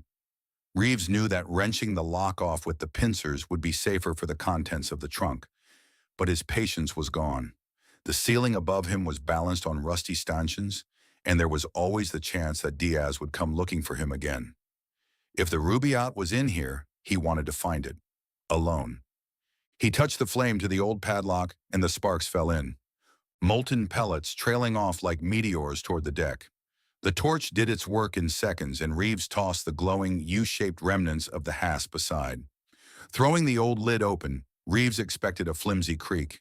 He expected the wobble of hinges and the explosion of dust as the lid settled backwards. He hadn't expected the trunk to be so empty. There should have been shirts, pants, books, bric-a-brac, small figurines of African ivory or Mexican onyx. The old collector had traveled the world seeking out his treasures, hadn't he? But there was none of that here. There was absolutely nothing. There was nothing, at least, until Reeves leaned forward and saw, in the right corner, wedged in the trunk's dark recesses, the rectangular ghost of a container. Reeves felt like a kid again, like a scuba diver who just discovered his first doubloon. Now he understood the silver mist over the eyes of the divers in the Key West bars. Today he was one of them, one of the lucky ones who reached into the dark sea and found treasure, real treasure. His metal claws became fingers. Well-trained and practiced, they drifted deep into the chest and caressed the sharp edges of the container as if it were a bar of Mayan gold. Reeves wished he could have the container in shallow water where he could pry at the steel with his own hands, actually feel it. He'd waited so long for this treasure. He deserved a chance to touch it. He lifted the container from the trunk, but he lost his grip. The rectangular box slid from the pincers and planed to the crumbling boards of sea deck like a manta ray. Reeves chased the box down and crouched over it. He treated the container like some strange living thing that might try to swim away from him. He was afraid something would happen to the container before he could get it to the surface. He wanted to look inside. He wanted proof. This looked like the Rubaiyat container, but was it genuine? Reeves' muscles were pumped with excitement. His heart was lost in a new rhythm that sent a wave of fire over his skin. He had no identifying photographs to work from. He didn't have a tape measure either, but he knew the measurements of the famous book. Reeves looked down. The rust-brown rectangle at his feet was certainly large enough to contain the Rubaiyat. If this box came from the bindery of Sangorsky and Sutcliffe, makers or some of the finest books in the world, if it contained the first Great Omar. Reeves stared at the box. There were no markings, no engravings, no labels. If there ever had been, they'd corroded away. Reeves' mouth went dry. The Great Omar was among the finest books in existence, and it had been lost for a long time. Reeves was no student of culture, but he knew that the world would pay top dollar for its dreams. He tapped the metal casing with his pincer, and even though he was only scraping at a quarter-inch of rusty steel, he felt like he was about to open the bronze doors of an ancient tomb. He had to break into it. He couldn't wait through the interminable ascent to the surface. Through the long, slow steps of electrolysis and restoration Ellen would subject the container to after he took it aboard the Belfast Wind. Reeves wanted to know what he'd found, and he wanted to know right this minute. Sweat ran over his face like the crawling legs of a spider. He couldn't wipe it away, couldn't stop the slow beads from dripping into his eyes. He shook his head and backed out of the wardrobe, his memory warning him of all the dark corners in the old book collector's room. But the shadows were quiet. Reeves had never felt so alone, so free to do as he pleased. He began to open the box. Chapter 12. But what if the container were still waterproof? If by some chance the enormous bottom pressure hadn't cracked the seal, the Rubaiyat might still be perfect, untouched by the salt water after all of these years. How much damage would he do by opening it? Screw it. No one would ever know that the container hadn't been broken when he found it. He would just take care not to make any more scars, especially around the catch. He slipped the pincer hook into the crack beneath. He began a slow downward turn of his wrist, using the hook like a crowbar. Easy. Don't warp the metal. Don't leave burrs around the lock. The metal wasn't resilient. It bent with each turn of the pincers. He shook his head to clear the sweat from his eyes, looked over his shoulder. Where was Diaz? Thank God he'd turned his video camera off. Unless Diaz sneaked up on him again, no one would ever know what he was doing. Reeves worked feverishly. A few more twists would break the seal. The lid wasn't open yet, but his eyes could already feel the bright sting of rubies and emeralds and amethysts. In a few seconds, the Rubaiyat would be his. Jorge Diaz had more treasure than he knew what to do with, but right now the most important gold was around his neck. Diaz wore a crucifix, and he touched it often. The face of Christ was worn clean away by his years of praying and contrition. True, there had been less contrition than prayer, but he never took the crucifix off. Now, because of the suit, he couldn't touch it. Now, when he desperately needed to run his fingers over the rough shape of the cross, all he could feel was the chill of the gold dangling on his chest. Something was coming after Jorge Diaz, something man-sized. He knew it was Reeves, but the mound of diamonds and pearls and turquoise piled on the deck in front of him had him wishing for a demon or an angel, something that had no use for jewels. Diaz was certain that Reeves would try to take this stash away from him. At the very least, Reeves would try to steal credit for finding it. Diaz's pincers dug 2 furrows through the sparkling cairn of jewelry. Reeves would want to take inventory, number every item, and turn it over to Wilde. No way. Diaz glanced at the empty safes, at the yawning doors. With more time, he could simply scoop the trinkets up, shove them onto an empty shelf, and slam the secret shut. If he could hide enough of the jewelry from sight, he could talk Reeves into another solo excursion while he came back to collect his find. Diaz's claws stabbed into the pile of treasure. It was like picking up grains of salt with tweezers. He couldn't move fast enough. The diamonds shone. The gold chains he threw into the safe flashed like a meteor at midnight. But he couldn't hide every piece. There just wasn't time. Reeves was getting closer. Diaz's movement sensor was on fire with blue flashes, and the target was moving too fast to suit Diaz. Reeves must have been swimming the corridors of the Titanic with his propulsors set at full speed. Diaz found himself wishing that the fool would kill himself, and each piece of jewelry that fell from his grasp made him hate Reeves more. Diaz knew that he was already in range of Reeves's movement sensors, but he couldn't stop his frantic hands.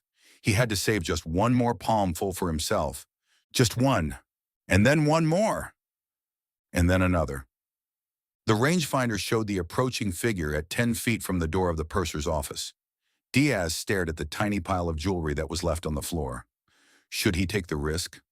Surely Reeves's movement sensor had picked him up by now. But so what? Reeves still didn't know his exact position in the room, which safe the treasure was in. A change had come over Diaz in the last half hour. He'd started to think that there might be things he would like to keep for himself besides the Immaculate Conception medal. Nobody would miss one more chain, one more pendant, one more ring. 5 feet. Diaz's screen showed that Reeves was rounding the corner. There was one more handful to shove inside the safe. Then Diaz would scoot across the room and pretend to be opening one of the other safes. That would throw Reeves off the trail. Later, Diaz would return to the correct safe and sequester the goods for himself. But he had to get everything hidden fast, before Reeves came through the door. Diaz's pincer flashed down to grab the remaining jewels, and the ring fell. It was a diamond solitaire, a perfect circle of gold and, what did the gringos call diamonds? Ice. Ice swirled down to the Titanic's deck once more, a perfect shiver of red and blue and white as it fell. Diaz panicked. He had to brush the ring away. He had to kick it off into some deep crevice in the floor. Lit by the beam of his headlamp, the sparkle of the diamond marked the hiding place of his treasure better than a transponder. Reeves was within a step of entering the door. There was no time to pick the ring up, not without being seen. Diaz's whole body was shaking. It was the cold opulence of the treasure, the icy glint of the diamonds had sifted into his fingers. Before today, he'd never held so many precious stones at once, and he wanted to have them alone. He wanted to save them for a beach somewhere on the Yucatan, a place where he could sit in the hot Mexican sun and feel the chili of wealth in his hands. Even with Reeves nearly upon him, Diaz itemized his find, reeling it off in his head like he was reading from the insurance claim of one of the Titanic's millionaire passengers. Brought forward, 3 feathers and diamonds. Brought forward, diamond spray and opal flowers. Brought forward, pin, 5 sapphires, 5 rubies, 5 emeralds, and 15 diamonds. Plus 1 diamond that Diaz dropped. The rangefinder showed Reeves at the door. There wasn't much time. Diaz's hand flashed down, and the suction cup on the pincers fell over the ring. When he flipped the ring toward the safe underhanded, the diamond burned a silver arc in the shadows. The throw was perfect. The ring disappeared into the safe, and Diaz struck the door a blow with his forearm. The rusty rectangle slammed shut. His trail was erased. As he waited for Reeves to swim through the door, he began to prepare answers to the likely questions. What's all the commotion in here? He foresaw Reeves smiling, pumping him for information, trying to make him give up the fatal clue. Diaz already had the song and dance ready. Nada. I didn't find a thing, Reeves. Still alone in the purser's office, Diaz practiced pointing to the junkyard pile of broken safes.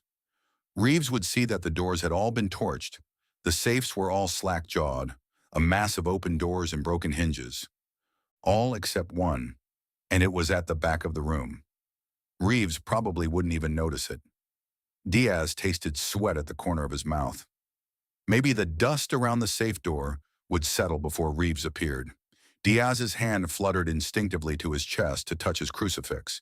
His pincer struck a glancing blow off the titanium shell that encased him. Why didn't Reeves come inside? In Diaz's night visor, the blue target hung just outside the door to the purser's office, as if there were some barrier that kept it from entering. As he waited, it dawned on Diaz that Reeves was trying to sneak a look at him. He wants to see if I found anything. Jerk. Doesn't he know I can see him on the grid? He thinks I'm too damn stupid to follow him with the movement sensor. As Diaz grew angrier, his eyes narrowed. The door became a target. Soon he would be able to make out Reeves' silhouette. The other diver would step in range. God, he wanted to kill Reeves for interrupting him in the middle of his find. If Diaz's suit had been armed with a torpedo on this dive, he would have considered using it. But as the target moved across the doorway, Diaz didn't even see a shadow pass. His sensors measured the target, gave an estimate of its size and direction of movement, but his eyes never picked it up. On the night visor grid, the blue dot was moving past the purser's office toward the void of the grand staircase. What in the hell? Diaz waited, thinking that Reeves had somehow gotten lost. But the target didn't turn around. Instead, it ascended. Reeves was moving up toward the boat deck. Diaz glanced back at the safe where he'd hidden his treasure. He knew what was going on. Reeves had found something of great value in one of those rooms, toward the front of the bow section. Reeves was onto something that gave him good reason to pass the purser's office by. Something better than the trinkets Diaz had found. That's it. He thought I'd be too busy breaking these safes to notice. He thought he could just walk by. I didn't see him, but the sensors caught him. Must have crouched down. Diaz smiled. The night visor was afire with Reeves's every move. Just as Diaz had predicted, Reeves was making a steady climb to the Titanic's boat deck. Reeves's movements had become slower, tantalizing, cat-like, but the movement sensor still picked him up. Diaz burned with contempt. Yeah, he thinks he's hiding something. We'll see how he likes sharing it. Diaz took 3 quiet steps to his safe. His pincers traced a loving line around the closed door. He opened it. It was a good finishing touch. He would leave it open so that it would look just like the others. Ransacked, empty, worthless. Now, he could go and see what Reeves was up to. Diaz headed for the purser's door with one eye scanning the electronic signals from above. He felt certain that his own treasure was in no danger. He would have to come back later, return the jewels to their container, and put them in the belly compartment of his suit. He would worry about how to smuggle them aboard the Belfast Wind when the time came. Exactly where was Reeves? A hard blue line moved toward the remnants of the Marconi shack on the boat deck. Diaz hit his propulsor button and flew toward the grand staircase opening. His find, the diamonds, the rings, the pendants, would wait. That part of the Titanic's treasure belonged to him alone. Now he meant to have a share of what Reeves was after. Damn it, Reeves' voice echoed inside his helmet, and torn pages fell like ice shavings in CL5. The books he'd found in the container were valuable, well preserved, but they were not the Rubaiyat of Omar Khayyam. Reeves chopped into the books, dug deeper, watched the fine old rag fiber disintegrate under his attack. Torn covers flew from his angry hands and sailed across the room. Damn it! Stepping backwards, Reeves looked at the container. Flakes of paper settled to the floor of the suite like sand dollars. He might have killed Diaz over this. A box full of worthless trash. He stabbed into the mulch at the bottom of the container and froze. His pincer had struck something. Carefully, he brushed away the rotten particles of paper, all that was left of the books he destroyed, and waited for the water to clear. The title of the book shimmered, became more readable as the trash settled. The Rubaiyat of Omar Khayyam. The exhilaration Reeves had felt when his pincers first struck the book left him. The book was leather but not finely tooled. The stones were obviously dull glass, not rubies or amethysts. In short, this was not the Great Omar. It was a rather poor imitation. Ellen had said her grandfather was worn out with worry over the book. Maybe Evan Crane had purchased a decoy to guard against the theft of the original? Well, it was still in good condition, probably valuable in itself. In spite of his disappointment, Reeves knew that Ellen would like to have it. After opening the suit's belly compartment, he placed the decoy into a black plastic container to protect it from the oxygen when he surfaced. He checked the night visor. No movement. No new visits from Diaz. There was still time to look for the genuine Rubaiyat. Pausing, Reeves glanced around the room. There were other niches, other hidden corners, but Diaz had already come looking for him once. He might come again, and Reeves was nowhere near ready to give up on the collector's suite. Where next? Hurry. What about the two beds? Evan Crane could have hidden something underneath those, or the mirrors. There could be a secret compartment behind the fireplace mirror, or a spot hollowed out behind the marble slabs in the bathroom. No, too complicated. Reeves told himself to think like Evan Crane. Where to hide the Rubaiyat? Just for safekeeping. Where? He? Reeves froze. The signal, tapped out in Morse code, was a barely audible chirp. He turned toward the corridor. The dots and dashes were frantic, singing a strange descant over the steadier tone of Diaz's homing signal. Reeves wasn't sure about the Morse code, but he knew that the homing signal meant that Diaz had gotten himself into trouble. Down here, you didn't push the alarm button unless you'd really screwed up. Reeves had to give up on the Rubaiyat for now. He didn't know if Ishmael had picked up Diaz's distress signal, but if they had, they would be monitoring Reeves closely. After all, he was the only one who could reach Diaz. Backing out of the closet, he watched the 6 frock coats sweep down over the empty chest. Zero. Nothing but a damn pair of cufflinks and a fake book. Reeves angled his way out of C-15's closet toward the bathroom. So far, everything appeared sturdy. There had been no more collapses. Still, Reeves kept his feet in check and his eyes on the ceiling. He might not be able to save himself if he got pinned again, and from the sound of things, Diaz wouldn't be rushing to help him. The electronic distress signal was still punctuated with an insane static that sounded like Morse. Reeves had to hurry to Diaz. He breathed easier when he crossed into the bathroom.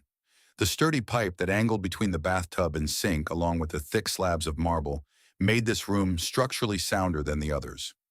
Relieved to have made it this far, Reeves filled his lungs with air, pulled in a huge draft of oxygen, and choked on it. The bathroom door, the one he'd seen pounded to bits, filled with cracks, splintered, was now intact. Reeves ransacked his memory. He'd seen this door nearly broken to pieces. He remembered black swirls, strange movements. The whole suite had seemed alive since he'd entered it. His tongue was dry, swelling in his throat. Something else was wrong, and this was what his mind couldn't accept.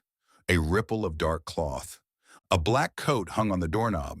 The 7th coat, the one that had been missing from the closet. It hadn't been here before. Sure it was. You just don't remember. You were worried about Diaz finding you. Reeves' movement sensor went off, and he spun around, ready to slash out.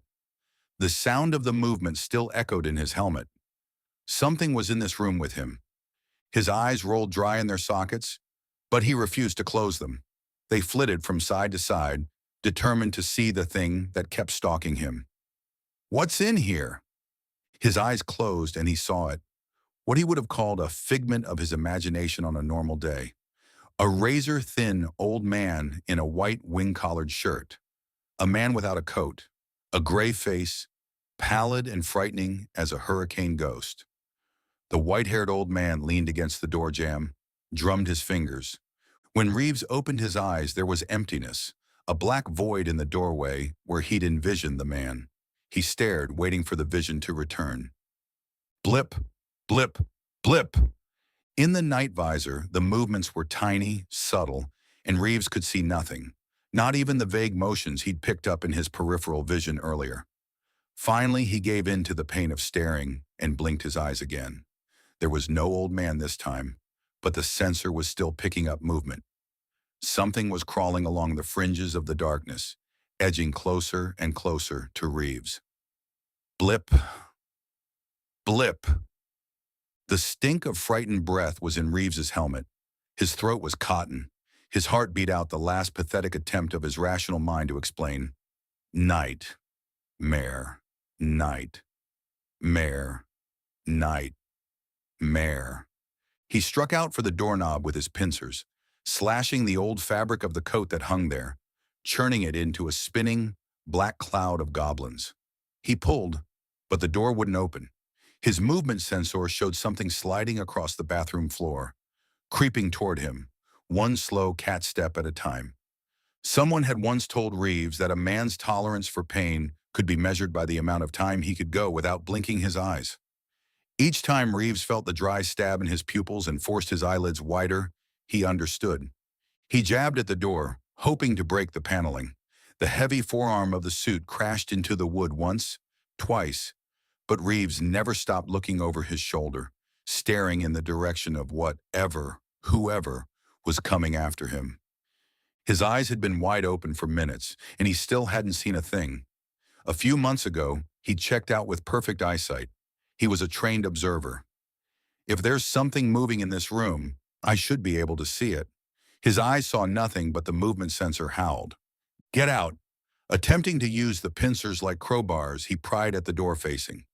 Blip, blip, blip. Night, mare, night, mare, night, mare. Pain. His bloodshot eyes closed, the lids moving down in excruciating increments. He couldn't keep them open any longer, and they closed to a frightening vision. An old man knelt on the bathroom floor, picking up the pieces of his torn coat. The white face was angry, accusing. Reeves opened his eyes again, and the old man was gone. The sensor screamed what Reeves couldn't see.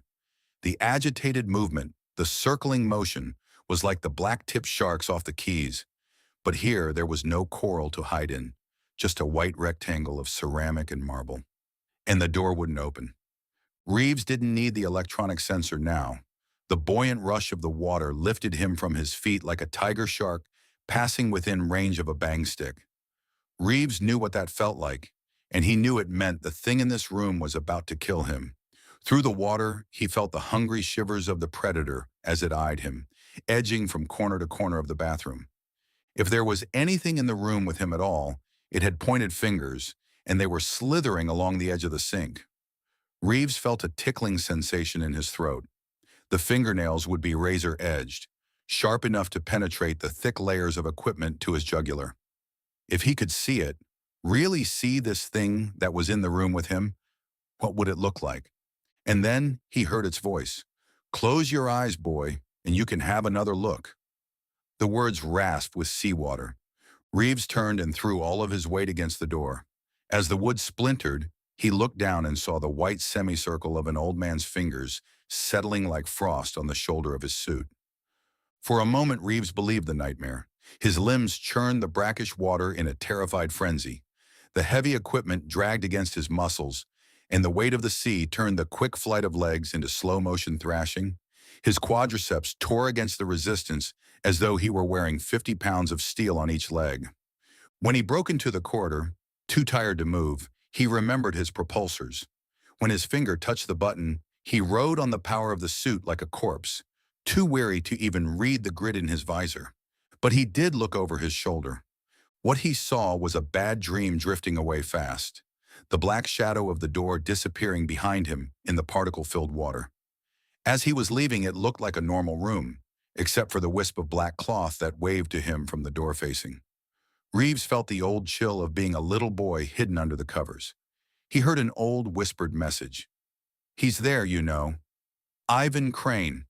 He's waiting for you to come back so he can slip those old hands around your neck and squeeze and tear and... Nightmare. Reeves's chest muscles gripped tight around his heart, but his mind couldn't accept what he'd seen. He wondered how much it took to scare a man to death with auditory and visual hallucinations. A glance back. Nothing at the door. It had all been some kind of wild, shape-shifting fantasy. But doubt was creeping into him. He found it harder and harder to breathe. The suit was like an undersized coffin, too tight, ill-fitting.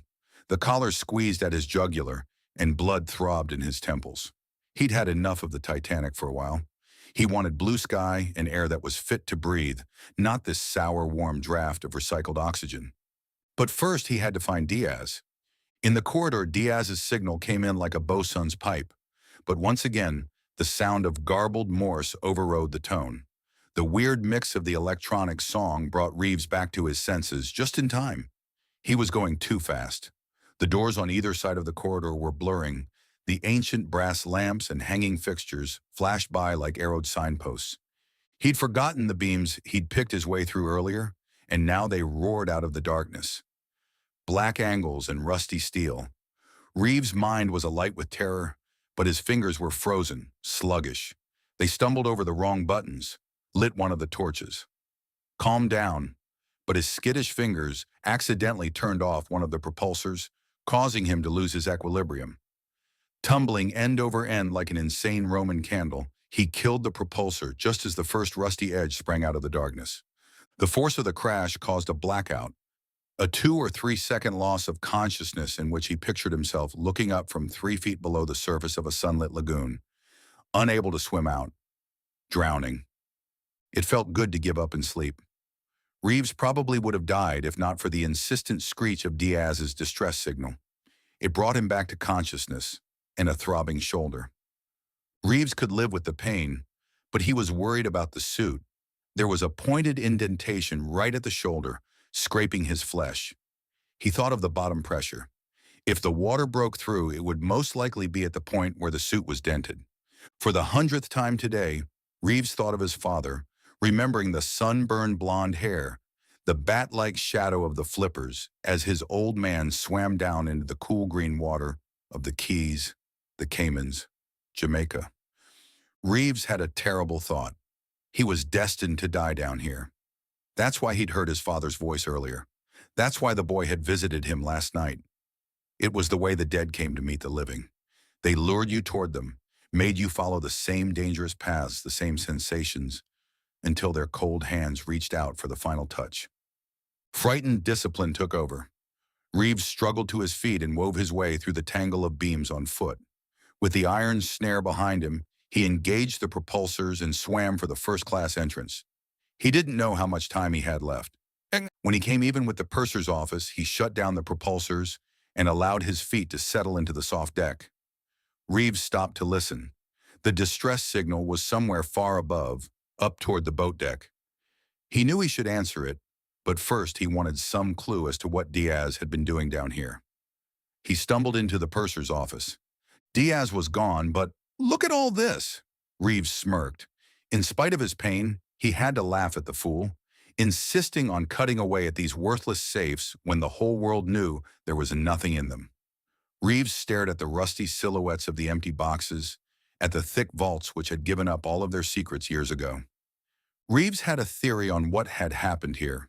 Diaz had gotten bored, tired of finding nothing. When he couldn't locate Reeves in the collector's suite, he'd gone to try his luck on some of the upper decks. The current blew a piece of ragged paper across Reeves's boots, and he stopped smiling. Now he understood. Diaz had found a clue that put him onto something. The purser's office had a wealth of old documents, lists, telegrams, many of them still readable.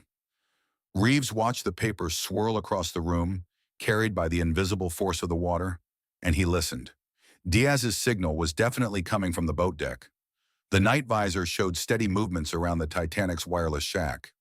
Immediately, Reeves knew where he could find Diaz, and he didn't need any clues to tell him what the other diver was in the process of stealing. He just needed to get there fast enough to catch him. It would have to be done cautiously. The distress signal was probably just Diaz's attempt to lure him in. He turned his video camera back on. Chapter 13. Reeves moved with stealth, well aware that Diaz might jump out at him any time now. His movement sensor would give him a few seconds of warning. But when he reached the door to the wireless shack, all of the signals stopped. The night visor screen went blank, dark, even after it had led him all the way here with a barrage of blue flashes. A silver glint of metal lured Reeves into the room. These were the artifacts he'd suspected Diaz was going after. Every piece of the wireless equipment was recognizable. Reeves felt a chill. This was the set that had sent the first SOS today. It would bring a fortune. Even in 1912, it had been the finest Marconi equipment afloat. The Titanic's polite request for help had been heard in Cape Race, Newfoundland, hundreds of miles away and in the wireless rooms of ships much farther away than the Californian or the Carpathia. Reeves walked over and touched the key on the wireless set. When he lifted the pincer, he heard it again. The strange staccato tap of Morse code. The same sound that he'd begun hearing below decks when he'd first picked up Diaz's distress signal. But now the messages were clearly Morse. The dots and dashes were distinct enough for Reeves's decoder to translate them. To the Burma, CQD-SOS from MGY Titanic. We have struck iceberg sinking fast. Come to our assistance position, latitude 41.46, north longitude 50.14 west. The Burma answered, MGYSBA, Burma. What is the matter with you? Titanic. Okay, we have struck iceberg and sinking PSE. Tell. Captain to come. MGY, Burma. MGY. We are only 100 miles from you, steaming 14 knots B. With you by 6:30. Our position latitude 40.48, north longitude 52.13 west. SBA. 6:30. 4 hours after the stern of the Titanic disappeared beneath the 28-degree water. Reeves could imagine how that message must have cut into Phillips's heart. 6:30 was a long time away for a man who had only 2 hours to live. The last few messages were filled with despair. SOS, SOS, CQD, CQD, MGY. We are sinking fast, passengers being put into boats. MGY. And one of the last messages to the Burma, the Frankfurt, the Olympic, and to anyone who was listening on the ICC that night. CQDMGY. Women and children in boats cannot last much longer. MGY. The tapping went on, and Reeves tried to shut out the noise. His father had explained this kind of insanity. You find the treasure, sure. But then you have to make it back over the reef. You have to bring it home. That's all. Make it back home before you go crazy or someone steals it from you. For the first time in his life, Reeves knew he'd made the big find. He couldn't begin to tally the amount the multiple tuner and the key would bring from private collectors. Of course, a jumbled stack of old wireless equipment didn't measure up well against the Rubaiyat. But this set was the stuff of holy legend. The lonely wireless man tapping out the last frantic SOS as the power died and the lights in the miserable little room failed. Who wouldn't pay a fortune for a set that still bore the fingerprints of Jack Phillips, the wireless man who kept on sending even as the water frothed over the Titanic's boat deck? Harold Bride, the other wireless man, told reporters that Phillips had been all in from work when the wreck came. That was why he hadn't been able to withstand the shock of the cold water. In the attempt to summon help to the Titanic, Phillips had literally sacrificed his life, and Reeves considered him the greatest hero of the disaster. He imagined Phillips' fingers still twitching out the distress signal as he froze to death on an overturned collapsible. Now walking around Phillips' desk, Reeves's hands sought out the Titanic's last night. He couldn't keep himself from reaching out to touch the vintage equipment. The multiple tuner, a rectangular box with 3 cylindrical protrusions on top, was still set at 600 meters, just as Phillips had reportedly left it. Further to the left, there was a horizontal circular tube where Phillips set the spark gap on a silver synapse, which a blue arc of electricity leaped across as the message was sent. Reeves didn't venture too near the forward wall of the cabin. As he remembered, the forward expansion joint ran close to that wall, and the ship's bow had broken on its own weight as it settled into the mud. For all he knew, the deck behind the wireless desk was something akin to a mine shaft covered with rotten boards. The boards looked sturdy, but Reeves knew better than to trust them. He would walk softly in this room. His feet read the steep slant of the oily wood. Every time he brought his feet down too hard, the boards sagged beneath him. Mostly he kept to the middle of the room, calculating the weight of the equipment, wondering how much trouble it would be to drag the pieces of the wireless set out to the submersible. He didn't have to worry about concealing the artifacts this time. He wanted the credit for this, for being the man who brought the most famous wireless equipment in history to the surface. Reeves took a step backwards and tripped. He expected the terrifying crackle of the deck beneath him, but he kept his balance, and the silt-slippery boards tolerated him for a few minutes longer. Looking down, he saw what he'd tripped over. He hadn't found the first well-preserved corpse on the wreck, but this was almost as good. They were boots, and Reeves knew who'd worn them. They'd belonged to the man who tried to steal Phillips's life belt. By his own admission, Harold Bride had bludgeoned the man to death and had bragged about it for the New York Times. "I did my duty. I hope I finished him. I don't know. We left him on the cabin floor of the wireless room, and he was not moving." Nope, hasn't moved for decades. Reeves kicked the boots aside. He didn't have time to ponder any more history. He just wanted to avoid an ambush from Diaz, pick up the wireless set, and get the hell out. Where is Diaz? The movement sensor went off before the spinning boots even settled back to the floor. Reeves picked up movement in the wireless sleeping quarters.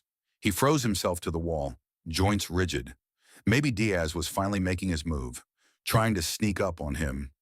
But the signal died again. The night visor screen went blank. "Damn it," Reeves whispered. Reeves edged around the door, sticking his head into the sleeping quarters. Reeves had trained his eyes to move in finely measured calibrations. Each shift of his optical muscles took a snapshot. Each sector of the cabin was carefully examined before the next click of his eyes. Reeves spotted Diaz immediately. He was hiding in the tattered remnants of the bunk bed where Harold Pride had slept. The bunk was buckled, rotted to the point of collapse, and the weight of Diaz in the diving suit gave it a sway-backed sag. Reeves wanted to laugh. In a poor attempt at camouflage, Diaz had draped himself in the shreds of a blanket. The torn cloth rippled with shadow and current. But even in the flickering darkness, Reeves could see the unmistakable outline of the suit. Reeves took careful aim with his arm and pushed the button to lock his torpedoes on target. Today, the suit was only armed with a laser that was used for registering hits and misses, but Reeves was using it as a form of intimidation, a method of letting Diaz know that it was time to back off. The laser made a neat incision through the dark water and stabbed into the corner where Diaz was hiding. Reeves had him cold. When the red dot settled on a diver's sternum, it meant that a torpedo was coming before he could move. Game over. Reeves enjoyed winning, so much so that the animosity he'd felt toward Diaz started to dissipate. After all, there had been no overt aggression, nothing personal. On top of that, he hadn't found the Rubaiyat anyway. Maybe he could persuade Diaz to share the contents of the wireless shack. Reeves laughed and yelled, "Yo, you walk with the angels, amigo. You're dead." Diaz didn't budge. There was no movement other than the flicker of the torn blanket in the current. Diaz looked like he was wearing a Cabbage Patch helmet. Reeves followed the thin red line of his laser, his arms and legs tense. He still didn't know whether or not Diaz had bad intentions. As Reeves approached, Diaz sat motionless as a scarecrow. Reeves laughed nervously. "Look, the people on the submersible are probably going crazy after all the distress signals you sent out. If you don't get up, I'm going to leave you." Something about Diaz's visor drew Reeves in. He was close enough to see the glass of the night visor flickering through Diaz's homemade netting. He called out, "Diaz?" Walking up to the bunk, Reeves let his arm fall to his side. The red dot of the laser crawled over the floor. "Diaz!" Reeves's pincers swept the camouflage aside. Reeves didn't scream. His vocal cords were frozen. His ability to reason was short-circuited. Jorge Diaz was not here. Now Reeves understood the strange quality of Diaz's night visor. Why the tint of the glass had seemed odd. There was no face inside. The suit was empty. But that didn't bother Reeves as much as the condition of the suit. He could have understood destruction, dismantled parts scattered over the floor of the wireless shack. Like the boots he'd kicked aside, a broken suit might suggest murder. On the other hand, a mangled body, the limbs riddled with fragments of crumpled titanium, could mean that Diaz had been the victim of an implosion. But Diaz's suit was intact. Reeves stepped back from the rotting bed and fought for breath in the claustrophobic darkness. Diaz's suit had become part of the Titanic. Lacy ribbons of rust had fallen over each joint. The thick glass of the night visor looked yellow, much like the porthole glass of the Titanic itself, or like the old china scattered in the sand around the wreck. The suit didn't look like state-of-the-art technology. It had become a relic from 1912. The movement sensor flashed, sending an electric tingle to Reeves's nerve endings. Something was moving in the wireless shack, gliding around his treasure hold of Marconi equipment. The reading was strong. It wasn't a crab or a rat-tailed fish, and no other divers were scheduled to come down. It couldn't be wild. Reeves stared at the bed, at the hollow reflection of the diver's helmet. It sure as hell wasn't Diaz. All Reeves could see in the glass of Diaz's visor was a reflection of his own panic-stricken face. Since he slipped beneath the surface on Ishmael this morning, Reeves had been worried. He'd been scared in the collector's suite, and he'd nearly managed to kill himself twice, even damaged his suit. He'd been able to deal with all of that. Even though he'd seen them with his own eyes, he'd explained the flickering movements away, called them hallucinations, something like nitrogen narcosis. And the reading on the movement sensors? Sea life, that was all. But now his sensors were lit up like a Ferris wheel, and Reeves began to doubt himself again. Something belligerent was moving in the room, making its presence known. Now the terror, like the treasure, belonged to Reeves. Alone. Let them keep it. He turned to leave the wireless shack, but as he started out, his legs failed him. The sound of Morse stopped him where he stood. The wireless key, which had survived a 2.5-mile plummet to the bottom and years of decay, began to tap, sending out a strange message through its orange flower of rust. The key tapped its staccato warning over and over, and each time Reeves decoded what it said, he was a millimeter closer to losing his mind. Ka. Reeves spelled the word to himself. Tonight. Reeves wondered if the hand sending the Morse belonged to Jack Phillips. A blue arc flashed across the spark gap, and it was more than Reeves could accept. Titanic's generators were rusted out and lifeless. They couldn't be powering that spark. Reeves fired his propulsors and rocketed out of the wireless shack, losing himself in the jagged caves of the Titanic's crushed superstructure. He slashed in and out of narrow openings, letting his reflexes save him again and again. When he finally located Ishmael, all he could do was tap on the submersible's viewport and point to the surface. All he wanted to do was get away. Escape from V-Hat was coming. Tonight, a restless wind stirred the trees in Halifax. It crept up a flight of concrete steps and crossed Argyle Street, where it purred against the arch-windowed facade of the building that in 1912 had been the location of Snow's funeral home. The undertaker who'd been in charge of gathering and embalming victims of the Titanic disaster. The wind continued across the city until it reached a cemetery called Fairview. There it blew around the plain granite structures, and it blew across the monuments, over the graves of rich and poor alike. Wind-blown bits of gravel skittered along the path that led away from the graves. The nearby sign, which read Titanic, creaked once, twice, and one side broke, leaving the sign to twist in the wind. The gate opened and leaves wandered through. Elms groaned with the wind. The Titanic's people, those buried here and those from the cemeteries called Mount Olivet and Baron de Hirsch, were leaving for the sea, leaving to join the others. Chapter 14. Listen, Doc said. Reeves had a rough trip. Seeing a pretty lady won't hurt him, but if he starts to look tired, let him go to sleep. He needs rest. Ellen was concerned. He's not hurt, is he? Just keeping him here for observation. Might have a cracked collarbone. Okay, I won't stay long. Thanks, I'm going topside to get some fresh air. Doc wandered out into the corridor, leaving her alone with Reeves. Reeves's hand tugged at her shoulder as she settled down at his bedside. She held back, afraid the doctor would come back and make her leave. But Reeves was insistent. The kiss was unhurried, as slow and deliberate as the swallows building their nests at the airport in Thessalonica. Each touch of his lips felt like he was offering something that would last.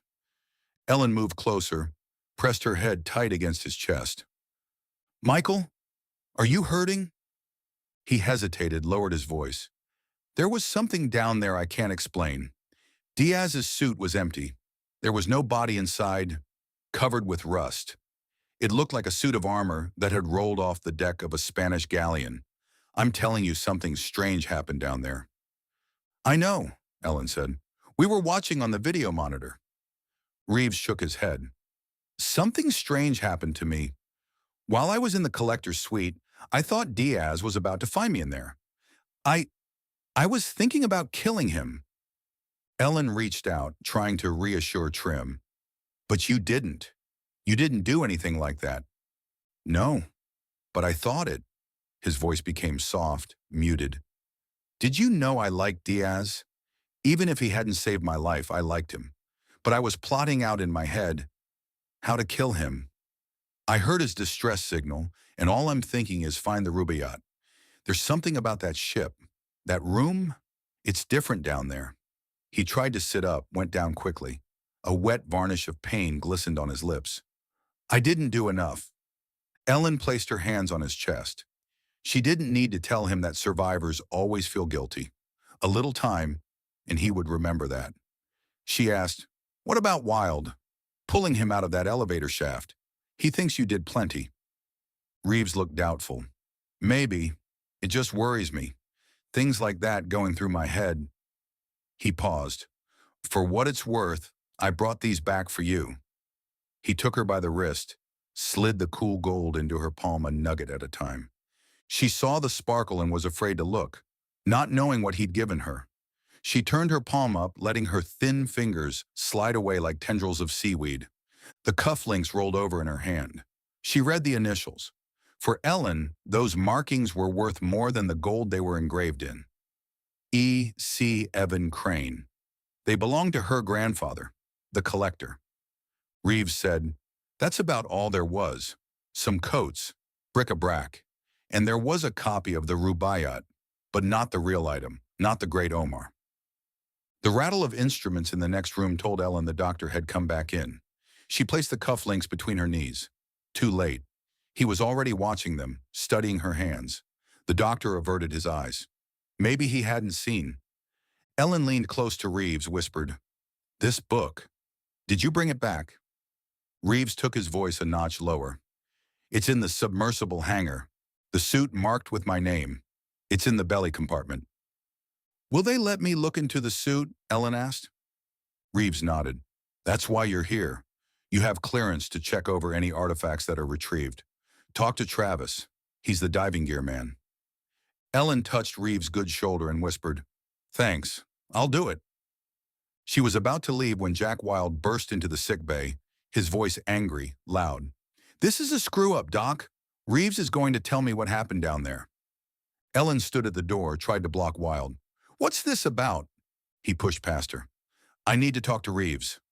He pulled a black plastic container from his jacket and tossed it into the V that Reeves's legs made in the blanket. It was a video cassette. "You're a bad cameraman, Reeves." Reeves held the cassette, turned it over as if he were looking for damage. "What's wrong with it?" Wilde's eyes took on a threatening glint. 45 minutes, we don't know where in the hell you were. Why'd you turn off your video equipment?" Reeves answered coolly. "The equipment screws up every time." "Don't give me that malfunction crap. I had all the video equipment double-checked. I wanted to find out why we weren't getting any pictures from inside the Titanic. In your case, I know. You turned it off." Ellen held her breath, waiting for the accusation. Wilde didn't disappoint her. 45 minutes. Is that how long it took you to dispose of Diaz's body? What else did you find? Something interesting? Something valuable? Did you, maybe, hit the mother lode? Have Diaz walk in on you? Hell, we don't know. All we have is a tape that's missing 45 minutes of footage. Wilde snatched the tape from Reeves's hand. "Maybe you found something you didn't want to share with the rest of us. Maybe you didn't want to share it with Diaz either. Maybe you killed him." Ellen winced. She looked away from the bedside. Doc, who'd followed Wilde into the room, was watching her hands. The cufflinks Reeves had given her felt hot in her palms. Reeves stared at Wilde. "You know I didn't hurt Diaz." Ellen said, "Paranoid. You're nuts coming in here saying—" Wilde turned on her. "Nobody cares what you think. Why are you still sitting here? Get the hell out and let us settle it." Reeves said, "You don't talk to her like that." Ellen rose, shook her head at Reeves. "Forget it. I'm going back to my quarters." Ellen walked to the door. Doc stood as she left, still watching her. What had he seen? Did he know that Reeves had given her jewelry from the Titanic? Had he heard what Reeves told her about the decoy? Her hand tightened on the cufflinks. She wasn't headed for her sleeping quarters. She was going to the submersible hangar.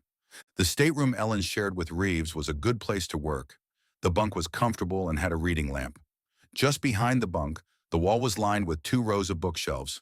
On the other side, there was a desk with an office chair, and that was where Ellen sat as she readied herself to open the black plastic box that she'd brought back from the submersible hangar. Reeves had been right about her security clearance. No one had stopped her or questioned her. Travis, the diving technician, had turned out to be very accommodating. He'd been quick to show her Reeves' suit, and he'd told her a good bit about the diving gear as they opened the belly compartment. Although he'd shown some curiosity as to the contents of the box, Travis had apparently been trained to keep his inquiries to himself. He'd merely handed the black box to Ellen and said, "Whatever it is, I hope it's a keeper."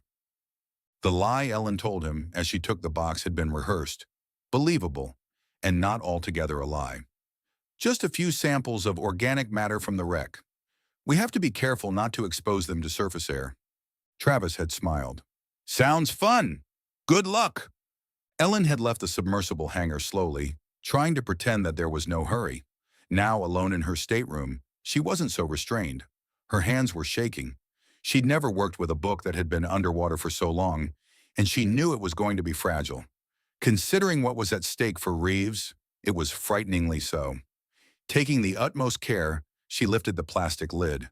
She drew a sudden, sharp breath. Something about the way the counterfeit jewels gleamed in the salt water excited her. She knew immediately that she was experiencing a kind of ecstatic hope. If this inferior version of the Rubaiyat, with its glass settings, was so remarkably well preserved, think of the Great Omar. The book was still immersed in salt water to protect it from the atmosphere. Ellen gently touched the binding. When she got started, she would either have to leave the book in the water or return it very quickly. Otherwise, she would be forced to watch her grandfather's clues crumble before she could read them. That is, if her grandfather had actually left any more clues. Her fingers traced the edges of the book. The leather was still slippery and cold from the Titanic. She was gentle in lifting the cover, hoping the first pages hadn't become stuck to it. They weren't. Instead, the pages were stuck to each other, thoroughly water-soaked, fused by the bottom pressure. Somewhat discouraged, she stepped over to her duffel bag and got her tools. She was reluctant to start, still trying to work up her nerve, even though she knew she was as capable of handling this task as anyone. Following her great-great-grandfather's example, she'd taken up book collecting as a hobby, and just as naturally, she'd progressed to restoring valuable books. In the last 10 years, she'd saved books that had been nearly ruined by silverfish or worms or water, even books that were fire damaged or decomposing from the acid content of their own paper. But this? Could she even open this book without destroying it? She looked at the black box, at the crystalline water that covered the counterfeit Rubaiyat. Without a doubt, this was going to be the hardest work she'd ever attempted. Separating these crumbling pages would be like working with ashes. It would take a surgeon's touch. Back at the desk, she separated the soaked title page with a scalpel, began lifting the edges with tweezers, careful not to cause any tears. This done, she peeled the page back, pulling gently at each corner. Just a millimeter at a time. Damn it. It had torn slightly. She stopped with the page scrolled halfway back to rest her eyes in her hand. Now, again, slowly. When she finished lifting back the covering pages, she saw it, a perfect circle, drawn in pencil. Using the same painstaking procedure, she went through the rest of the pages in the counterfeit until she saw another circle neatly drawn around one of the verses. Ellen closed the book and then the plastic box, making sure that the container was tightly sealed. She wrote down the numbers of the circle verses and ran for the door. She'd found the last clues that her grandfather had left on the last night of his life. Ellen walked quickly to the sick bay, ready to tell Reeves the good news. She was anxious to share the secret that had taken most of her adult life to unearth. Now that she'd examined the decoy and knew the answers were there, Ellen was sure that she could solve the misunderstanding with Wilde. She would say that Reeves, through his own initiative, had found the collector's suite and a treasure map that had been lost in the Titanic. Yes, the venture had gone against orders, and yes, it had been a little risky, but now, thanks to Reeves, they had the clues that might lead them to the Great Omar.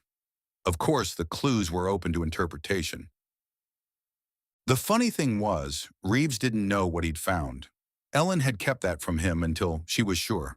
Now she would tell him, and Reeves could patch things with Wild, complete the expedition, and after that, he and Ellen just might have a life together. Chapter 15. When Ellen walked into the sick bay, Reeves was sitting on the examination table rubbing his knuckles. She reached inside her coveralls and pulled out some worn pages. He saw the name Edward Fitzgerald, the Rubaiyat. Nothing that explained why she looked so excited. She said, "I've got something. Could settle this whole business between you and Wild." Reeves looked wearily at the papers. "Not likely. I just broke his face." "That was stupid." "What? I'm supposed to lie here, listen to him accuse me of killing my friend? He cared about Diaz too, don't you think? So he comes yelling at you, blames you because you were down there and he wasn't. He feels as guilty as you do." "I know Wild. He meant every damn word he said. If he said it again, I'd punch him again. I've got every reason in the world to walk away from this. Sorry I came. Sure as hell didn't sign on for the kind of crap I just heard from him." Ellen clutched the Rubaiyat's pages as if she were holding a shredded peace document. "If you just listen to what I have here." "Yeah, Reeves, listen. I'd sure like to hear what she has." Doc was leaning against the door jamb. Ellen tried to fold the paper, but Doc moved in, snatched it away from her. "What's this? Something about the Rubaiyat? What did you give her earlier, Reeves?" "Cufflinks." Doc looked down as if he were staring through the hull of the Belfast Wind into the deep chasm of ocean that held the Titanic. "I don't care what it was. If it came from the wreck, you better throw it over the side before Wild comes looking for it." "He can have them if that's all it takes," Ellen said. Reeves shrugged. "What's the difference? I don't even know why he's acting the way he is." Doc said, "Look, if you'd brought back the Rubaiyat, Wild wouldn't care if Diaz was shark food. But with 45 minutes of blank videotape and Diaz gone, Wild's got a problem. He thinks you found something down there. Something valuable. Now this business of accusing you of offing Diaz, maybe Wild's had some thoughts like that too." Reeves shook his head. "That's not Wild. He's a loose cannon, got a bad temper, but I've known him 15 years. No, he doesn't sell people out." Doc raised his hand. "Okay, maybe I'm pushing it. But I just talked to him. Come on, Reeves, he's got a right to be mad. 2 failed dives. Diaz gone. You keep coming up empty. What do you expect me to do? Wild told me I'm not making any more dives. That's a wrap if you ask me. I'll sit it out if that's what he wants." Doc sighed. "End of expedition. What can Wild do by himself? So all this is about patching it up. Fine. Bring him in here and we'll talk." "Won't happen. He's sitting up there on the bridge telling me he doesn't need you. Says he'll make the rest of the dives solo. What can he do in the Titanic alone?" "As much as I can. He's always talking about wanting his shot. Maybe tonight he should go by himself and see. You know the wreck better than Wild. Outside of falling down an elevator shaft, he's never even been inside. Say you sit it out. Say Wild gets in trouble, might get killed like Diaz. And you'll be able to tell yourself you lived through it. Sensible. Most times I do the same thing, but..." Ellen broke in. "You're a good salesman, Doc, but you're not taking the risks Michael is." "Maybe I want to. Sure as hell don't want to see the expedition scrapped. That's what's going to happen too. Be like Diaz died for nothing." Reeves was quiet for a moment. Most of what Doc said was true, but there was more to it. He remembered what he'd said to Wild on the fishing boat. "That place scares me." It still did. He didn't have to make any more dives on the Titanic. He could go back to St. Helena, but the power here would follow him. A skitter of windblown live oak leaves against the screen, and he would wake in his bed to see Evan Crane, or the boy or his father, come to remind him of all he'd taken from the sea, of all it had taken from him. He wanted to make his peace or stay here, but there was no way to explain this to Ellen or Doc. He looked at them, spoke softly. "What are you thinking, Doc?" "Make your dive tonight." "Can't. The submersible pilots are tighter with Wild than they are with me. Can't go without them. If Wild says it's off..." "I'm driving," Doc said. Reeves forced a weak laugh. "What do you know about piloting a submersible, Doc? You can't drive one of those things. I can. I was a SEAL. We had some training? Reeves raised his good hand. No offense, but that doesn't mean you can do it well. I'll risk it if you will. We can launch the submersible by remote control, right? We'll have to get it on the tracks and out to the fantail crane. Then we drop, Reeves answered. But yeah, it can all be done from inside the submersible. It's a big risk, Doc. Some places on the wreck are more accessible than others. You have to decide on a landing spot. Where you want to go. Doc said, if you have some information. He held up the papers he'd taken from Ellen. Do you have anything at all? Ellen seemed hesitant, so Reeves said, hell, I don't know. Ellen thinks we do. Go ahead. Tell him. Ellen said, Michael brought up a copy of the Rubaiyat from the Titanic. It's not the Great Omar, but it came from the cabin of the man who bought it. Evan Crane, Reeves said, Ellen's great-great-grandfather. Ellen pointed to the Xerox pages. These marks correspond with the ones my grandfather made in the book Reeves brought up. I think they might be clues to where he hid the real thing. Doc looked skeptical, Ellen went on. Verses 12, 15, 50, and 64 are circled. It's like a riddle. Of course, it's open to interpretation, but I've studied my great-great-grandfather's letters and journals. I know his codes and his eccentricities. Based on the evidence recovered from his body, I think I know what he intended. I believe the circled verses refer to actual places in the Titanic. Doc said, if you want us to do anything with what you're telling us, you need to explain these verses. Ellen smoothed the Xeroxed copy. All right, let's get started. Doc was impatient. Can you do it quickly? Listen, Ellen said. This might be the most important one. She read aloud. A hair perhaps divides the false and true. Yes, and a single alif were the clue. Could you but find it, to the treasure house, and peradventure to the master too. The word alibi's the key, I think. Reeves interrupted. I'm lost already. What's an alif?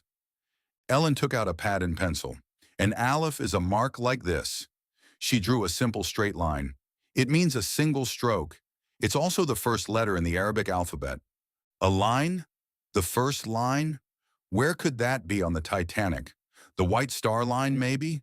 The flag of the White Star Line was on the Titanic's stern, Reeves said. Ellen frowned. And it wasn't Leon the second-class purser's safe, or he would have been able to get to it, maybe give it to someone leaving in a lifeboat. The second-class purser's office was on E-deck, toward the stern. That's right, Reeves said. One of the survivors, Lawrence Beasley, said that he heard the second-class purser's safes being emptied. At least that narrows things down some, Ellen said.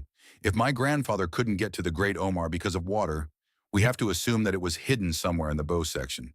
That was the part of the ship that filled with water first. Reeves nodded. Yes, the first compartments filled up very quickly. I agree with you on that. But a line? I don't know. I'll have to think about it. He pointed to the copy. Let's move on to something else.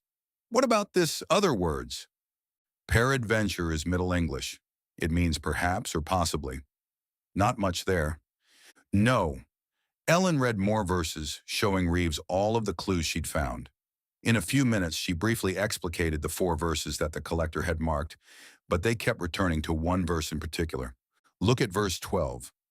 A book of verses underneath the bow, a jug of wine, a loaf of bread, and thou. See, it points to the bow section. If you substitute bow for B-O-U-G-H. Reeves felt discouraged. Great. There's only 470 feet of bow section that we have to cover, and I can't make the connection with the alif word, a line in the bow section. It doesn't make any sense. Yes, I know, but... Doc didn't give her a chance to finish. We don't have time for this. Reeves, if we're going to take the submersible, we have to do it now. You don't have to find the Rubaiyat. Try Scotland Road, one of the bigger passageways. Bring back what you can. Reeves knew Doc was right. Ellen's clues were shaky. She'd been so anxious to help him out, she hadn't asked the obvious question. Why? Why would her grandfather mark verses, leave clues as to the whereabouts of the Rubaiyat when he probably thought the Titanic would never be found? Reeves knew. Evan Crane hadn't drawn those marks, at least not the living Evan Crane. Reeves thought of the white-faced old man in room C-15. This was their death night. Tonight, in all of the Titanic's hull, there wouldn't be a single doorway that didn't shimmer with a ghost. There wouldn't be a corridor in the whole wreck that didn't swirl with their movement. Reeves' skin tingled. Tonight, he wouldn't back down. Captain Pennington was frowning when he looked into the door of the chart room. The lookouts claim... The captain paused as if he didn't know what to say. Will you come to the bridge, Wild? Wild stepped back from the brightly colored charts on the table and followed. The captain didn't have to explain what the lookouts had seen. Through the wheelhouse window, Wild saw a floating line of white peaks and ridges that rose on the horizon like sharpened glass. An ice field, Weld whispered, and as he spoke, wind murmured through the wing bridge, carrying the salty smell of the ice. Incredible. It's moving toward us. I've never seen ice move that fast. The current must be fierce. Must be, Pennington agreed. Weld turned on him. Damn it, Captain. You shouldn't have let us drift into the middle of this. We'll have to work our way out and return to sight. Pennington said, I didn't allow anything. You just looked at the screen, didn't you? There's nothing on the radar. We didn't know about this ice until the lookouts spotted it. Wild pushed by him, walked to the radar. The captain was right. The screen showed an empty sea. Weld stepped back and stared at the misty bridge glass. I'll be damned. Quartermaster, follow the edge of this ice and keep following it until you find a way out. Captain, I want you to search for a break, anything wide enough to navigate. I don't intend to drift with this floating ice until it melts. The captain was flustered. The ice is too thick. It's a floe. Growlers, bergs, the works. Wild glared at Pennington. Find the opening, Captain. Weave your way through it until you find it. The captain's face was rigid as the circle of ice that was closing on them. The lookout's reports and my own observations have led me to believe that the ice is unnavigable, impassable. At first, Wild didn't answer him, and the whole bridge was silent. The only sound was the hollow pop of Wild's hard leather soles as he strode from one wing bridge to the other. He stopped, his fingers gripping the brass telegraph on the starboard side, as the white puffs of his breath drifted astern. He was thinking over what the captain had said. He decided to compromise.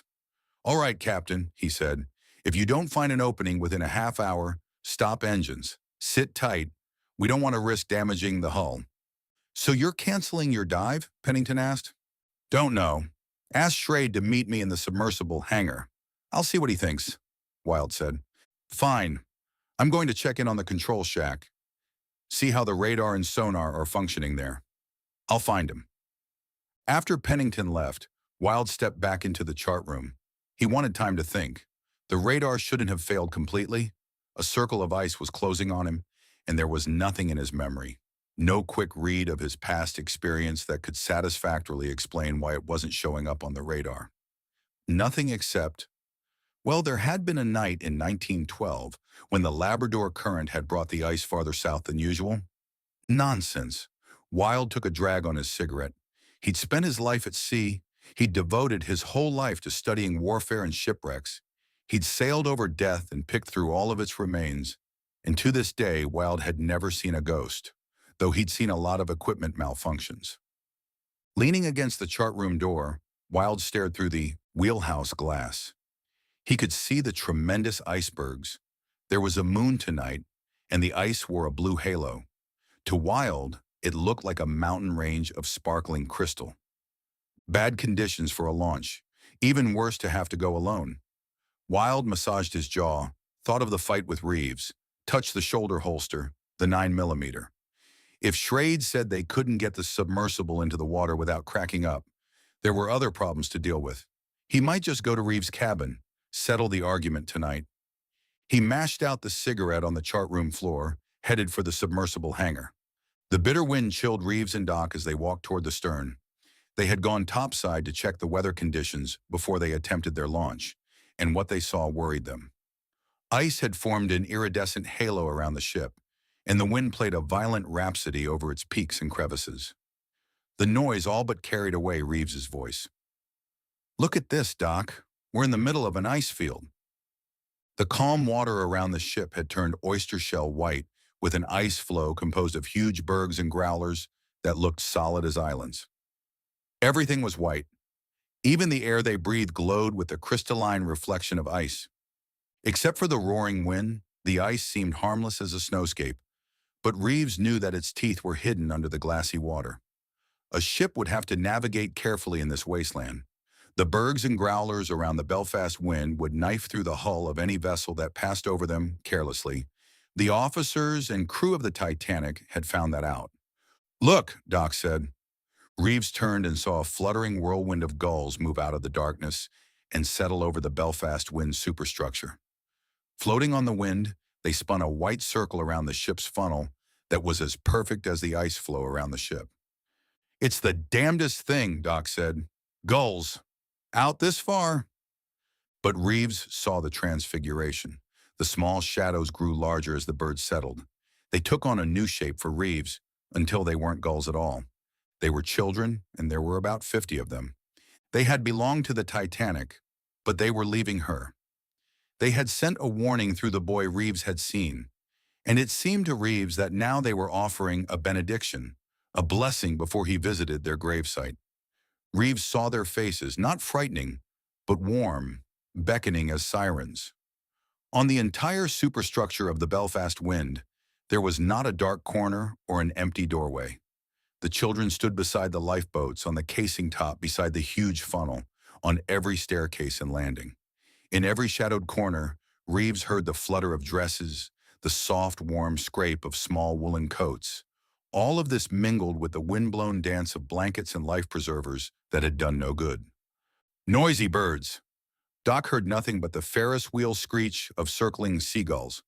But Reeves heard a song that grew and took wing on the soprano voices of boys and girls. Third class, second class, first class, they sang together, and their voices offered the quiet notes of an old hymn they might have sung in 1912, when the sea had taken them. Hold me up in mighty waters. Keep my eyes on things above. Reeves knew the song. It was called Autumn, but he didn't know if it was the last song the children had ever heard, or if it had been the last number played by the Titanic's orchestra. He just knew it was the song they chose now, and the wind quieted for them. They were allowed one verse before the impatient sky raged once more, swirling over the soft, crinkling fabric of their clothes as though their lost spirits were being reclaimed. After their long vigil over the Titanic's grave, the time had come for them to leave. Reeves knew that their song was the last note of kindness this ice-studded section of the North Atlantic had to offer, and he didn't like to contemplate the spirits who remained behind. He savored the last notes as the shadows became birds again and lifted into the whirlwind like a vortex of white paper. "It's like they're torn away from the world," he told Ellen. They wait, and the bad thing happens over and over again. "Gulls, damnedest things," Doc said. Reeves pushed Doc through the door that led to the cargo hold, not wanting to share what he'd seen. Doc wouldn't believe him anyway, and the children's song had told him that there wasn't much time. The spiritual power of this place might last tonight, a year, maybe forever, but it would also be at its strongest before dawn tomorrow. And it had already occurred to Reeves that autumn might be his own funeral dirge. In the submersible hangar, Reeves crawled through the open neck of the suit, and Doc helped turn the helmet until the seal tightened. In seconds, Doc climbed into the submersible, locked down the hatch cover. Normally, for safety reasons, frogmen checked the hatch from the outside. Now there could be no such luxury. They would have to risk it. Ahab rose from the floor of the submersible hangar, heading for the tracks on the main deck. Reeves watched over the bow platform. The cargo hold was empty. They were just a few feet from clearing when Wilde ran through the door. He shouted something Reeves couldn't make out, raised a 9mm, took aim. Reeves yelled into the headset, "Come on, Doc, Wilde's down there." Doc said, "He can't stop us. I overrode the manual switches." Reeves stared at the black muzzle as Wilde steadied the pistol on his forearm. Ahab's interior and Reeves' suit were filled with pure oxygen. One good shot, one spark would start a conflagration. He and Doc would burn to ashes. "Just push it, Doc." "I am pushing it, damn it." The first bullet struck the edge of the cargo hold just as Ahab reached the tracks on the main deck and started her roll toward the fantail crane. No harm done. A clean miss. Working by remote control, Doc released the cable from the derrick and set the fantail crane in motion. The second cable tightened and the submersible was lifted from the tracks. Like a bolt of lightning, a second bullet scarred the Kevlar on the submersible's hull. Reeves winced. Fortunately, it hadn't penetrated. "You're going to have to drop us, Doc. If we ride down on the cable, he'll blow us away before we get to the water." "I'll try." "Do it, and stay in close to the side of the ship. Don't give him a clear shot at us before we go under." Reeves was waiting for the fatal bullet, the one that would puncture his suit or Ahab's hull. The submersible squealed against the crane as its weight was thrown out over the water. "Come on, Doc, drop it." Reeves heard the whir of the remote control, the scrape of the cable as the submersible broke free from its coupling. Suddenly, he was weightless on the platform, and the heavy nylon harness was light, fluttering with the rush of the wind as they fell. The onward rushing water was black, bottomless, and Reeves knew that if Ahab hit Bo first, his body would take the full force of the impact. It didn't happen. Ahab did a full belly flop, and Reeves was slammed backwards. Geysers of water went up on all sides. He was dizzy, disoriented, biting his lip from the pain in his shoulder. "Get her in close to the side of the ship." Reeves waited as they bobbed helplessly, an easy target if Wilde decided to lean over the rail and empty a clip at them. "Doc." "All right, taking her in close." Doc's voice sounded weak. "Are you hurt, Doc?" Reeves asked. Doc brought Ahab under the Belfast wind's fantail. "Hell, aren't you?" "I'll live," Reeves said. "I might not. Check your life support system. I'm taking on ballast."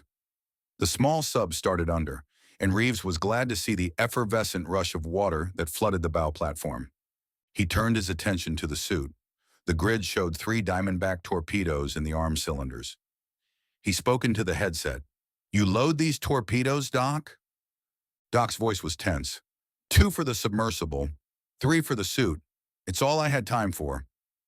Reeves hadn't planned on needing weapon, but he wouldn't have put money on Wilde trying to turn him into a clay pigeon either. Wilde would be right behind him in Ishmael, and he would come armed.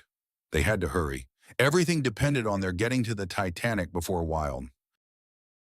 Chapter 16. As Ahab moved in for a landing on the Titanic, it was close to midnight.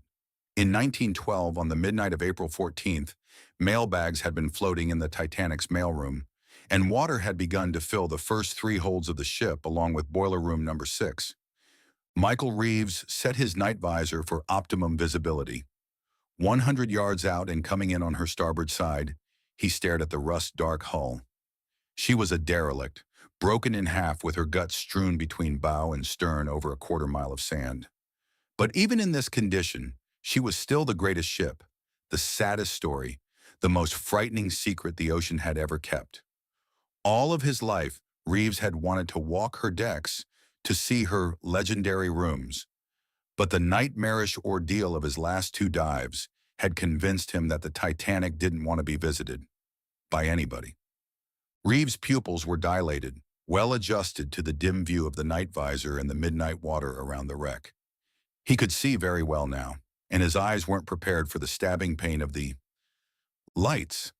There were hundreds of them flashing along the Titanic's sides. Row after row of portholes shone white as the strands of a pearl necklace, bright and brightening, chasing the shadows from the bow section and moving aft. Reeves gasped. For the length of a camera flash, the Titanic was whole, perfect, new. In Reeves's visor, the darkness of the water parted like a disused shroud, and he saw the passage of the Edwardian rich on the boat deck and the promenade. The ship was afire with the beams of 100 chandeliers and deck lights.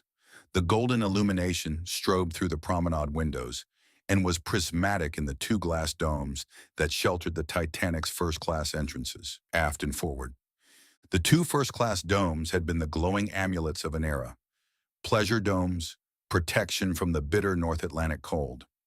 On the morning of April the 15th, 1912, they had been crushed in less than 3 hours. But tonight, They shone with the same orange warmth they had possessed on the maiden voyage. Reeves also saw a watery sparkle of diamonds, a swirl of lace dresses, rippling in the cross-current as they would in a gentle sea breeze. On the Titanic's decks, a group of women moved in step to a sweet blend of waltzes and ragtime. Different strains of music, the Blue Danube, Alexander's Ragtime Band, played in Reeves's headset. The sound came from all the lounges and dining areas of the ship. Looking further aft, Reeves saw through the windows of the Café Parisien. Aglow with the same light, it was what one of the Titanic's millionaires might have called a warm little place for coffee, drinks, or wine. A French sidewalk cafe come to see. Up a deck, potted palms wavered in the veranda and palm court, which was located just behind the well-lighted first-class smokeroom. White-coated waiters moved around the tables, and through the portholes of Deck D, Reeves saw the flash of silver trays in the first-class dining saloon. Mesmerized by the flickering light, he imagined black-coated waiters scurrying to serve roast duckling with applesauce, lamb with mint sauce, Waldorf pudding, or any number of other dishes that the Titanic's wealthier passengers were offered just 4 hours before she struck the iceberg. Dreamlike, the voices of the waiters came to Reeves across the water. "Hot buttered rum, sir? And a tea for you, ma'am? I'll have those for you in just a moment. I beg your pardon? Oh yes, it is cold tonight." But there was no night or day here. Along the decks, people in overcoats and hats sat in their deck chairs and studied the sea. Reeves saw the gray wrinkle of wind-stubborn newspapers, the curl of blankets that wouldn't stay put. Near the stern on the third-class promenade, he saw the bobbing shoulders of some of the steerage passengers, young Irish and Danish boys. Wool-coated, wearing tweed caps, they were playing their eternal game of soccer. Reeves tried to imagine what he would see if he could look over the handrail to the deck. He wondered if they were playing as they had on their last night, with jagged pieces of ice, shavings from the iceberg. In this light, the Titanic's funnels were sunshine yellow, and their tops wore a band of black paint. The two masts were pristine, carrying the ratlines up in perfect triangles like arrowheads pointed at the sky. This was how Reeves envisioned the Titanic at 100 yards. A perfect ship, all 882.5 feet of her. When he was 50 yards away, the disintegration, the death of the Mirage began. The mast collapsed. The forecast fell across the superstructure, smashed the bridge. The aftermast simply wavered and vanished somewhere in the darkness aft. At 40 yards, the whole stern disappeared. The funnels corroded, and Reeves watched aghast as tons of iron were carried away in orange whirlwinds of rust. At 30 yards, the bright clothes of the passengers became shredded rags. Gradually, they left their deck chairs and cafes and soccer games, retreating to the wreck's interior. Lined up at the twisted handrails and iron-stained windows, in the shadows of the broken davits, they took note of Reeves's approach. Behind the dark, rust-painted glass of the portholes, Reeves thought he saw their upturned faces. The features were white, the eyes, light-sensitive, wide-pupiled, blinking against the glare of Ahab's lamps. But they were watching. At 10 yards, even the faces disappeared, and there was nothing left of the Titanic's splendor but black openings, misshapen windows, threatening doors. Reeves knew what the ghosts were telling him. They were allowing him to see what they had been and what they had become. The children on the surface had given him a song, a benediction. Down here, the music was funereal. Reeves was certain that he was being shown his grave, and he readied himself for the worst as Ahab's runners slid through the Titanic's deck caulking. The landing was as silent as the ship had become. Once more, the Titanic was in ruins. There was no movement, no sign of life. But Reeves knew the ghosts were here. He knew they would show themselves when they wanted to. He wasn't in control. They were. And tonight he was going to walk the road, a passage deep in the Titanic called Scotland Road. If Wilde pursued, and he surely would, this wide, lengthy corridor would provide a lot of escape routes. "You still there, Doc?" This was Doc's first trip down, and Reeves noticed that he was quieter than usual. As far as Reeves knew, Doc hadn't seen the ghosts of the Titanic, the lights, the people, the voices, and the music. But his voice sounded reverent. "Be careful, Reeves. I'll hide out until I get a call from you." Right, Doc, Reeves said. He stepped from Ahab's bow platform, and the water shivered around him. Reeves made his way to E-deck more easily than he'd expected to. The grand staircase was still the best way to travel deep into the Titanic, but once he'd passed the open area, which had been blasted clear of obstacles by the bottom impact, time, and the current, Reeves found that the Titanic's inner passageways were a confusing blend of what was and what had come to pass. To get his bearings, he constantly referred to his computer deck plans. This helped to identify the rusted-out remnants of doorways, to differentiate pantries from staterooms. A, B, C, D. On deck after deck, he'd seen bulkheads twisted into strange shapes, smashed corridors, walls that had been honeycombed by rushing water and tumbling debris, all of the effects of a 40-mile-per-hour collision with the bottom. And even if he'd wanted to go further than Deck E, he was forced to stop. The final stairwell, the one that would have taken him down to Deck F, was utterly filled with wreckage. It contained every shred of glass and frame from the collapsed skylight. The dome that Reeves had seen shining had fallen here, and beyond E-deck, the grand staircase was impassable.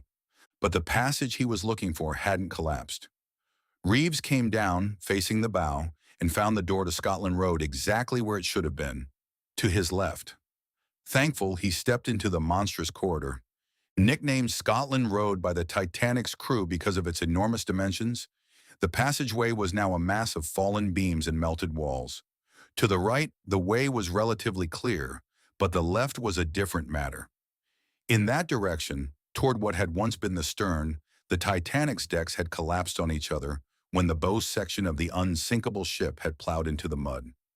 In the hours after she struck bottom, the Titanic's decks had awaited the slow rain of lighter wreckage: pots, pans, wine crates, and bodies. But here, deep inside the ship, the rooms were always quiet, the water stagnant. Reeves took 2 steps and stood in the rubble that had once been Scotland Road. And it almost ended right there. This was nearly all he could take. Across the wide corridor, scratched on the rust-streaked wall, he saw a message, a roughly scrawled verse from the Rubaiyat of Omar Khayyam. Strange, is it not, that of the myriads who, before us passed the door of darkness through, not one returns to tell us of the road, which to discover we must trowel to. Before Reeves had finished reading the last line, before he could even begin to picture what sharp-nailed finger might have engraved those lines in the Titanic's rust, a torrent of hazy water barreled down the corridor in a hurricane surge that sent him reeling. The current, blowing from what would have been the stern, was as violent and mysterious as the wind on the surface, the wind that had come with the ice field this afternoon. Reeves tried returning to the doorway to shelter himself, but it was too late. His feet were leaving the deck. Facing into the current, he turned on his propulsors to keep from being swept away. His computer readout showed that his propulsors were working well. There was no systems malfunction. The current was just too strong. The propulsors couldn't hold him in position. Worse, the blue light of his movement sensor showed 2 targets waiting for him at the end of Scotland Road. Was it Wilde? No. Wilde couldn't have passed him. Wilde didn't know any more shortcuts to the lower decks of the Titanic than Reeves did. Reeves spun away, letting the current carry him. He did a weapons check, grimacing at the poisonous ache in his wounded shoulder. Caught up in the current, the rusty walls of the corridor whirring past, he remembered that he had only 3 Diamondback torpedoes with which to protect himself, and the targets were getting closer. "Identify yourself!" Reeves's vocal cords tightened. His fingers settled on the launch button. He sighted over his right forearm, and the movement sensor locked in on the target electronically. To launch, he only needed to apply a few more pounds of pressure to the button. "Threats of hell and hopes of paradise," a voice said, and Reeves immediately recognized the lines from the Rubaiyat. Another voice took up the verse. "One thing at least is certain, this life flies." "One thing's certain and the rest is lies," the first voice said. "The flower that once has blown forever dies." Reeves didn't fire. He flipped on the Titanic deck plans that were programmed into his suit's computer. Pushing from behind, the tailwind was overpowering his propulsors.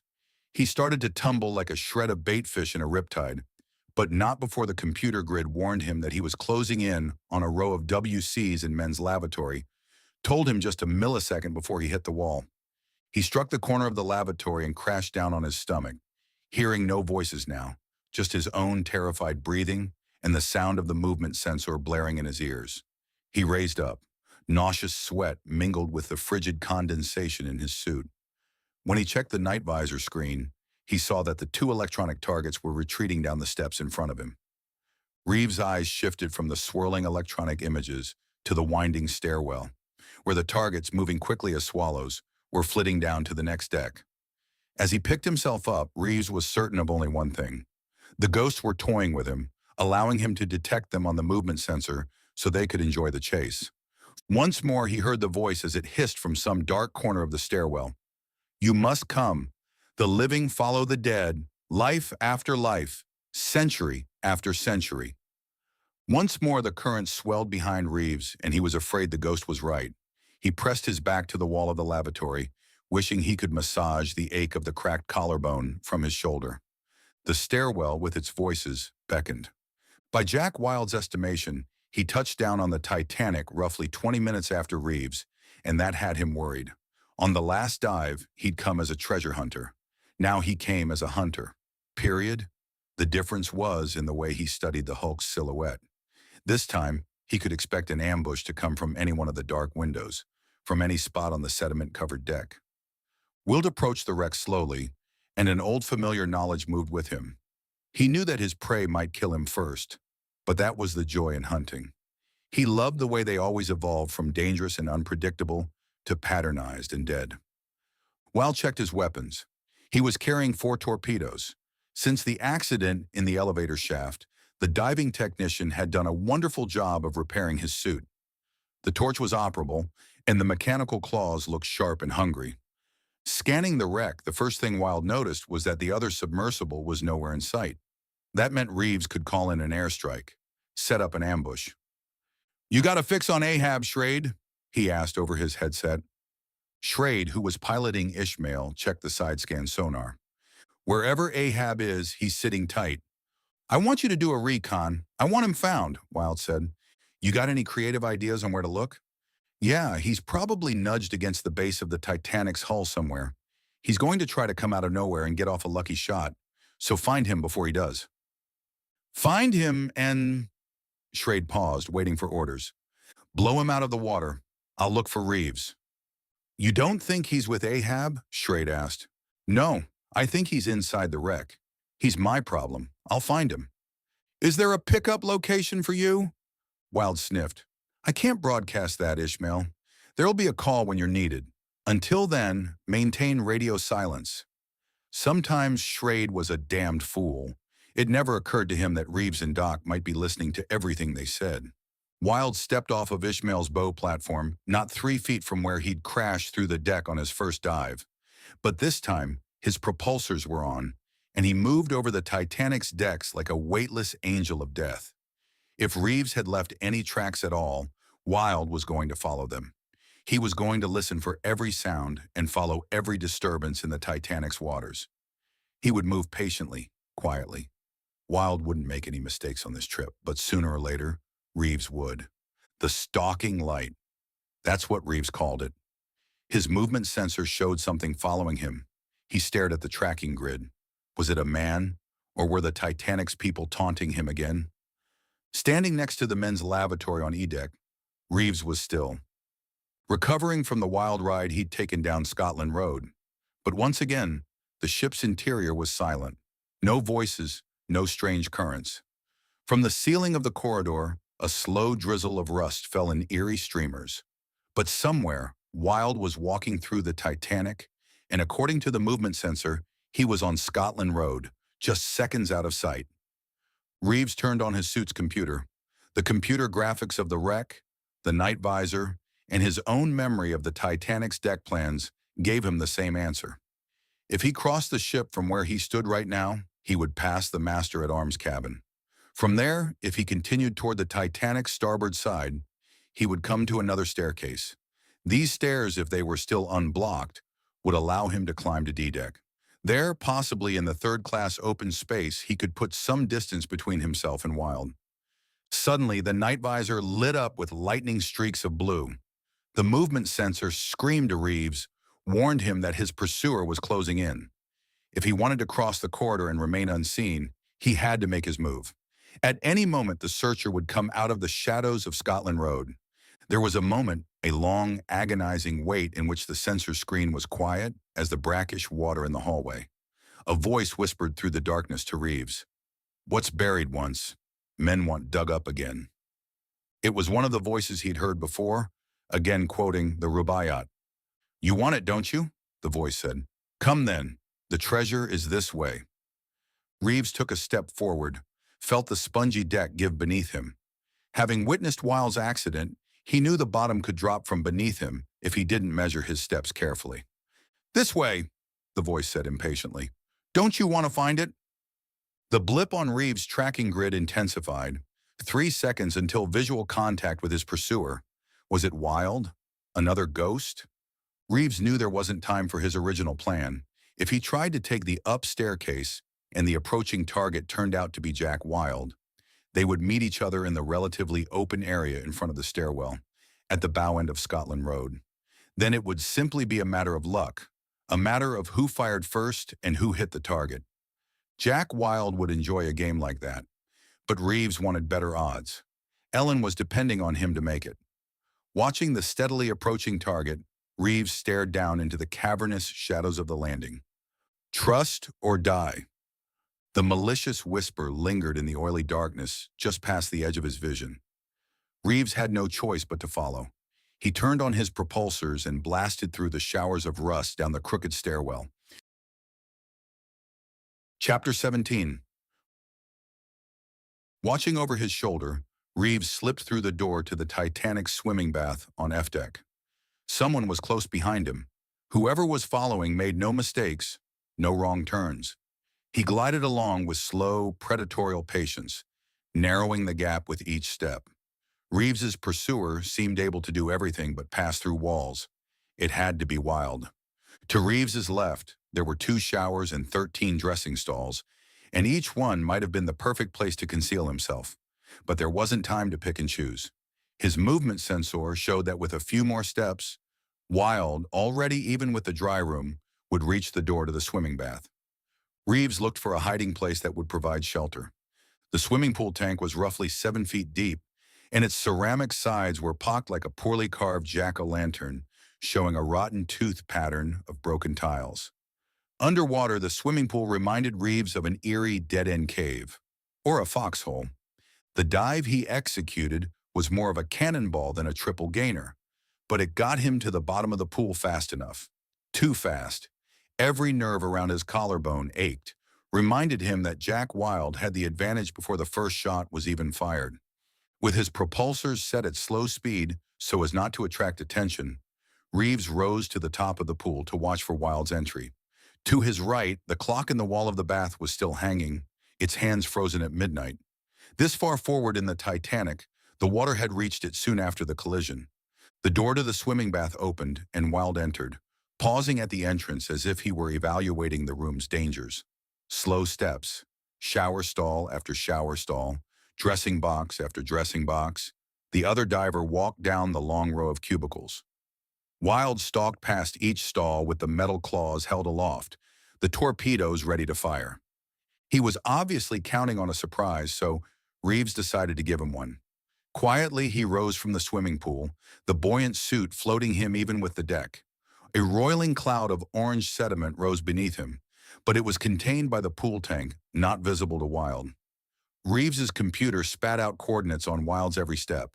The rangefinder measured the distance to the target, programming Reeves's torpedoes with the correct trajectory for a killing shot. What worried Reeves was that he might be among the dead. Anyone who lit the fuse on a Diamondback torpedo beneath 5 decks of an old Hulk was asking for a collapse, not to mention a share in the damage that concussion waves would do in a room this small. Reeves looked down. The swimming pool might protect him. If he fired, dropped quickly, the sides of the pool would at least shield him from the blast. The firing light glowed red.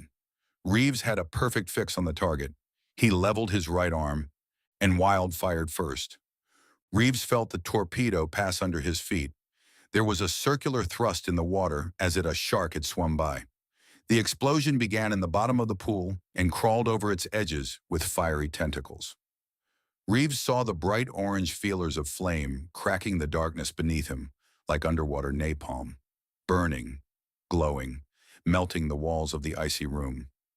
The pool became an underwater volcano, coughing its guts to the ceiling, and Reeves lay to the side, feeling the ping, ping, ping of ceramic snow over his suit.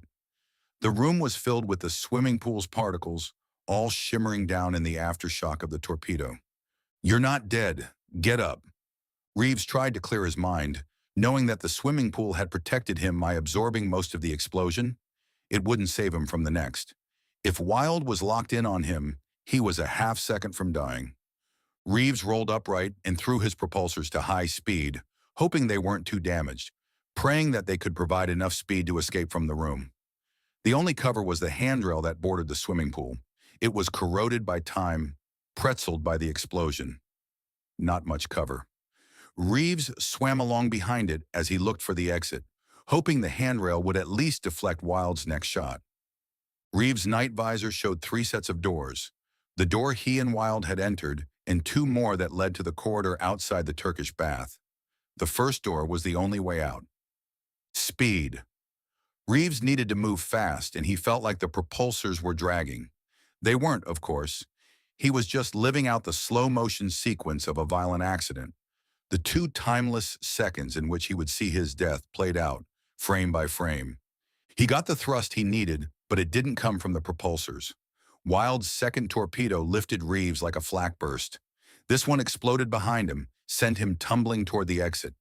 His diving boots struck and splintered the door. Outside, he swam the wide corridor and barreled headfirst into the next 2 doors. In the corridor outside the Turkish bath, he looked back and saw the last flashes of the firestorm in the swimming area. Surely Wilde had buried himself in there. He had to be dead after that. The explosion had seared the door facing and shaken the rust from the walls. With the last concussion wave, Reeves had felt a surge of heat through the exterior armor of his suit. The usual condensation around his back and arms had dried completely. There couldn't be much left of the swimming bath now, or of Wilde. Reeves watched and waited. A shadow framed by the conflagration like a black hole in the sun stepped into the fiery doorway. Jack Wilde wasn't dead. He hadn't even slowed down. Unhurt, he walked out of the cordite flash of the explosion with his right arm rigid, locked on target, ready to fire again. The double doors to the Turkish bath hung like poorly shuffled cards, and Reeves crashed through with relative ease. Finding a hiding place was more difficult.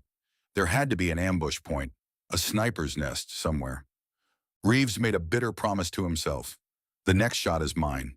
Inside the Turkish bath, the stanchions were thin and rust-eaten. They offered no place to hide. Without even checking the suit's computer, Reeves knew there was another set of dressing rooms to his left. But only one door. Too much of a dead end. Too easy to get himself trapped. Overhead, the hexagonal light fixtures, once beautifully arrayed within the stanchions and delicately engraved ceiling beams, hung down like disused railroad lanterns. For Reeves, they might as well have been explosive mines. One clink of the old glass against his suit would produce all of the sound Wilde needed to aim, and Reeves had an idea. Instead of trying to avoid the fixtures as he passed, why not strike them all? He brushed each of the dangling lights as he retreated to the far corner of the room. If Wilde was just outside the door, his night visor was showing a flurry of activity inside the bath. At least 5 targets, all moving at once. As the fixtures swung back and forth, bleeding rust, Reeves held his ground. If 4 were stationary and 1 was moving away, Wilde could easily deduce which one to shoot at. Reeves wasn't going to give him any help. Wilde's voice stopped his thoughts, stopped his heart. "Noisy, aren't you? I can't rely on my instruments if you act that way. But then, your equipment's probably screwed up too, after all of that racket. And maybe you don't guess as well as I do. I know where you are." Standing just outside the entrance to the bath, Wilde suction cupped a shard of glass from the loose hinged door and hurled it into the room like a frisbee. "Care for some skeet shooting?" Wilde asked. Reeves' movement sensors tried frantically to lock onto each whirring piece of glass that Wilde threw into the bath, as well as the fixtures Reeves had set in motion himself. Not possible. The equipment could handle it, but Reeves couldn't follow the multitude of targets which raced across the night visor. The screen inside his helmet looked like a kaleidoscope. Reeves had to find an escape route. He looked at the floor. The spongy linoleum of the Turkish bath was still in place, its diamond pattern still visible. Reeves followed the upper point of each diamond, hoping that they pointed to the other entrance, the service entrance to the baths.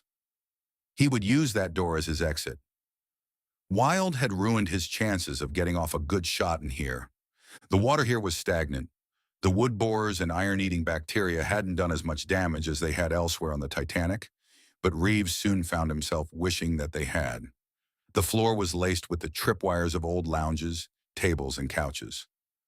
On some of the overturned pieces, rotted cushions showed an occasional faded flower, and the wooden frames, though waterlogged, were still solid enough to trip him. A stumble would give Wilde all he needed to make an educated guess. Worse, the light fixtures were nearly still. Soon there would be no movement, no sound in the room but Reeves's breathing, and Wilde's. Reeves's trick was failing him. Soon Wilde would see him. More accurately, they would see each other, and there would be killing. "I know where you are," Wilde said. Something in Wilde's voice infuriated Reeves. The light fixtures had whirred to a stop, and thanks to Wilde's voice, Reeves had a perfect fix on his position. Reeves crouched, fired one of the Diamondback torpedoes. The fiery blaze spread across the far side of the room, and Reeves instantly regretted having taken the shot. The voice repeated itself over and over. "I know where you are. I know where you are." Wilde had fooled him. What Reeves heard was the sound of a melting videotape. Wilde had abandoned his suit's camcorder and left the audio at full volume. He'd created a decoy of his own, and Reeves had fallen for it. Wilde's shot roared in at a sharp angle. The Diamondback was deflected by a stanchion well to Reeves's left. Crouching instinctively, Reeves saw the fish-shaped body of the torpedo as it grazed the rusty post and exploded. The shock waves struck out with crushing force. In the Turkish bath, everything was flattened. Light fixtures went flying on the force of a tornadic wind, turned into brass shrapnel, with a pin-cushion sampling of metal filings embedded in the exterior of his suit. Reeves found himself on his knees, crawling through the ruins of another utterly destroyed portion of the Titanic. Each stab of the claws into the rotten linoleum pained Reeves. He raged at himself, furious that he'd allowed Wilde to take him in so easily. The time had come to stop thinking and simply move. Wilde was skilled enough to get off a killing shot through these shock waves, and he would do it. But the blue flashes of Reeves' movement sensor told a strange story. Wilde was leaving, not retreating, but going to another part of the wreck. Monitoring the night visor, Reeves was almost certain of where the other diver was headed. Wilde had most likely planned an escape route for himself through one of the gangway doors on D-deck. On the night of the sinking, several crewmen of the Titanic had been sent below to open them. It was a documented fact that even though the men had disappeared, one door was still ajar. Obviously, Wilde wished to continue the battle outside of the Titanic because there would be a better chance for a clean shot. No more misses or deflections. Wilde had fired 3 times and Reeves once. Reeves stood up in the dying fires of the Turkish baths. 2, he said to himself. "I've only got 2 torpedoes left." In the control shack of the Belfast Wind, Ray Golding was aghast. So far, visual communications had been terrible on every dive to the Titanic, and the control shack had completely lost Wilde after he descended into the grand staircase. But now, a little more than an hour later, they had a picture again. "Look," Golding said. Joe McGregor, another of the sonar technicians, jumped up and ran to see what was happening on the screen. He sat down beside Golding as Wilde, or a diver they thought was Wilde, made a frantic escape from one of the gangway doors on the Titanic's D-deck. Golding used the acoustic telephone. "Ishmael, you have a diver exiting the wreck who may need your assistance." He purposefully kept the location vague. If Wilde was actually in trouble, what he'd said would be enough to get Schrade to do a quick recon. Also, on the outside chance that the diver was Reeves, the submersible might be able to corner him and force a quick surrender. That was what Wilde had ordered. Golding waited for Ishmael to answer, not a sound. Radio silence, McGregor said. Remember? Golding nodded, and as he did, the power in the control shack flickered. The video monitors went completely black. McGregor pounded the table. We don't need this? Not now.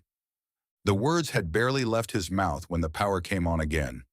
Every speaker in the room, each set of headphones, every PA was filled with strange music. Puzzled, Golding looked at McGregor. What in the hell kind of music is that? McGregor was shaken. It's ragtime. 1912 ragtime, and I bet Wallace Hartley's leading the band. Golding laughed. Yeah, right. The Titanic's band leader. And next you're going to tell me that... He was cut off by McGregor's expression. McGregor had gone completely white. He stood up from his chair, pointing to the video monitor and backing away. When Golding turned back around, he saw that the glass at the middle of the screen was bubbling, glowing red-hot, molten. And yet he felt an eerie coldness blow over his face.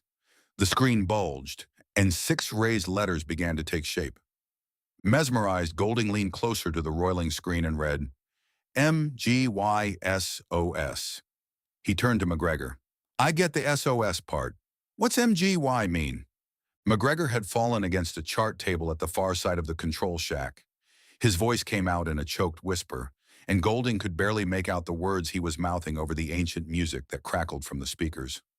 Those are the Titanic's call letters, McGregor rasped. That's the distress call her wireless operators sent out when she was going down. Chapter 18. Down below, Schrade was on the move. He'd almost completed a full circle around the Titanic's bow section, piloting Ishmael past the last few feet of shattered portholes. First, he'd looked for Ahab in every shadow of the old liner's broken superstructure. Now he went low, searching the bottom mud, scanning the Titanic's bilge keel. On the starboard side of the wreck, he probed along the wrinkled hull plates that were once thought to be scars from the iceberg. These had been dismissed as evidence of the Titanic's hard impact with the bottom, but they were still of the utmost importance to Schrade. He fully expected Ahab to be nestled in the darkness there. Schrade looked for runner marks in the silt. Since the submersibles were capable of sliding across the bottom, he thought that perhaps Doc had tried wedging Ahab into a hidden spot beneath the Titanic's hull. But as Schrade completed a full circle around the bow section, covering the muddy bottom slowly, meticulously, it became obvious that Ahab wasn't here. Doc's out there hiding in the dark. I'll try the stern. Headed that way already. It was a journey of exactly 1,970 feet from the bow section to the stern. But first he passed over what had become known as the debris field. He saw davits piled on top of each other, spread out like a strange fan. A leaded window from the Titanic's first-class lounge pressed hard against the bottom, like a silt-covered entrance to another world. Further on, champagne bottles gave a green sparkle to Ishmael's lanterns. Stacks of dishes spilled over the mud, and silver-plated trays gleamed beside them. Also, there was a doll's head, the eyes black and lifeless, having gone years without reflecting the happy face of a child. An explosion of mud to Ishmael's starboard side gave Schrade a start. The cloud of silt hung like a ghost, and in the shifting veil, Schrade thought he saw a woman move away with 2 children hidden in her skirts. He laughed at himself. Just a puff of silt, the undersea version of a dust devil, a strange blink of the eye. When the dust settled, the woman and the children were gone, but the image stayed with Schrade like the ball of light after a camera flash. And what he saw beside the drifting cloud of silt made him cold. Shoes. He saw shoes, lying side by side, each pair representing the impact point of a body that had filled with water, fallen, and vanished. There were a pair of spring heel shoes for a woman and 2 smaller pairs that must have belonged to her children. Schrade found himself hoping for footprints, for some proof that the bodies had walked away, that they hadn't just evaporated into the cloud of death that was drifting past. Or was it following him? Something was down here. His instruments, with their constant beeps and flashes, were playing strange messages. Schrade didn't know what to make of computer screens and movement sensors that told him of pursuers he could never clearly see. That warned of stalking beasts which never materialized. It wasn't that he'd lost faith in technology. God knows the submersible's state-of-the-art gadgets worked. He just lost faith in their ability to protect him. As Schrade crept along in Ishmael, the debris field began to resemble an eerie hardware store. He sailed over kettles from one of the Titanic's galleys, dishes, wine bottles, staircases, deck benches, coal from the ship's boilers, even the boilers themselves.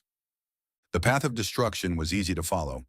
The trail of wreckage thickened near the stern section, and at the end of the journey, two lifeboat davits lying in the silt pointed toward the Titanic's stern, where the fallen aftermast lay pointed like a broken lance.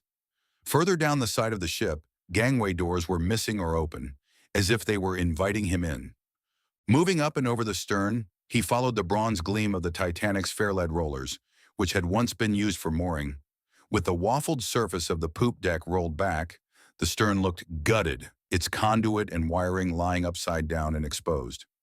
Theory had it that as the ship sank, the rush of water had caused the poop deck to turn back on itself, forming a cave that extended to the fantail.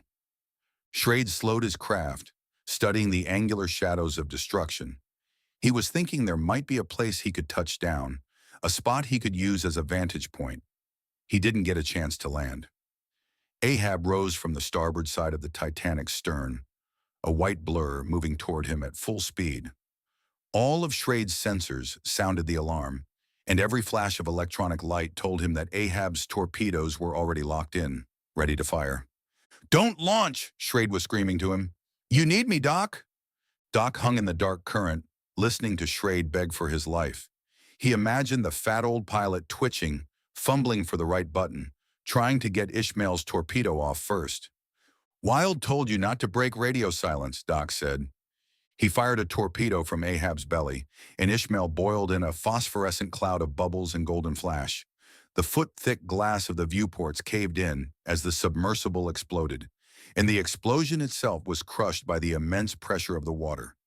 Ishmael was blown into pinwheels of Kevlar, spinning down over the sea-swept dunes. Doc saw the reflection of his spectacles in the viewport, looked into his own callous eyes. "I don't need you." Doc watched the particles of debris settle below, shifting loyalties. Doc didn't need any of them. Not Schrade or Wild or the Roberts woman. After so many successful dives on the Titanic, he didn't see why he had to go to Mark LaPrade and explain why this one was a colossal failure. The divers were unable to coordinate their dives. In the end, they were turning on each other. Sure, Doc had traded sides a few times, but all he wanted was to bet on a winner. The only one who seemed able to accomplish anything at all was Reeves. A survivor, that one. But if he got through his scrape with Wild, even if he killed Wild, Reeves was just one man. He couldn't possibly bring back enough Titanic loot to satisfy LaPrade.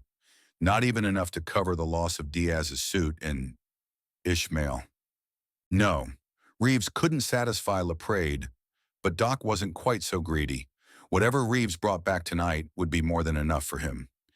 Doc just wanted to throw LaPrade off his trail for a while, make him think what had happened out here wasn't just a failed expedition. It was a tragedy, a bizarre and unexplainable sinking of the expedition vessel with loss of all hands. Doc smiled. He swung the submersible around and headed across the sand, hugging bottom. He had one torpedo left.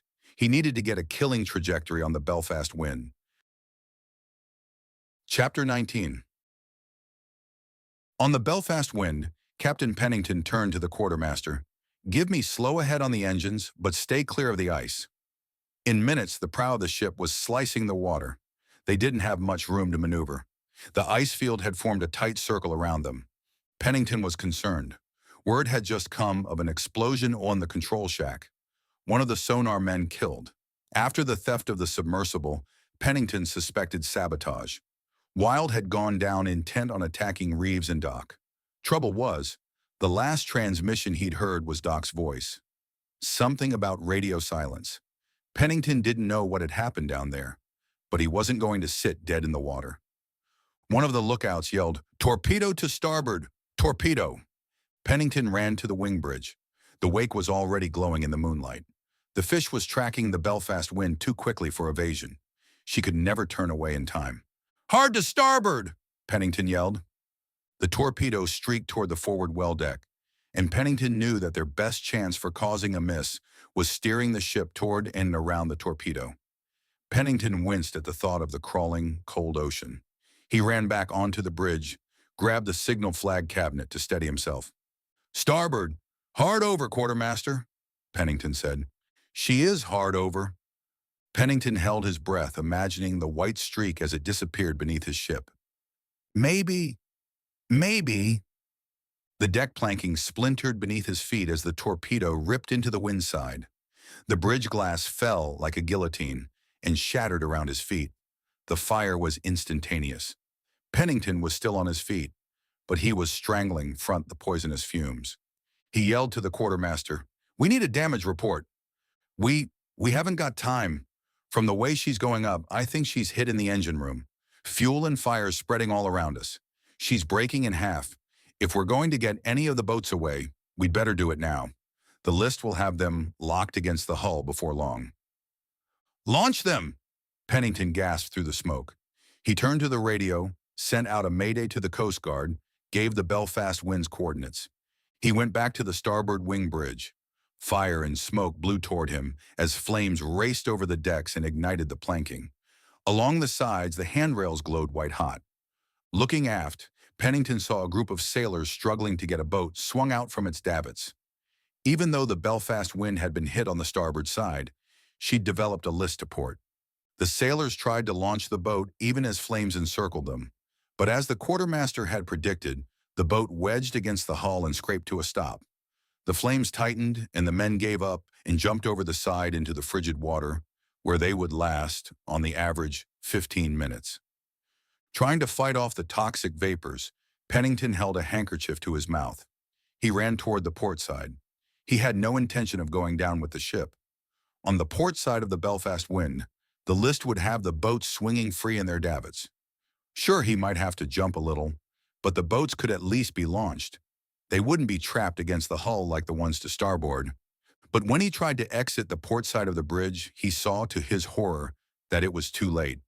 The water rose suddenly, forming a whirlpool, a violent Charybdis that roared in the valley of the ship's sinking halves. Frightening as it was, Pennington remained calmer than most men would have. He was a good swimmer, and he'd had the experience of an emergency swim in icy seas before. The important thing was to be decisive, to avoid staying in the water more than a few minutes. There was still plenty of time, but they stopped him. They came for him in their black uniforms. Austere, their brass buttons polished, they walked just behind the creeping edge of the water that spilled through the door of the bridge, cutting off Pennington's escape to the boats. Their feet were invisible, submerged in the water that was rising over the salt-bleached deck, consuming the Belfast wind inch by inch. They came from both sides of the bridge, dark figures, menacing, their faces rippled with water shadows. Pennington couldn't have named them, but the dark wool and brass buttons of their uniforms told him that they were officers.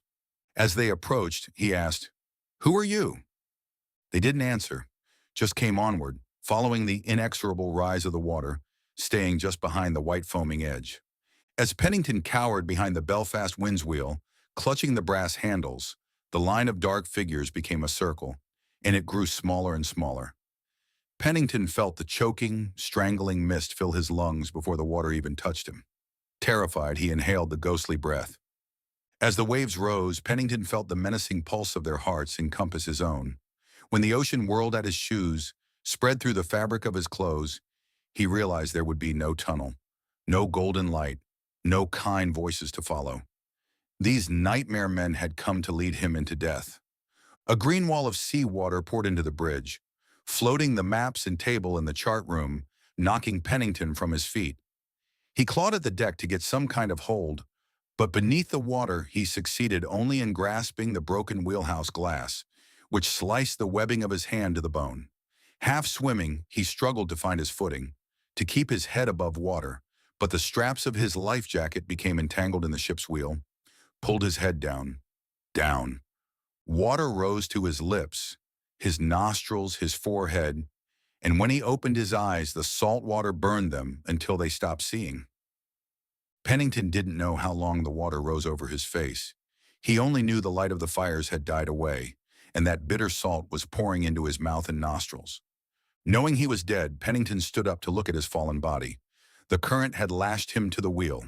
In his final moments, the sea had given him a hero's death. As the wreck of the Belfast wind settled toward the bottom, Pennington felt the soft ripple of current blowing through the broken wheelhouse window. He turned around to see how the bridge had been altered by the sinking and saw the dark ghosts were still with him. As the enraged circle closed around him, Pennington screamed. Each heartbeat was pain. He screamed again and heard the echo in a timeless void. He'd expected a few days here, and he'd been given eternity. Chapter 20. Like an earthquake, the roar came from deep inside the ship. The deck began to vibrate, splintering beneath Ellen's feet. In one smoking sunburst, flames and water exploded all around. The Belfast wind trembled and groaned. Ellen was no engineer, but she didn't need to be. It was obvious that the keel was broken. The weird slant of the decks told her that the ship was going to crack in half. Soon. As Ellen ran toward the bow, the corridor outside the sleeping quarters became an uphill climb. Looking over her shoulder, she realized that she'd made it across the chasm just in time. The portion of corridor she'd covered just seconds ago was now filled with wrinkled waves. The level floor of the passageway had become a valley, and it glowed orange, rapidly filling with watery fire. Horrified, Ellen watched as a fault line crept across the deck, and the flames rose, searing the walls and sparkling over the electrical wiring. Overhead, steam pipes burst, scalding the air with their own suffocating smoke. Gray paint blistered on the bulkheads and rivets burned red. Hot as the heat whiffed toward Ellen, making her clothes feel too soft, too flammable. Eyes tearing, Ellen stumbled through the blue smoke. Her mouth was dry, her taste buds becoming like sandpaper as she breathed in the acrid fumes. With every breath of smoke, doorways seemed farther away, and orange tendrils of fire burned brighter, dancing around her, sealing off routes of escape. Sailors pushed by, and no one stopped to help. The order to abandon ship had sounded, and they were all trying to get topside as fast as they could. Just when Ellen was about to give up, sit down in the dark-burned passageway and take a last chestful of smoke, she saw Mark Cannon, one of the submersible pilots, coming toward her. The smoke curled away from the two of them as he knelt, said, "Come on, I'll get you out of here." They climbed an interior staircase that led topside, crouching low in order to dodge the flames and steal breath from the oxygen-drained passageway. But they always seemed to run a step behind the smoke. Ellen grasped Cannon's hand, and they did what people do instinctively on sinking ships. They kept pushing for higher ground, and the boats. By the time they stumbled onto the boat deck, they'd nearly suffocated, and the draft of fresh air lasted only a few seconds. Below them, on the stern, every square foot was creeping fire. A group of sailors was straining against a lifeboat on the starboard side. One of them saw Ellen and Cannon as they clawed their way out of the smoke. He screamed to them, "Come on! We're about to launch her!" Ellen said, "Thank God, come on, that's our boat." The sailor called out to them again, "If you're going to go with us, you've got to get in now." The sailor looked nervously at the swirling flames, the vaporous heat waves that crawled closer and closer. "You're dead if you get left behind." The words were scarcely out of his mouth when the flames lashed out. Ellen looked at the lifeboat. The ropes began to smoke on the davits. She heard high-pitched terror in the voices of the sailors. They were still fighting to get the boat over the side, leaving bloody handprints on its white hull as they tried to manhandle it away from the ship. The sailor who had invited Ellen and Cannon to climb aboard yelled, "Push it out! Lean into it! Come on, damn it! You want the fire to catch us?" They pushed, every man scraping his shoulders raw against the boat's gunwales, but the small craft was wedged too tightly against the list. They tried a second time, and a sudden vortex of flame wrapped around them. Ellen saw their faces blistered, their eyes frozen in the sockets. That was the only way to describe it. The fire froze them, seared their joints and muscles, turned them into grotesque stick figures. The powerful blast of heat sculpted their last movements. Palms outstretched, their blackened fingers pointed toward the night sky. Something, either the puff of fire wind or the weight of the dead sailors, pushed the boat free from its falls. The ropes that the boat was to have been lowered on glowed red, And just under the block at the forward end of the lifeboat, the nylon burned in half. Launched by a trio of corpses, the boat broke free at the bow and swung like a wild pendulum against the side or the Belfast wind. The only living man left, a sailor who'd managed to leap into the bottom of the boat before the flames struck, screamed as the last thread broke, and the boat plummeted. It exploded against the sea in a geyser of oil and fire. The sailor was thrown out. His scream was brief, choked by the viscous waves. Cannon pulled at Ellen's hand, motioned to the port side. "We've got to get to the other boat." A tornado of fire raged across the crumbling boat deck. It wouldn't be long before this part of the ship burned or sank. The way things looked now, the fire would kill them before they drowned. Cannon pulled Ellen to the aft portion of the boat deck. Once there, he vaulted over the handrail to the narrow ledge just beyond. Ellen followed. She looked down. Her heart nearly stopped. The ledge was only a few inches wide. The tilt of the deck gave Ellen some balance, but she was leaning toward the whirlpool of fire and watery debris that was starting to sweep into the cargo hold. If she climbed back over the rail, the fire would get her. If she fell, she would tumble 2 stories to the main deck. If she and Cannon used this ledge to cross all the way over to the port side of the ship, they would have to pass over the open cargo hold. That would be a fall of about 3 stories, if they didn't make it. Behind them, the flames gathered to leap again. In front of them, the fire began to crawl up the rising stern. A gust of wind in the wrong direction, and the flames would cut them off. If the fire encircled them, tightened, what they'd just seen happen to the sailors would happen to them. "Don't look down. Don't look to the left," Ellen told herself. Her knees trembled. She teetered at the edge and gasped. "Don't look down! Don't look that way!"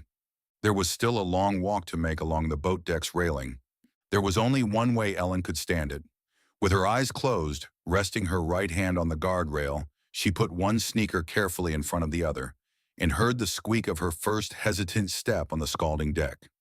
She was walking blind, her eyes shut tight against the stinging smoke and her own fear. The guardrail turned red hot. She heard the sizzle, opened her eyes, saw a wisp of smoke rise from her hand. "Ah! Ah!" Ellen screamed, spun away from the rail. Her left leg crumpled and she fell. Ellen stared at the madly spinning main deck. 3 stories left to fall, and she realized that she was dangling. Cannon had caught her, and now he strained to pull her feet back to the ledge. For a heart-quivering second, Ellen looked down into the slanted shadows of the rapidly filling cargo hold. "Get your legs under you," he said. He pulled her up with one hand, supporting her until she regained her balance. The burn was still sending white flashes of pain across Ellen's eyes. "My hand," she said. Cannon's fingers were cool, applying soft pressure to her wrist. He wouldn't let her look at the wound. His voice was a rapid whisper in Ellen's ear. "I know it hurts," he said, "but we've got to get across. They're leaving us." Across the deck, a few sailors were climbing into the last remaining lifeboat and lowering away. Cannon called out, "Wait!" One of the sailors yelled back, "We got to get the boat away before she goes down. Jump for it." Cannon's voice broke with tension. "Gotta move, Ellen." The Belfast wind was going down fast.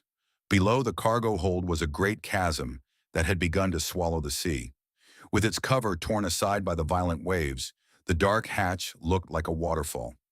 Ocean poured into the hold, and Ellen heard a roaring hiss as the water filled every room and passage, squeezing the life out of the ship. "Come on!" Cannon grasped Ellen's arm, trying to guide her along the ledge. But the fire shifted, blew in front of them. Cannon shrunk back from the heat, said, "We're going to have to wait for the wind to give us an opening. But we've got to go when we see it, understand? Can't slow down. See the swimming pool?" Ellen did. It was the pool Reeves and the other divers used to check their gear. She also saw that the sharp slant of the Belfast wind's deck was starting to dump the pool's few gallons of water toward the flames. As though he'd read her mind, Cannon said, "Don't worry. There's still enough water left in it to protect us. Now, imagine you're walking straight for the pool. You're going to have to follow the rail, but don't put your hand on it again." As he spoke, Ellen saw the dark ocean edging up the ship's broken superstructure. That would put out the fires, and when it covered Cannon and herself, they would die. Many of the Titanic's people had frozen to death long before they drowned. Loaded with only 10 to 15 men, the last lifeboat began to fall swiftly below deck level. Ellen screamed, "Can't you wait?" But there was no answer from the men in the boat. As they rode the ropes to safety, Ellen could see scared looks, the sag of resignation in their firelit faces. It was a matter of staying alive. The sailors couldn't wait for them. She and Cannon had come in this direction a few minutes too late. Still, Cannon refused to give up. "We've got to get to them before they row too far from the ship's side. We might be able to swim to them if they're still close enough." The flames, hungry for oxygen, vaulted toward the moon. Swirling and stabbing in every direction, they speared the railing in front of Ellen until the conduit glowed red. Oh God, there was nothing to hold on to. Just the thin line of equilibrium that ran down the center of her brain. Cannon waited for a break in the flames, screamed, "Go! Now!" Ellen's legs felt like frozen tin, but she lifted them, one slow foot at a time, and the charred, narrow ledge began to slip by beneath her. With just a few steps to go, Ellen's eyes sneaked to the left, and she saw the whirl of water, the white torrent 3 stories below. In the cargo hold, bodies rose from the guts of the ship. Glassy-eyed, limbs twisted, they circled like rain-soaked dolls in the whirlpool that formed at the center of the hold. With gaping mouths and shocked expressions, they were the ones who'd been trapped by the sudden rush of water. Ellen stumbled. She almost went over again, but Cannon's fists dug into her windbreaker. "Don't look at that. Just keep moving until I tell you different." Ellen pushed forward. As she moved across the ledge, the clammy chill of the cargo hold roared up in a spray that covered the left side of her face. On the right, she felt searing blasts of heat that struck from the flames like puffs of desert wind. Ellen was weak, trembling, and each surge of scorched air intensified the pain in her injured hand. And the smoke. This was no longer a matter of shutting her eyes against the fear. Now they burned so badly it was difficult to keep them open. The air was too sickening to breathe. The stench of burned hair became a knot of bile in her throat. Passing by the hottest section of handrail, where the flame had leapt across and receded, Ellen flinched away from the heat. Having been stung by the fire once, she found herself leaning toward the cargo hold, more willing to be drowned than burned again. The red-hot conduit was inches from her skin, and the circle of burns across her fingers throbbed as they sensed the heat of the iron bars. Just inches away, a sway of the ship, and Cannon said, "There's the swimming pool. We're almost there. Slow now. Walk easy." Slow? Ellen could see the last lifeboat dropping below deck level, and Canton wanted her to go slow? She wanted to run. If they just took the chance, if they rushed a step or two, they might catch the boat in time, outrun the crawling fire. But they didn't. As soon as they left the roaring cargo hold behind, passed over the black chasm filled with floating bodies, the wind changed. The fire slashed out at them like an orange knife, trying to carve them away from the ledge. Ellen saw her clothes catch fire, watched the slow melting of her windbreaker. The nylon threads parted under quick scissors of flame that snipped down to her flesh. She would have screamed, but she never got the chance. She was picked up, carried, as Cannon lifted her from her feet and pushed her over the rail toward the swimming pool. Staying low, Ellen crawled across the deck and dove into the ash-covered water. Seconds later, she came up, bubbling for breath.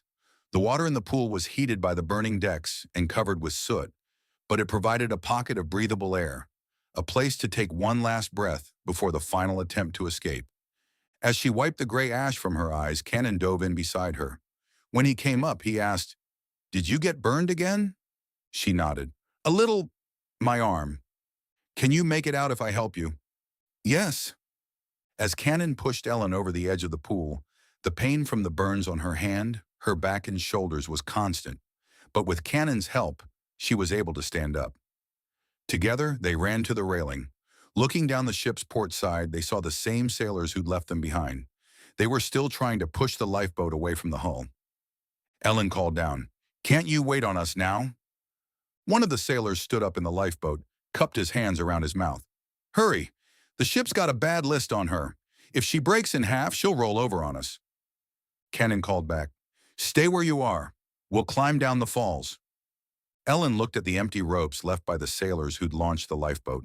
The ropes trailed off into the sea. Now she understood. Ellen looked at Cannon, then at her blistered fingers. She could almost see the pain in her hand. I can't, she said.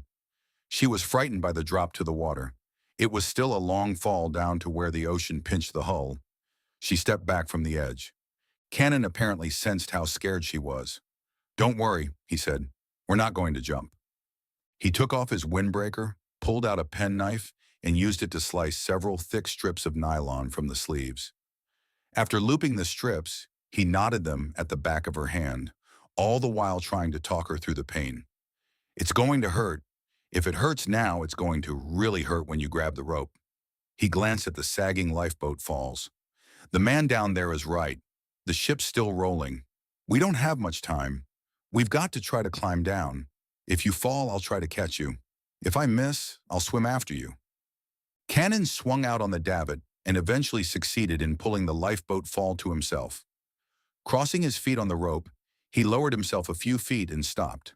The wiry strands of rope scraped abrasions into the soft flesh of his biceps and forearms. Ellen saw him trembling, saw his arms straining as he struggled to hold himself up. His feet dug at the rope, searched for the bite that would keep him from falling. Come on, Ellen, do it! Cannon edged down the rope, leaving her room. Ellen stared down the side of the Belfast Wind. It was a 50-foot fall, a 50-foot kicking, screaming tumble if she didn't reach the rope. Or her hands gave way, or the rope burned in half. I can't hold on much longer, Cannon said. You've got to come now. The heat of the fire was reddening Cannon's face, and his eyes mirrored the flames that were uncoiling behind Ellen. Now, Ellen! Cannon screamed. She jumped, grabbed the rope. Her left hand found a good grip, but the right hand, the burned one, slid down the bristling nylon. She gritted her teeth. Only the strips that Cannon had tied around her palm allowed her to stand the pain and hang on. Don't look down, Cannon said. If you need to rest, you can put your feet on my shoulders for a few seconds. The nylon strands felt like hypodermics probing beneath the makeshift bandages, and for every inch Ellen's right hand slid down the rope, the needles stabbed deeper. Use your legs, you can't make it down with just your arms, Cannon said. Ellen didn't think she could hold out against another surge of pain. Maybe she'd lost her strength to the smoke she'd inhaled as the last section of the boat deck burned away. Her wounded right hand touched the rope only once more. This time, the pain ripped into her so fiercely that she pulled it away, lost her grip. This time, her wounded hand clawed at cold, clear air, and she fell, screaming. Cannon made a stab for her. Ellen saw the rope vibrate with his lunge, felt the scrape of his fingernails on her jacket as she hurtled past, heard his scream as he fell behind her. Chapter 21. 2.5 miles below, Reeves blasted out of the gangway door on D-deck of the Titanic's bow section. He was following Wilde, who had retreated, no doubt, in order to lay an ambush of his own. Reeves knew it was safe to exit the wreck if he maintained a good speed. Wilde wouldn't chance wasting his last shot on a fast-moving target. So he ascended swiftly, his propulsors churning the water, nearly stalling as he rose into the torrential current above the Titanic's decks. What was this? He found himself buffeted by the turbulence, and looking below, he saw that the strong cross-current was blowing a rusty vapor trail through all of the Titanic's windows and portholes. And then came the most frightening revelation. As he rose to a height of approximately 100 feet above the Titanic, Reeves ran headlong into a maelstrom of falling metal.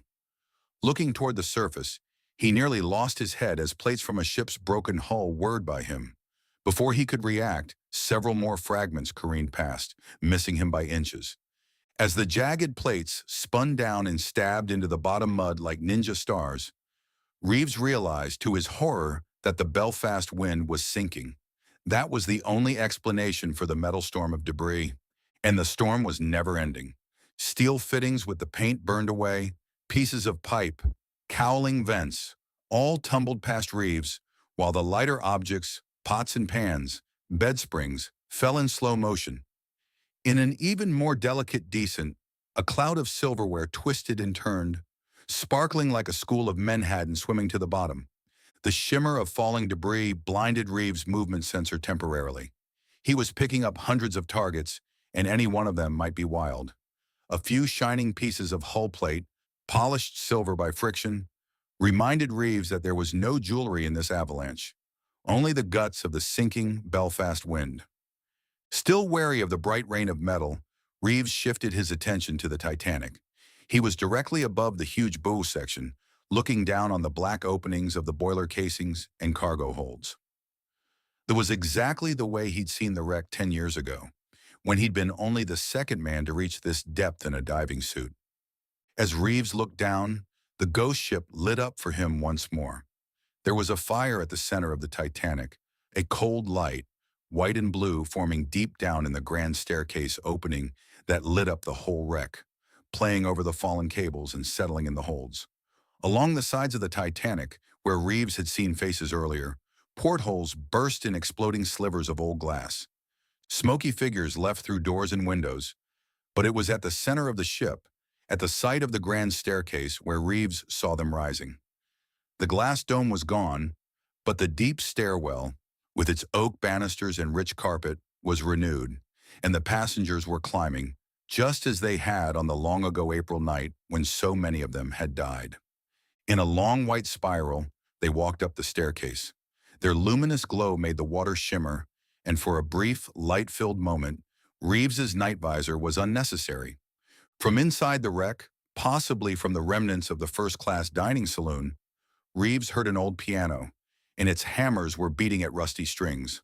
Touched by invisible fingers, the sound of the keys was soft in Reeves's headset. Playing Autumn, playing Nearer My God to Thee.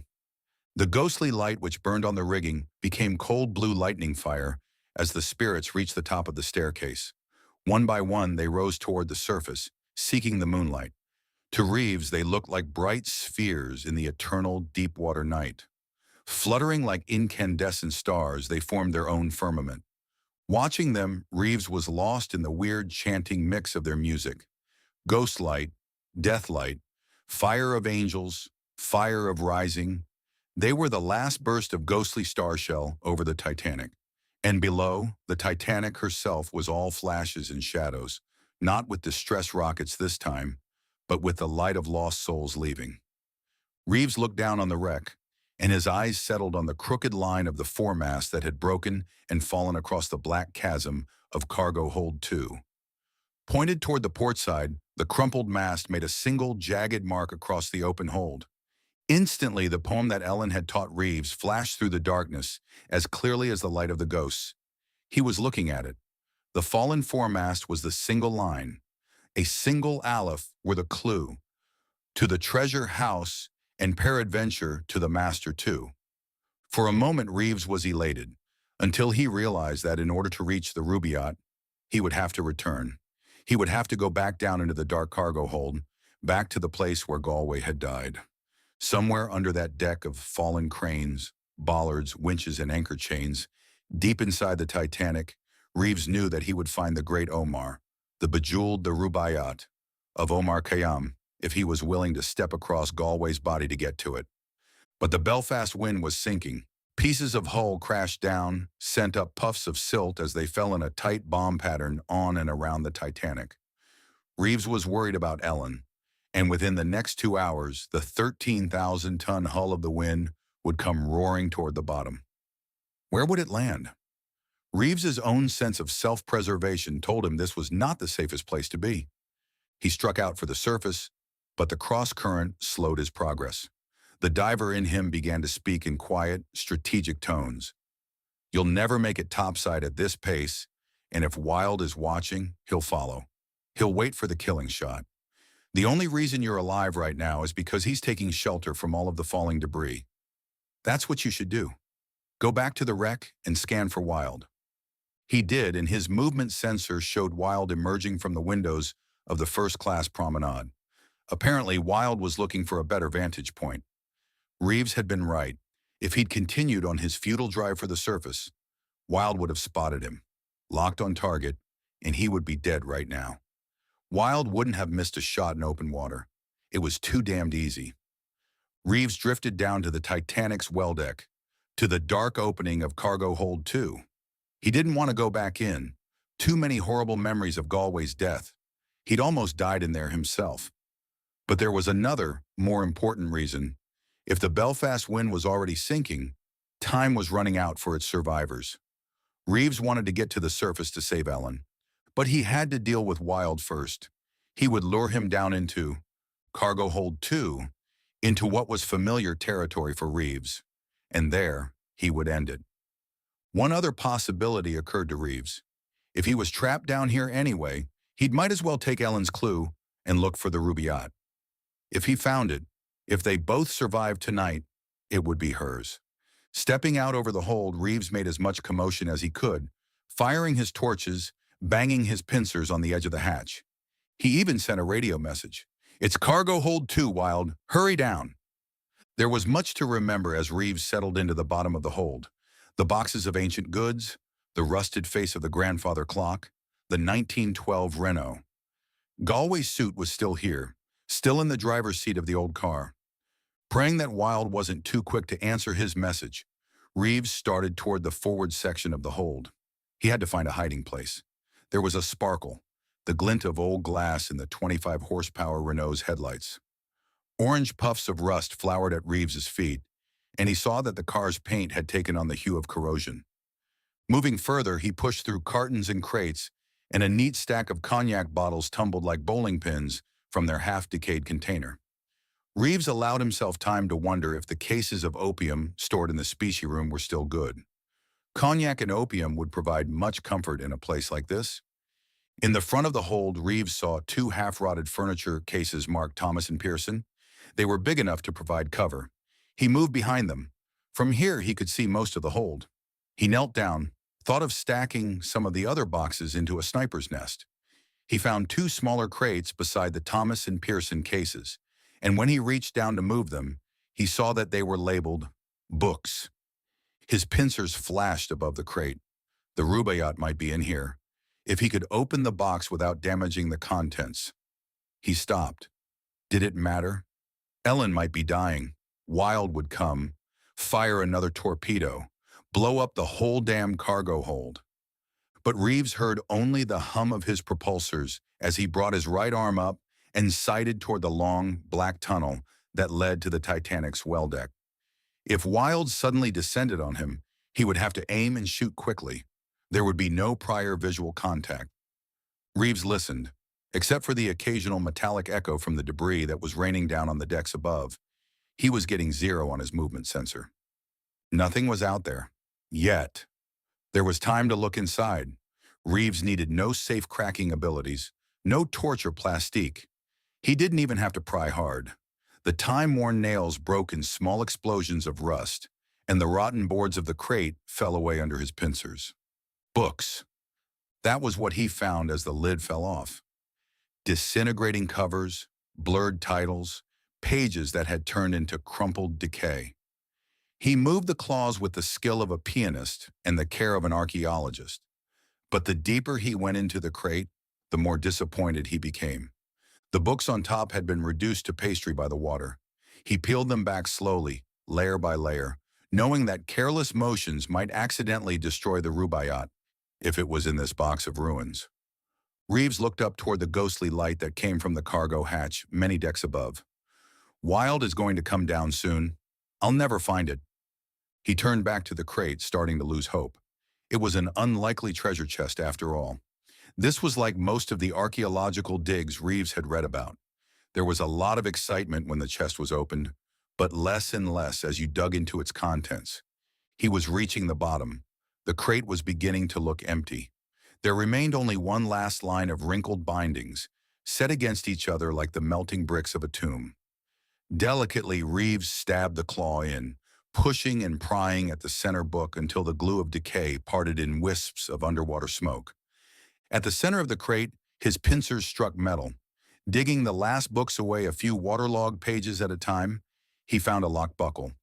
As he continued to dig, his pincers carved out a thick leather case. Reeves tugged at the strap and found that the leather was still resilient. The stagnant water had preserved it well. When he tried again, the lid of the case, supple as a great curtain, rolled back, and cargo hold 2 glowed with 1,000 spinning prisms, as though a ballroom chandelier had suddenly fallen under the glow of Reeves's headlamp. The Rubaiyat's peacocks spread their fans of 97 topazes. Their crests of turquoise shone blue over the red glow of their ruby eyes, and the 3 peacocks stood surrounded by a grapevine border of 250 purple amethysts. Applying suction with his left set of pincers, Reeves gently scooped up the Great Omar and waited as the particles of silt in lesser books washed away with the current. As the water cleared, it revealed a back cover that was as well crafted as the front, filled with beauty and prophecy. Life and Death was the story of the doublers, and it was engraved in myriad inlays and onlays of hand-tooled leather. Life was represented by an ivory-toothed snake coiled around a sun-filled apple tree, and it sat to the opposite of death, a skull with poppy plants curling out of its eye socket. In the center of the back cover, there was a Persian mandolin inlaid with silver, shining as though it had waited long years for a musician to play this song of life and death, of the snake and the skull, of the roses and nightshade, which covered the front and back fly leaves of the Great Omar. Reeves realized how shrewd Ellen's grandfather had been. A priceless collector's edition shipped like an ordinary book. Crane had known that any thieves who might be shadowing him couldn't live on options. Thieves need certainties, quick paydays. No one would have expected to find the Titanic's greatest treasure packed away in a bundle of regular books. Like Reeves, they would have ransacked the collector's suite. If they'd had a chance, they might have cracked every safe in the purser's office. Cargo Hold 2 was the most unlikely vault Evan Crane could have chosen. Brilliant. It was a beautiful book. Everything Wilde and the others had said, if only there was a way to save it. As Reeves stared at the Rubaiyat, the glow of the jewels took on a deeper hue. A cold, blue light filled the hold. He knew the ghosts were with him again. Chapter 20. 2. Evan Crane's hand wavered, and his slow, dancing fingers unfurled toward the Rubaiyat. Looking into Crane's face, Reeves saw the frightening smile of a fortune-teller, the threatening eyes of a prophet. A book of verses underneath the bought, no a jug of wine, a loaf of bread, and thou beside me singing in the wilderness, Crane said. Verse 12 of the Rubaiyat, verse 12 for 1912. You should have known. Reeves looked at the cognac bottles scattered on the floor. That was the wine. And of course, even though there was an apple tree engraved on the back flyleaf of the Rubaiyat, Crane was misusing the word bow to refer to the Titanic's bow. Reeves glanced at the Great Omar, which rested face down in the soft crate of mulch where he'd found it. Crane was right. He should have known. Ellen had told him that the clues were in the poem itself. Crane's dark eyes settled on Reeves. You've found the treasure. Crane pointed toward the surface. It's what they all want. Yes, Reeves said. You had to come back, Reeves. To find your greatest treasure, you have to face your greatest fear. Reeves allowed one of his pincers to touch the Rubaiyat. My treasure? It's not for me. It's for your granddaughter. Crane nodded slowly. It remains to be seen. His hand trailed streamers of ice. It remains to be seen whether the book will be saved or if you will be the one to save it. The Rubaiyat isn't the real treasure, Reeves. I've kept myself alive. Is that what you mean? Crane shook his head. You haven't lived because of anything you've done. You've lived because of the gift. You've simply learned not to fear it. You've walked through all of the doorways, Reeves, except one. Do you remember what you saw scratched on the wall of Scotland Road? Crane chanted the words for him. Strange, is it not? That of the myriads who, before us, passed the door of darkness through. Not one returns to tell us of the road, which to discover we must travel to. I remember, Reeves said. That's the treasure, Reeves. You know that the doors exist. You know that every time you see a spirit, you have found a door. The doors are invisible to most, and every spirit guards his own. You and some like you have only to look, and you see. You have only to touch the spirit, and you may pass through. Crane reached out with his icy fingers. Will you come? Where? To all past, all present, all future, all good, all evil. Reeves said, "Not unless you take me."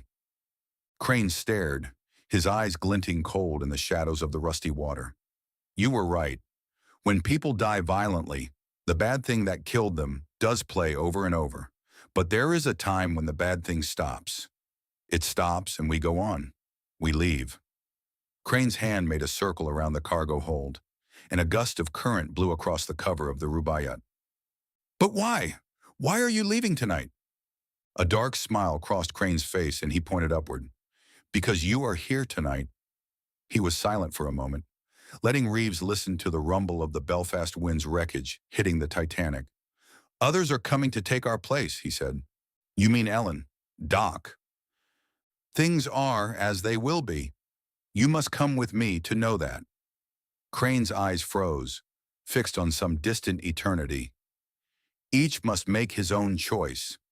He floated backwards, distancing himself, but his voice became friendlier. "I can only offer my hand."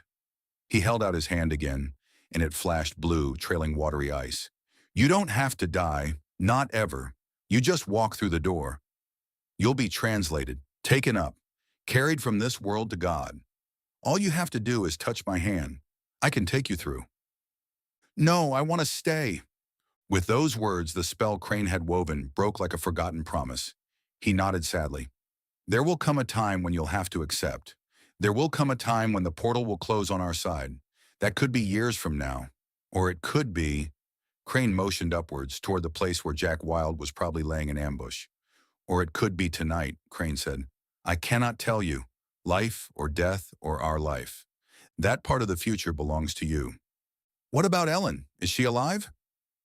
Crane rose, palms outstretched, his hands forming an icy barrier between them. "Go and see." Crane's frozen fingers drifted over the engraved leather of the Rubaiyat, and a gray smile curled his lips. Crane disappeared, and the room was darker, lit only by the glow of Reeves's headlamp. Even with the night visor, the sparkle of the Rubaiyat's jewels became dim, looking like so much carnival glass after what Reeves had just seen and heard. Compared to what Evan Crane had offered, a fortune in precious stones and antiquities seemed meager, temporary. He could have reached out, could have taken Crane's hand, and what would he have gotten? From deep within the ragged-edged hold, with its fallen beams, its swirls of rust and rot, Reeves looked up. Could he have trusted Crane? Could he have actually walked through the door of heaven without dying? He would never know. Heavier and heavier pieces of wreckage crashed down on the Titanic. Reeves still had to worry about surviving the metal storm and getting past Jack Wilde. High above, on some sheltered portion of the well deck, possibly under the Titanic's fallen cranes, Wilde was waiting patiently for his shot. Framed by the night visor, the cargo hatch looked like a pale moon, and the fading glow of the ghost shimmered faintly to the bottom of the hold, as though they were leaving the Titanic forever. And what about Ellen? As Crane had said, Reeves would have to get to the surface to find out, but Wilde stood in the way, and it was clear enough to Reeves that Wilde planned to wait him out. He wasn't going to follow Reeves down into the hold and risk being trapped or ambushed himself. It was the smart move. Eventually, Reeves would be forced to surface. The suit had 72 hours of life support, but since he'd been down longer than Wilde, Wilde could outwait him. Reeves's main concern was time. If Wilde was infinitely patient as he thought, and this turned into a test of who could stay down the longest, the real loser would be Ellen. A 72-hour sojourn on the bottom might give Reeves time to deal with Wilde, but it wouldn't save Ellen from exposure to the icy elements on the surface. Of course, Doc was a possibility.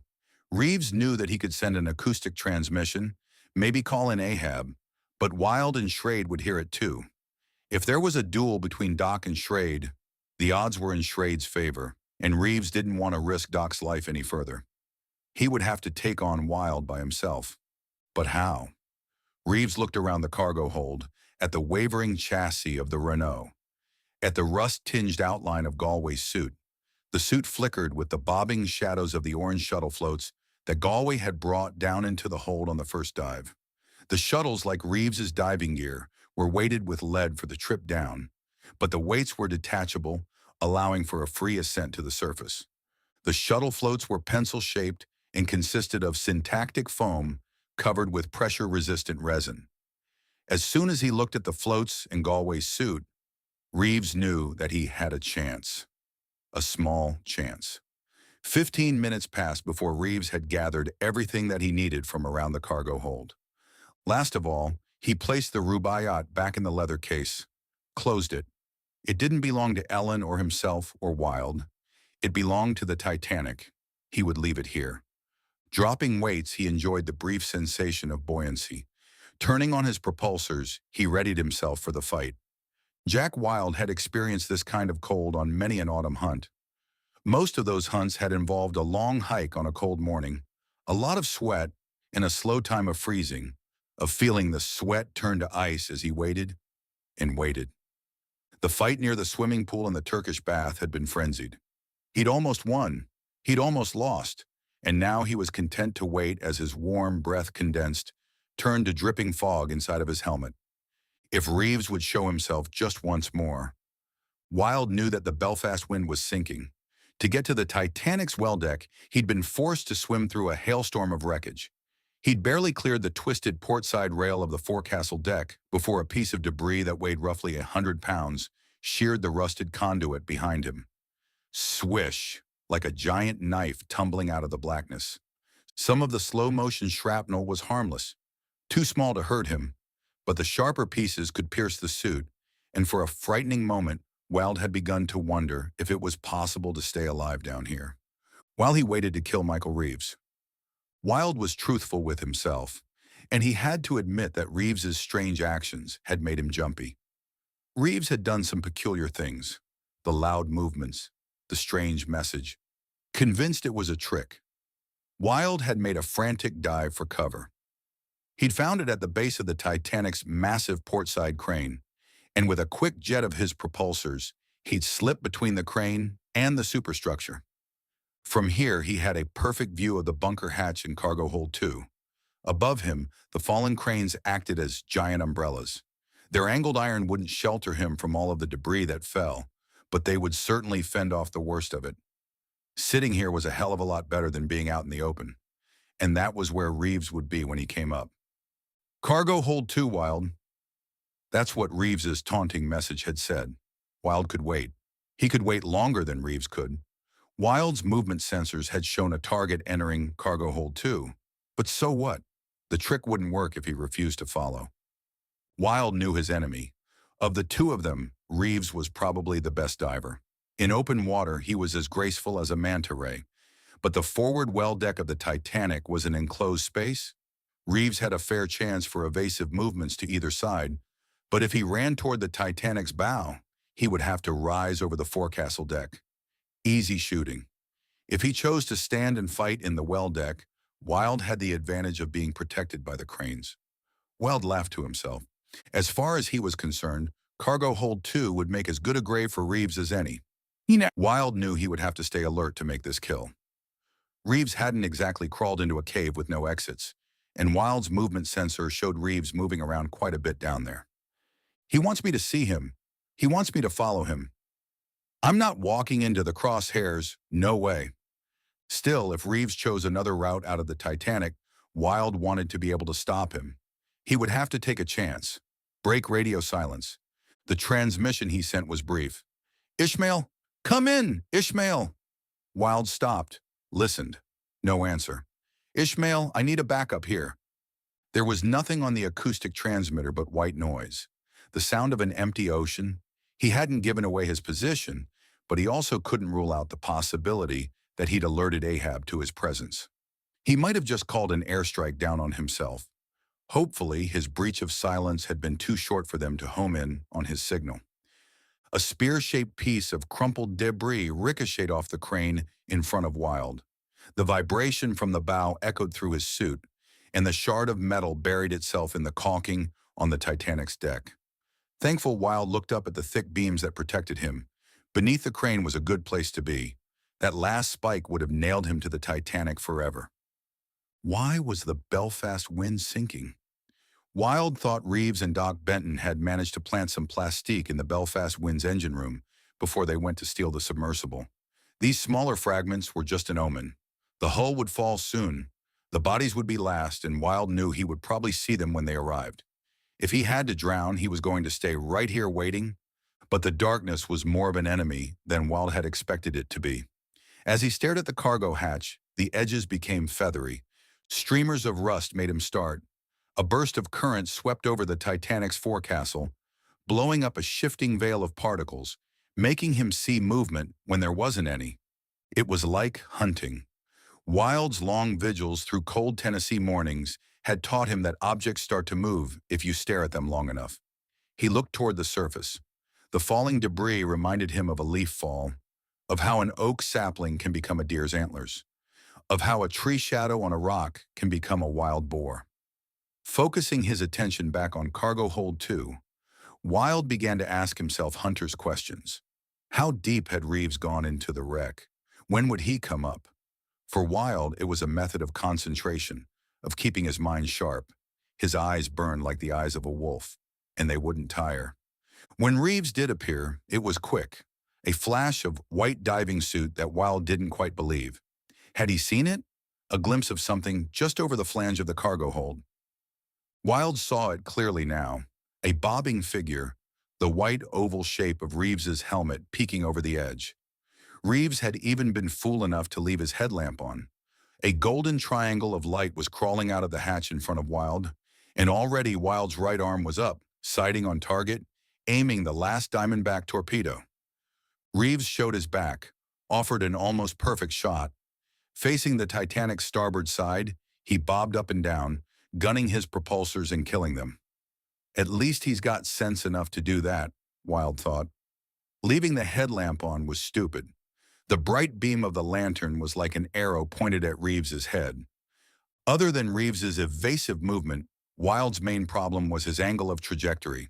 The fallen cables around the cargo hold might deflect the torpedo, cause it to explode prematurely, and Wilde couldn't afford any more misses. To be in perfect position to fire and hit his target, Wilde had to take 2 steps forward. He steadied himself. He wasn't going for a headshot, but he wanted a direct hit. He would have to move slowly, strike like a rattler. If he made too much noise, Reeves' movement sensor would pick him up. Wilde wanted his torpedo right between Reeves's shoulder blades. He looked out through the fallen cables that draped the Titanic's cranes like spider silk. The Diamondback torpedo had no delay mechanism. It would explode on contact. Wilde knew that he would have to miss those cables or die with the shot that was intended for Reeves. As he edged out of his protective nest, Wilde's eyes never left Reeves.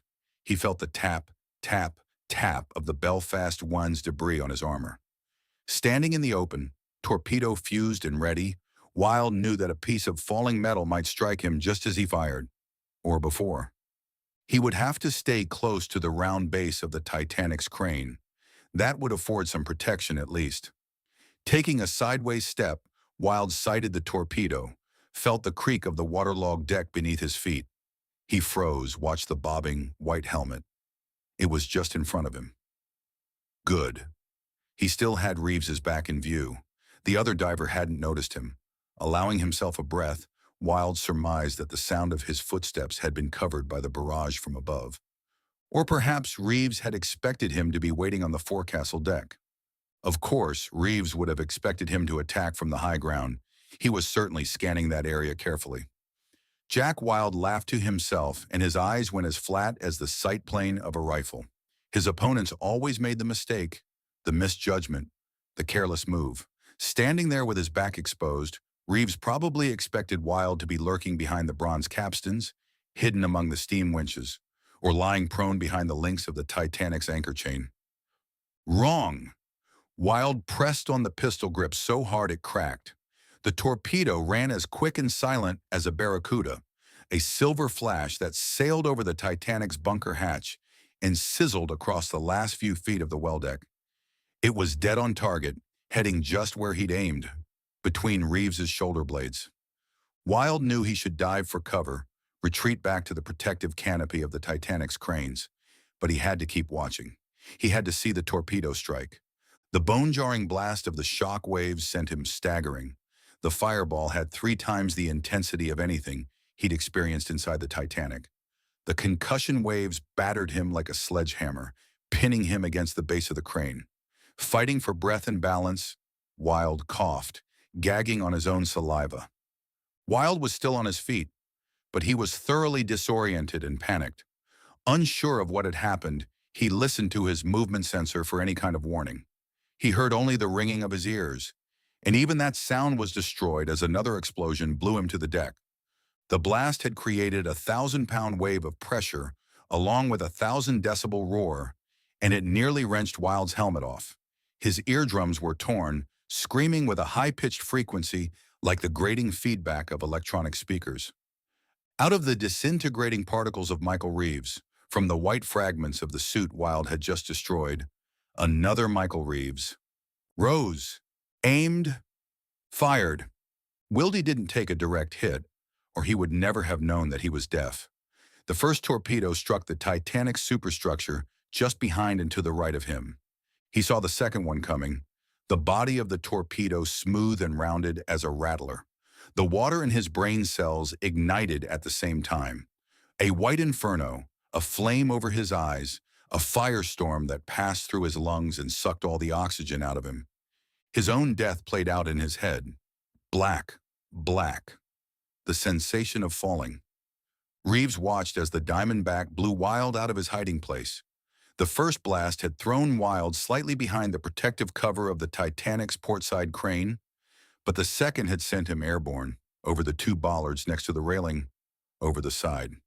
As Reeves looked down from the Titanic's deck, Wilde spun away like a falling star, the white glow of his suit growing dimmer as he sank into the murky water. The reverberations of the explosion had died away, and Reeves was full of nervous thoughts as he watched Wilde spin toward the bottom. Reeves knew that he could have been the dead man. Wilde had scored a direct hit, a bullseye, but he'd scored it on Galway. Reeves' decoy had been simple. He'd taken one of the shuttle floats from the hold and tethered it to the breastplate of Galway's suit. With this done, he'd fastened the tether to each of the suit's legs so that once it was floating above him, he could manipulate it as easily as a helium balloon. The oxygen and acetylene tanks in Galway's suit had created a floating mine. Jack Wilde had done the rest. As Reeves had expected, he'd attacked from behind. But even if he hadn't, he probably wouldn't have noticed the broken visor in Galway's suit from that distance. The suit's batteries had still been functional, and that accounted for the headlamp that caught Wilde's attention so quickly. In the end, Reeves had only to wait for Wilde to make the first move, and the decoy had worked. It had given him that one tick of the clock in which he could rise and catch Wilde off guard. The final torpedo Reeves fired hadn't killed Wilde outright, but it had landed a murderous blow, striking close enough to crack Wilde's visor and send him tumbling overboard. In milliseconds, the bottom pressure had finished him off. Wilde was dead. Reeves looked around, engrossed by the wavering shadows of the great wreck. Except for the rain of debris, the grave was peaceful again. The last shock waves of the torpedo had died among the current-sculpted dunes. The Titanic was quiet now, all angles and shadows like a fading nightmare, the way Reeves remembered Jack Wilde. A sudden blue target flashed across Reeves' night visor screen, too big, too steady in its movement to be wreckage from the Belfast wind. It was a submersible. But was it Ahab or Ishmael? A voice squawked in Reeves's headset. "Identify. I'll drop charges on you if you don't." It was Doc. "Don't drop them on me, Doc. I'm coming up." Doc sounded relieved to hear Reeves. "Don't be long about it. The sky's falling. Something happened to the Belfast wind. Damned ship sinking is like underwater flak. You alone down there? I saw a god-awful blow-up." "Yeah, Wilde's dead. So is Schrade." Doc switched on Ahab's lights, and the submersible hovered over the Titanic's well deck, with her lanterns ablaze. Reeves headed toward the bow of the submersible, anxious to strap himself into the harness. He radioed Doc again. "Sounds like you came ready for business?" Doc laughed. "Wilde tried to call in an airstrike. I was on my way to oblige him." After a static-filled pause, Doc said, "Whatever you found, put it in the retrieval basket." Reeves glanced at the compartment beneath Ahab's hull. It glittered with dishes, candelabra, even lumps of coal. Doc had been picking over the ocean floor, scavenging the debris field. You've got all you need, Doc. The Belfast wind's coming down. That's 13,000 tons of steel. Doc's voice sounded incredulous. You think you're coming back empty? With nothing? Wild's out of the way. You could go back down and... Forget it! We're through down here. You need to drop weights. Get us the hell out. Before Reeves could get aboard, Doc hit the thrusters. The bow platform bumped Reeves, toppled him backwards. Doc said, "Just swim out, Reeves. You're not worth a damn anyway." Ahab turned hard to starboard, climbing up and into the vicious guillotine of debris, leaving Reeves behind.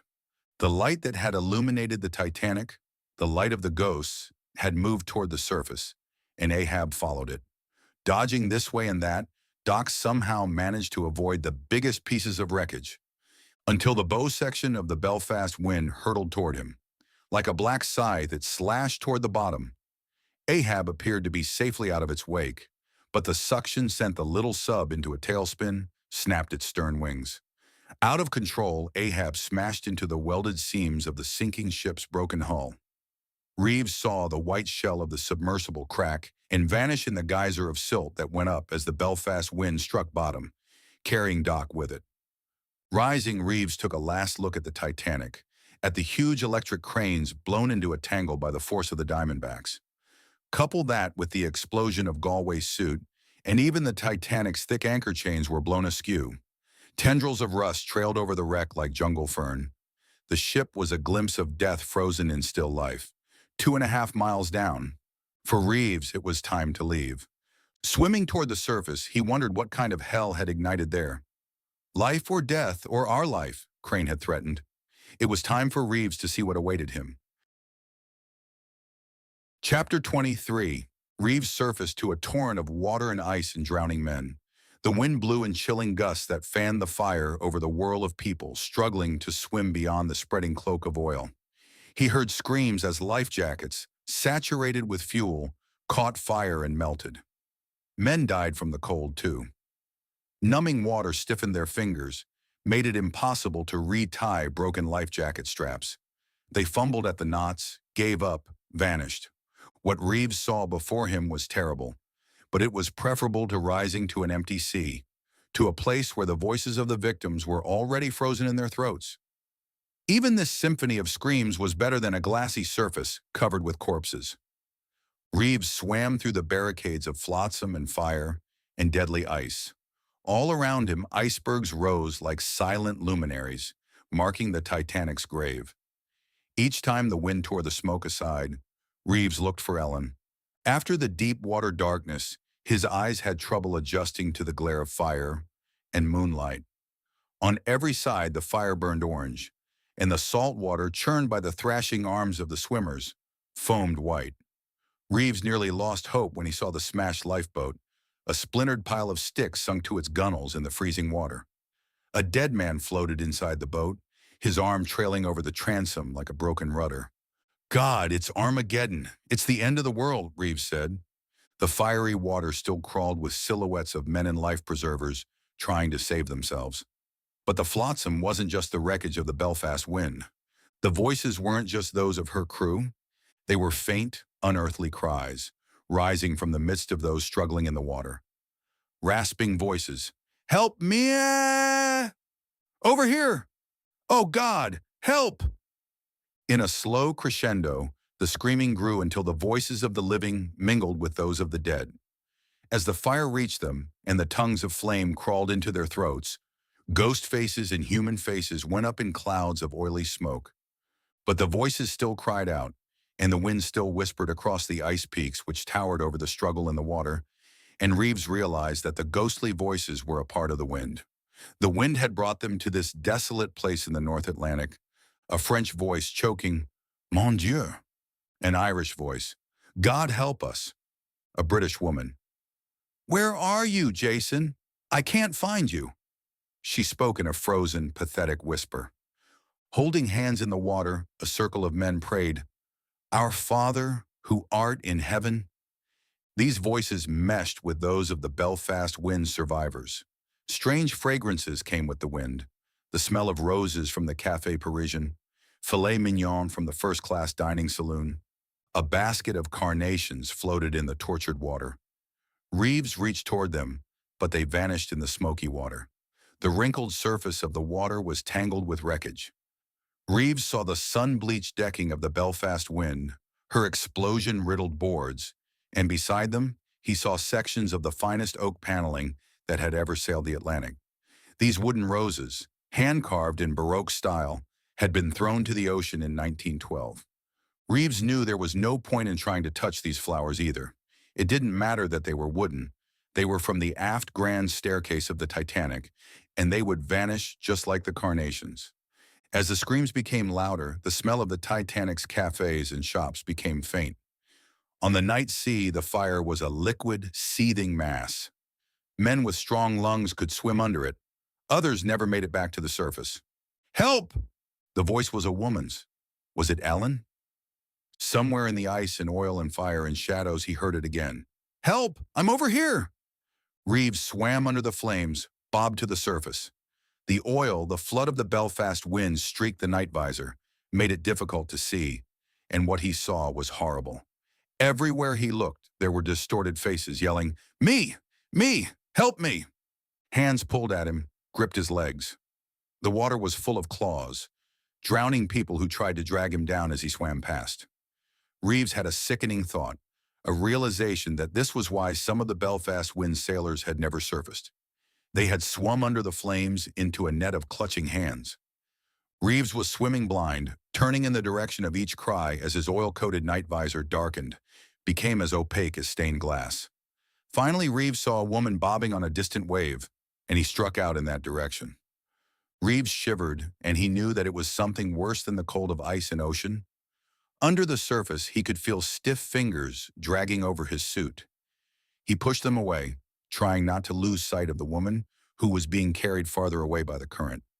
Reeves' propulsors helped him close the distance, but as he drew nearer, he heard the rush of salt water as it filled the woman's lungs. When he reached her, Reeves saw only her neck and shoulders, strands of brown hair. The body was floating face down, frozen, lifeless. "Ellen!" The body sank just inches before Reeves reached it, expelling a last breath, a pillow of salt foam that floated just beyond Reeves's grasp. Reeves dove, catching the body as it sank. When he pulled it to the surface, when they broke the waves, he saw that the woman's face was white as a mime. The eyes were green, and they seemed to stare through him. The lips which spoke to him were frozen, hard as sculpted wax. "We're leaving now. Would you like to go with us?" To his horror, Reeves realized that this wasn't Ellen. It was a steerage passenger from the Titanic. The woman smiled at Reeves. Her white face seemed cold and blurred in Reeves's oil-stained visor. "I could take you," she said. "No!" Reeves drove himself backwards in the water, his fingers feverishly seeking the button that would engage his propulsors and hurl him away from the apparition. In the next few moments, all of the voices in the water sounded like Ellen. Reeves didn't know which one to follow, so he struck out toward every scream, swam until he couldn't see it all. Refusing to give up, Reeves lashed through the water at full speed, trying desperately to get to each voice before it stopped. Every time, before he could arrive at the place where he heard the cry for help, the voice went under, or he found a corpse. All around Reeves, souls were taking flight. Their whispers, hissing like a conch shell, mocked him. It was an ocean whisper, like the sound of wind in the ice peaks. But for Reeves, the voices all said, "Ellen!" As yet another oil-soaked body slipped from his fingers and sank, Reeves knew he was near collapse. Arms dangling, he floated like a jellyfish, telling himself that he would take a few minutes to rest, and then he would abandon the suit and breaststroke all over the damned ocean if he had to. He would swim until he found Ellen, or until he froze to death. As soon as Reeves regained some of his strength, he became angry. He clawed frantically at the helmet, trying to make the half-turn that would break the seal. On the surface, the pincers were clumsy tools and he was tired, but he had to get out of the suit and keep looking for Ellen. Something tapped his shoulder, bumped him hard. What was it? Wreckage? More of the Titanic's ghostly debris? "Michael?" It sounded like some old imagined voice, a kind voice from his best dreams, but Reeves was so exhausted he couldn't answer. "Michael?" The voice was the most musical he'd ever heard. It had perfect pitch. It was resonant with love. It was the one sound Reeves had longed to hear since he'd come to the surface. Reeves sobbed. Ellen! She was alive. Cannon tapped Reeves' shoulder with a wooden oar, and now he held it out so that Reeves could pull himself alongside the boat. Cannon said, "You've got to come out of that suit if you want me to lift you." After a struggle, the seal on Reeves's helmet cracked. There was a release of pent-up oxygen, and the dank air Reeves had been breathing evaporated. Cannon and Ellen reached out to him. With their help, Reeves clambered over the lifeboat's gunwale. The suit couldn't be saved. By the time Reeves was safely on board the lifeboat, fingers of seawater had begun to creep into the cavity at the suit's throat. Leaving Reeves like a part of his soul, the suit fell toward the Titanic and disappeared. Ellen wrapped a blanket around Reeves. "What in the hell happened?" "I had a bad time down there," he said. Ellen nodded. She understood. Her hands felt gentle. She carefully touched Reeves's shoulder, and he kissed her cheek. He said, "I thought I'd lost you." Ellen's voice was quiet. "No, you never will." Her fingers moved tentatively over Reeves's arm, wanting to heal, wanting to protect him. Reeves was exhausted. He leaned back against the gunwale and took a deep breath of the white Arctic air. Now that he knew Ellen was safe, he could allow the dizziness and fatigue to take over. Even with the blanket, even with Ellen close at his side, trying to keep him warm, Reeves shivered. He was glad to be alive, but looking around he still saw men struggling in the water as the slow stinging needles of frostbite took their toll. Some of the crew had made it to the lifeboat, pulled out of the water half frozen, covered with oil. They sat unhearing, glassy-eyed, catatonic after the ordeal they'd gone through. Edgy, their nerves broken, they didn't seem to hear the shouts for help that Reeves heard. And the screams were becoming silent. One by one, the ghosts around the lifeboat were passing into a world beyond worlds, moving on to the place Evan Crane had told Reeves about. "I'm glad they've stopped screaming," Reeves said. Ellen looked puzzled. "Screaming? There haven't been any screams for nearly 2 hours, Michael. This water kills fast. Everyone was either out of the water before you surfaced or dead." Reeves looked around the boat. There was nothing in the water but wisps of flame and broken platelets of ice. There was only the sound of the wind, blowing over the peaks of the icebergs, spraying salt mist over the lifeboat.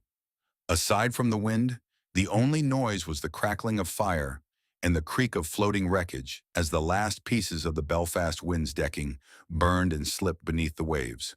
And the wind left as quickly as the spirits it had summoned. Lost in the wilderness of ice, they drifted, and the lifeboat was quiet, except for McGregor.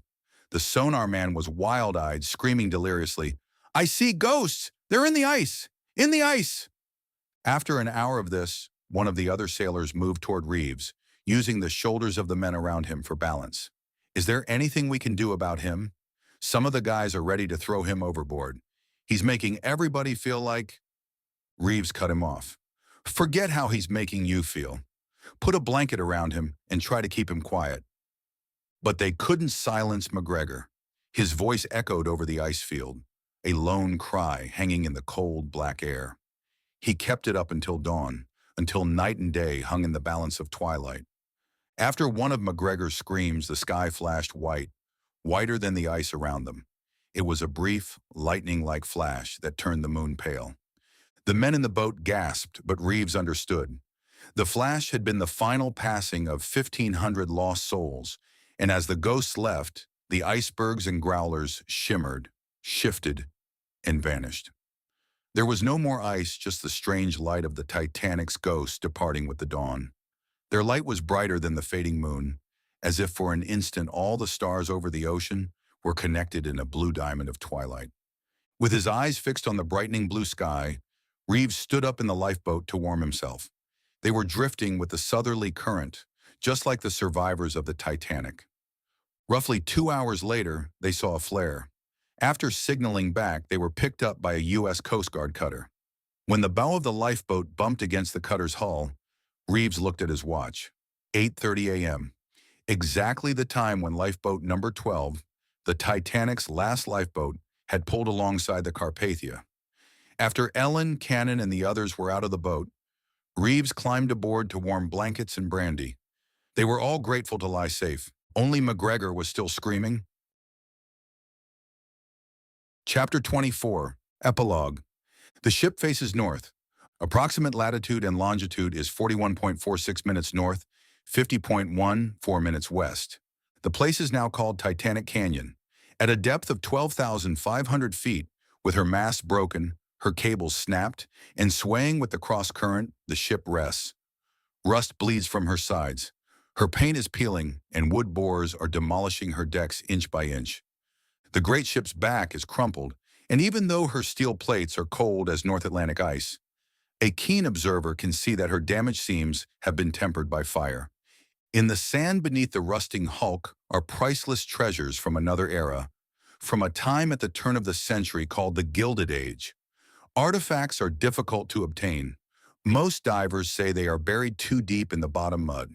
As for those that are spilled across the debris field, few will bother. Not enough profit, they say. There are no bodies, no skeletal remains. In these waters, human bone tends to erode. Still, there are reminders. A pair of good shoes on the bridge, brass buttons, a cigarette lighter, a set of golden cufflinks. Any diver who makes the trip down will recognize these as remnants of the people who died here. Time has been kind to the ship's name, kinder than it was to the famous predecessor that lies somewhere nearby.